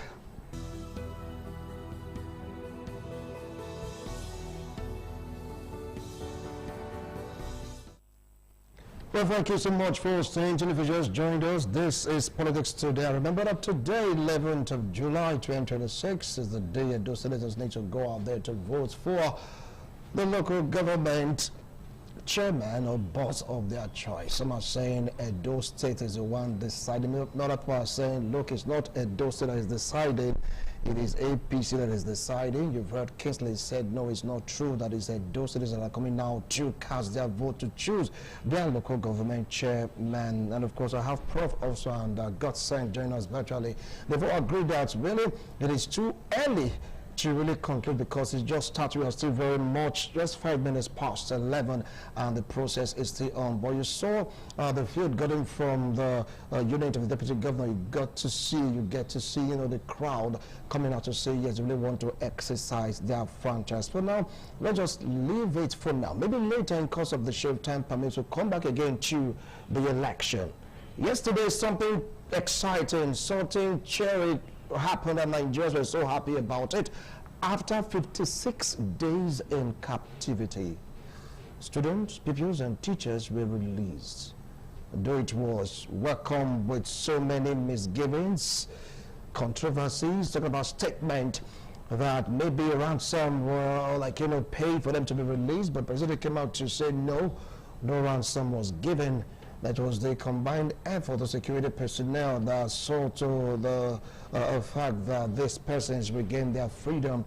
You could just see the clip, you see the joy, the happiness, the sadness, the bitterness, mixed emotions emanating from the freed captors. Right now, they are now free, they are happy, they're being rehabilitated and all that. But let me start off with Godson Irunse. Yesterday, after 56 days in captivity, they were like, you know, released. The process, the manner, and of course, the timing of their release. Now, what can you really deduce from all this? Well, I want to, permit me to quickly congratulate the children, the teachers, the families, I mean the mothers, the father, you know, the security bodies, and of course the religious and every Nigerian for the good news. My heart goes to the period of nightmare that the relatives of those children and the torture that they had to go through. I mean, the relatives.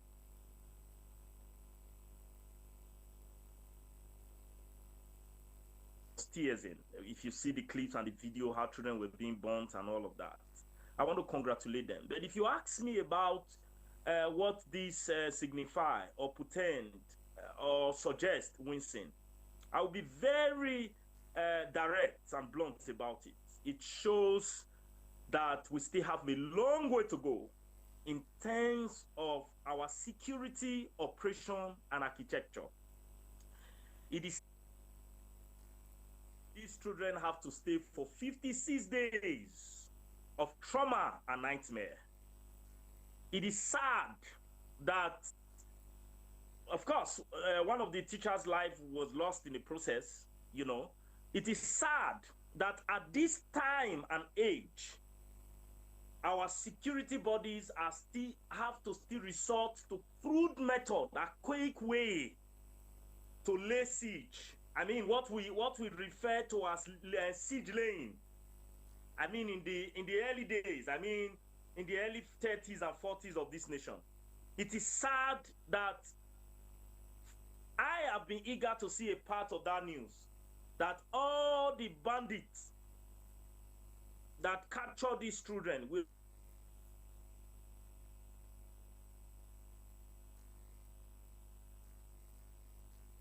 is that we're having these interconnectivity problems. Not to worry, if you're able to establish contact with Godson, you're going to hear more of his talk on this particular topic. Well, Prof, over now to you. After 56 days, there was a gun battle.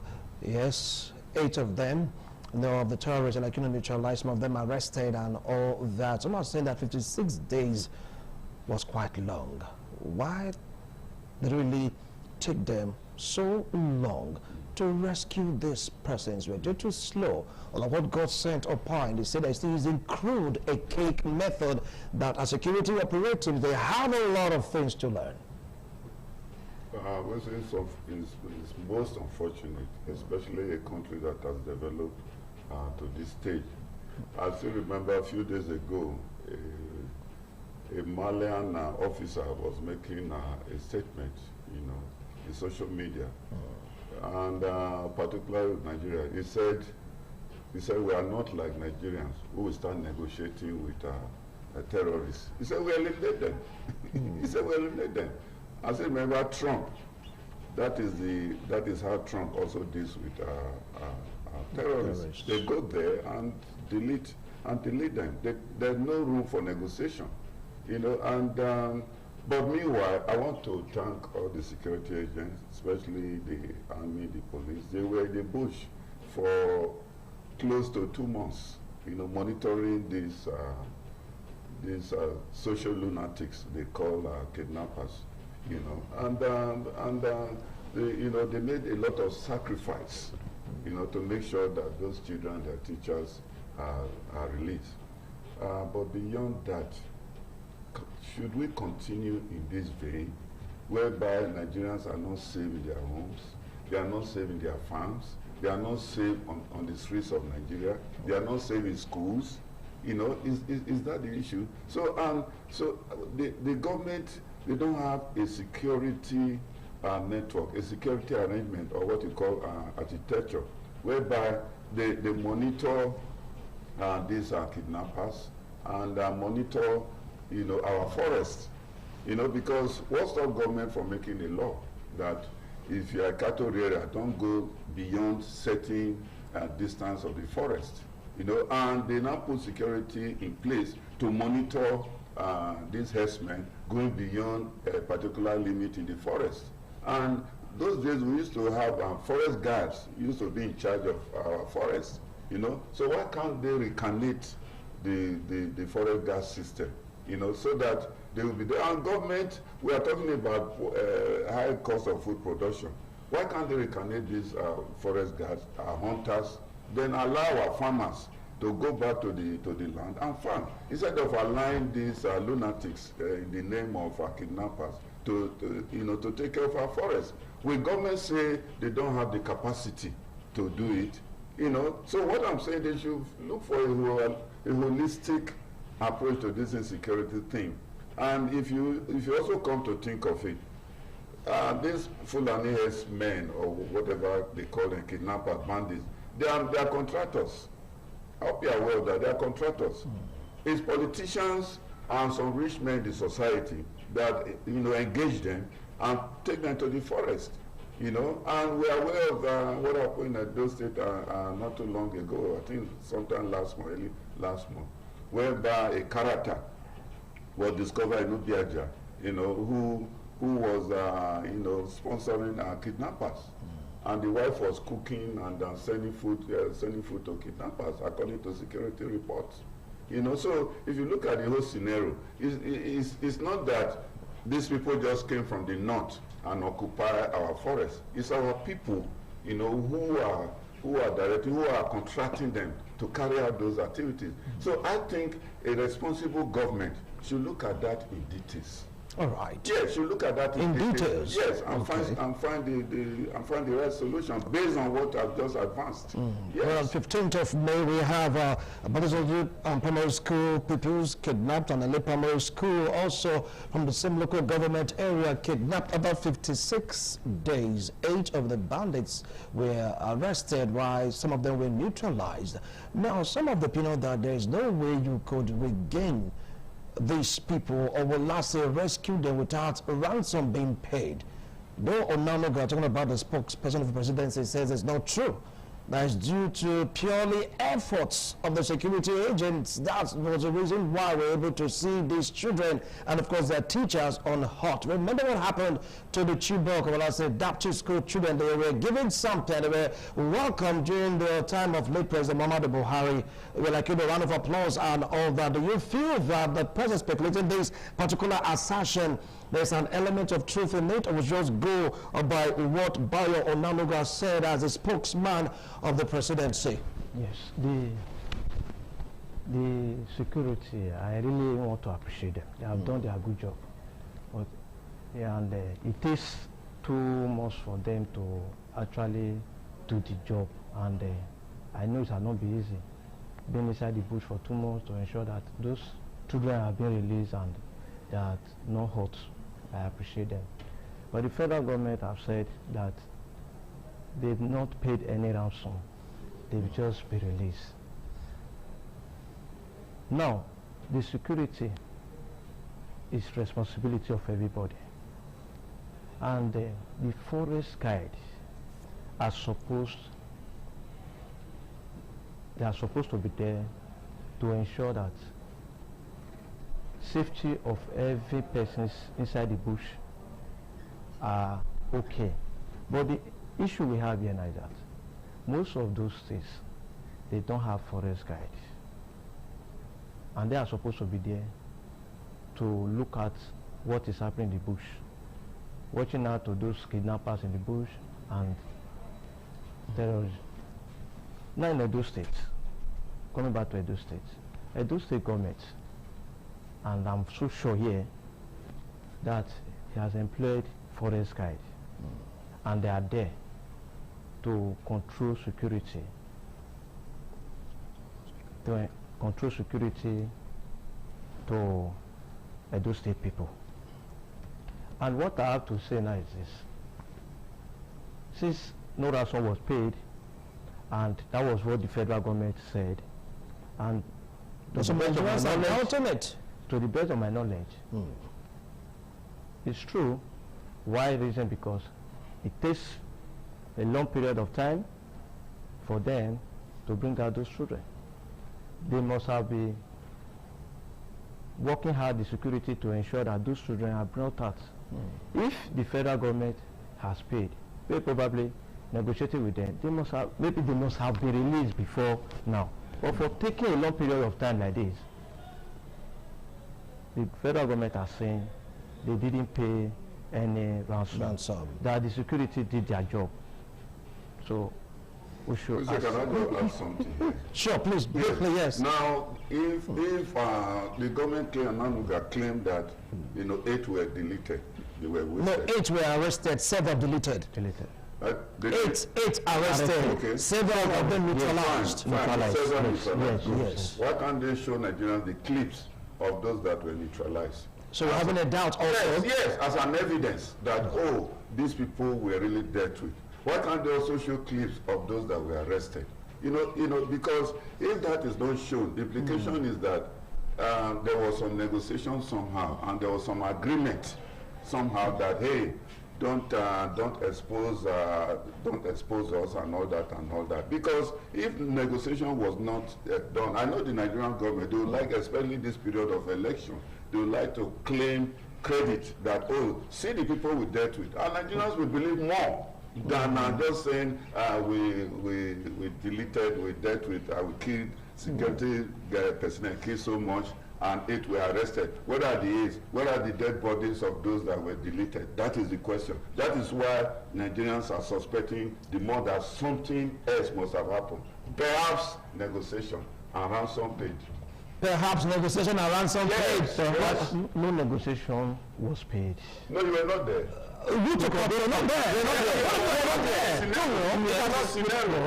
there. But I created the scenario. The scenario, yeah. I created the scenario. Okay, I created the scenario to say that security at the dead bush. All right, listeners on radio and of course viewers on television, and number 2, call to be part of this particular edition of Politics Today.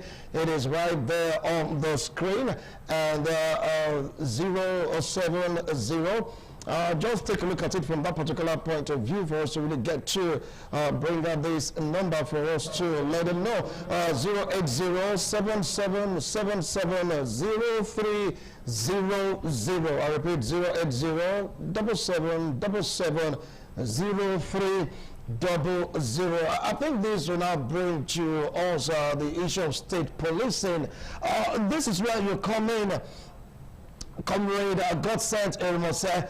Do you think that the state police was established way before this deliberation, way before it was placed in the Senate and the House of Representatives? The kidnapped people, students and their teachers would have spent more time in the kidnappers' den. Thank you so much, Winston. I want to thank Prof because I was just screaming from my side this way to say, can they show us the bodies? Can they show us the people that have been arrested? Before it was as if Prof was in my thoughts. Common sense is not difficult to know the character of the kind of persons we are dealing with. Why we do not have any proof to say whether there was ransom or not, but just show us the body and all of that. So, but away from that, the issue of the state policing has been a call. For me, I believe in this move. I believe that the coming of the state policing is going to help to abate a lot of the security issues we currently have in this country and of course in our state, Edo State. But however, there are some reservations and fear that some of us observers also have. I understand that because of the peculiarity of the season and of the period, the president seems to be in a hurry to find a way to solve this menace because our security issue has become a global mockery, so to speak, in the present day Nigeria. Now, with the coming of the state police, what it simply means is that our security approach is now being made local. It's now localized. Now, when I say localized, this is what I mean. Gone are the days when you bring one malam from somewhere who does not even know the terrain in the first place, who have to wait to take order from federal government or from his boss in Abuja before he can act and take some step. Then again, you are aware that in the Constitution of the Federal Republic of Nigeria, the safety and the security of life and property is the primary responsibility of government. And the number one principal officers of government in each state is the governor of the state. A governor has the responsibility to enforce and ensure the security of life and property, yet he does not have the power of control to direct, to observe, to monitor, to fire and hire. So for me, it's a welcome development because it now points us as citizens to know who to hold responsible now. By the time that law has been gazetted and it has been implemented, we now know who we are owing responsible for the failure of security from state to state. It now means that the governors of each state do not only have the constitutional obligation to be the number one chief security officer of their state, but they also now have the direct control of the police and the security architecture. So now, that for me, that is welcoming. That is laudable. So we are now going to be holding the governor responsible. And of course, in recent times, you're also aware that the allocation to different states have also been increased. So no governors from each of the 36 states of Nigeria is going to be selling the cook and boo story like they don't have money to fund the security architecture. But meanwhile, my final remark before we have issues in this internet again is that some of our concern is that the coming of the state police should not now be a political power,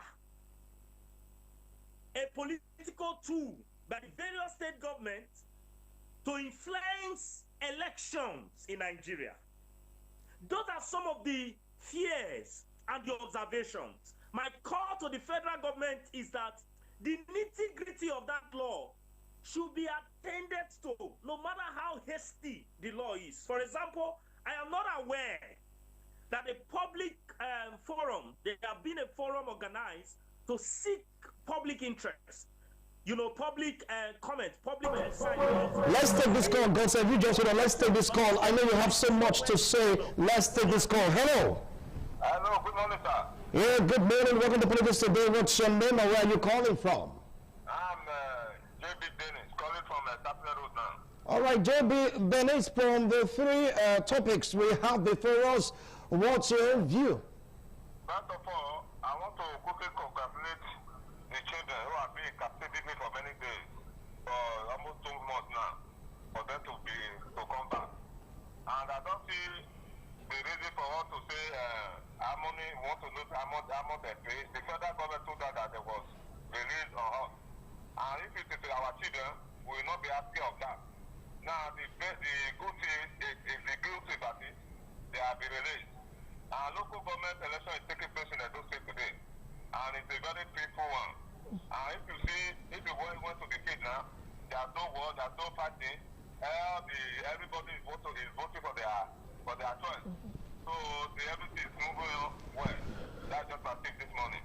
All right, thank you so much for calling 080-7777-0300. That's the number to call to be part of this show. Hello. Good morning. Good morning. All right, Prof, the issue of state police, and do you still have it that they not show us the bodies of those neutralized? They didn't show those that were like arrested. If that state policing will really nip this in the bud. After all, these were done, or the dastardly acts were carried out in soft target, the hinterlands. State police is a good innovation. It's a good innovation because, like my fellow discussant said, you know, the people know the terrain. State police is almost like vigilante, you know, if you like. It's like vigilante in another form. It's just that in this case, these people are called police. They have been officially recognized and all that, even by the federal government, as compared to the local vigilante. So state police is a good thing because they know the terrain, they know the people, they know who is who in the various local governments. John, hold on, let's take this call. Hello. Hello, good morning. Yeah, good morning. What's your name and where are you calling from? My name is Manakata. I'm calling from Benin. All right, tomorrow, let's get to hear from you. We're calling from Benin. We can hear you. Go ahead. The three topics before us. Okay, sir. I said, don't let the kidnapping to your state. They did not pay for their accommodation. They did not pay for their feeding. Then they just released them for them to the Nigerian government like that. How can that be? Okay. And they brought them without we did not see the people the party they neutralized or the example of the people they arrested. Nothing like that. So you are like, experiencing doubt right now. Yeah, yes, they are not deceiving us. We know what they are doing. Okay, so what about the local government election? The local government election, we don't know who we are voting for. Nobody goes go out in my place now. Nobody goes out here now. We don't know whether they are doing the person or they are selecting people. They have already don't know what they are going to do. Wow. Interesting. No election. It is only election. This is government. This is the government that are supposed to be closer to the people. We're supposed to do our councillor. We're supposed to do our who is representing us as a chairman. Nobody. All right. And which local governments are you calling from? I'm calling from one of the local government area. Who are there? Yes. Okay. All right. Thank you.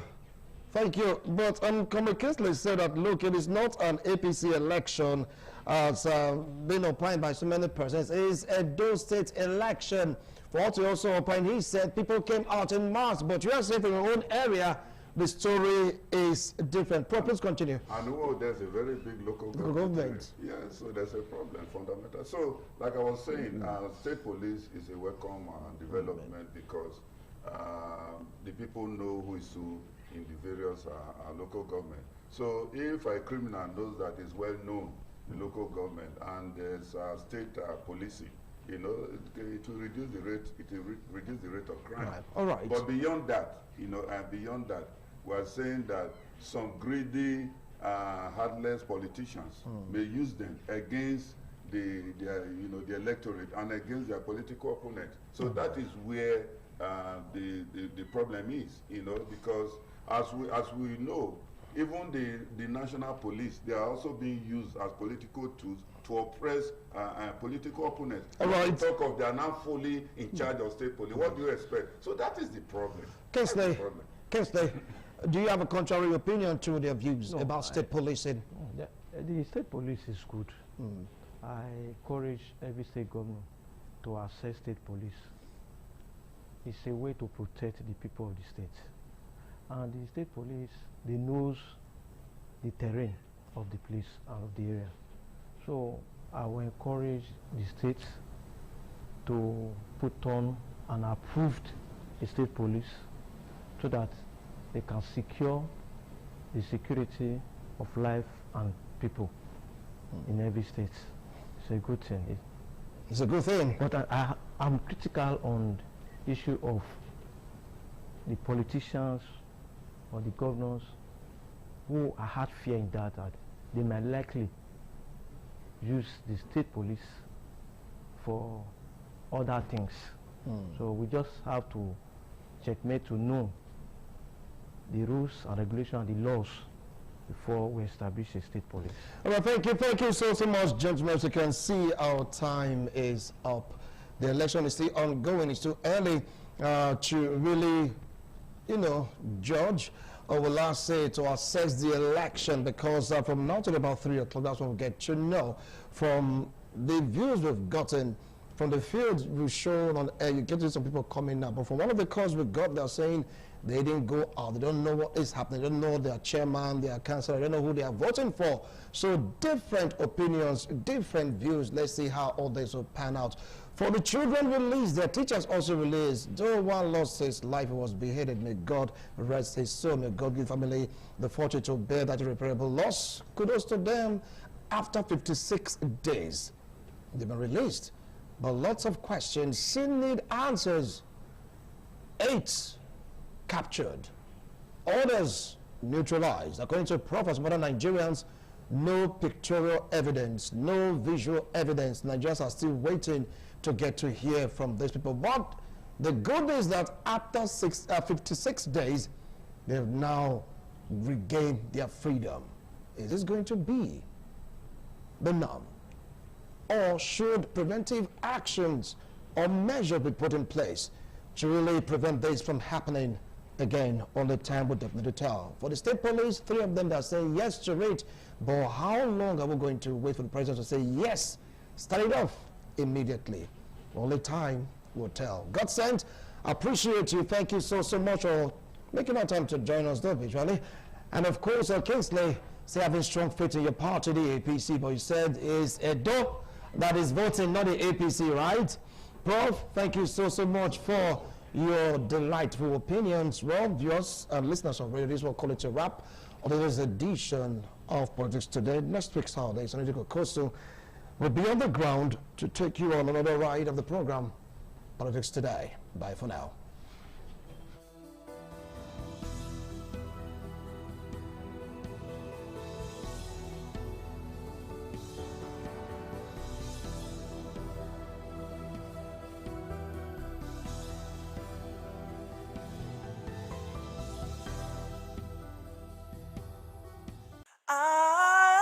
ITV, certainly the best.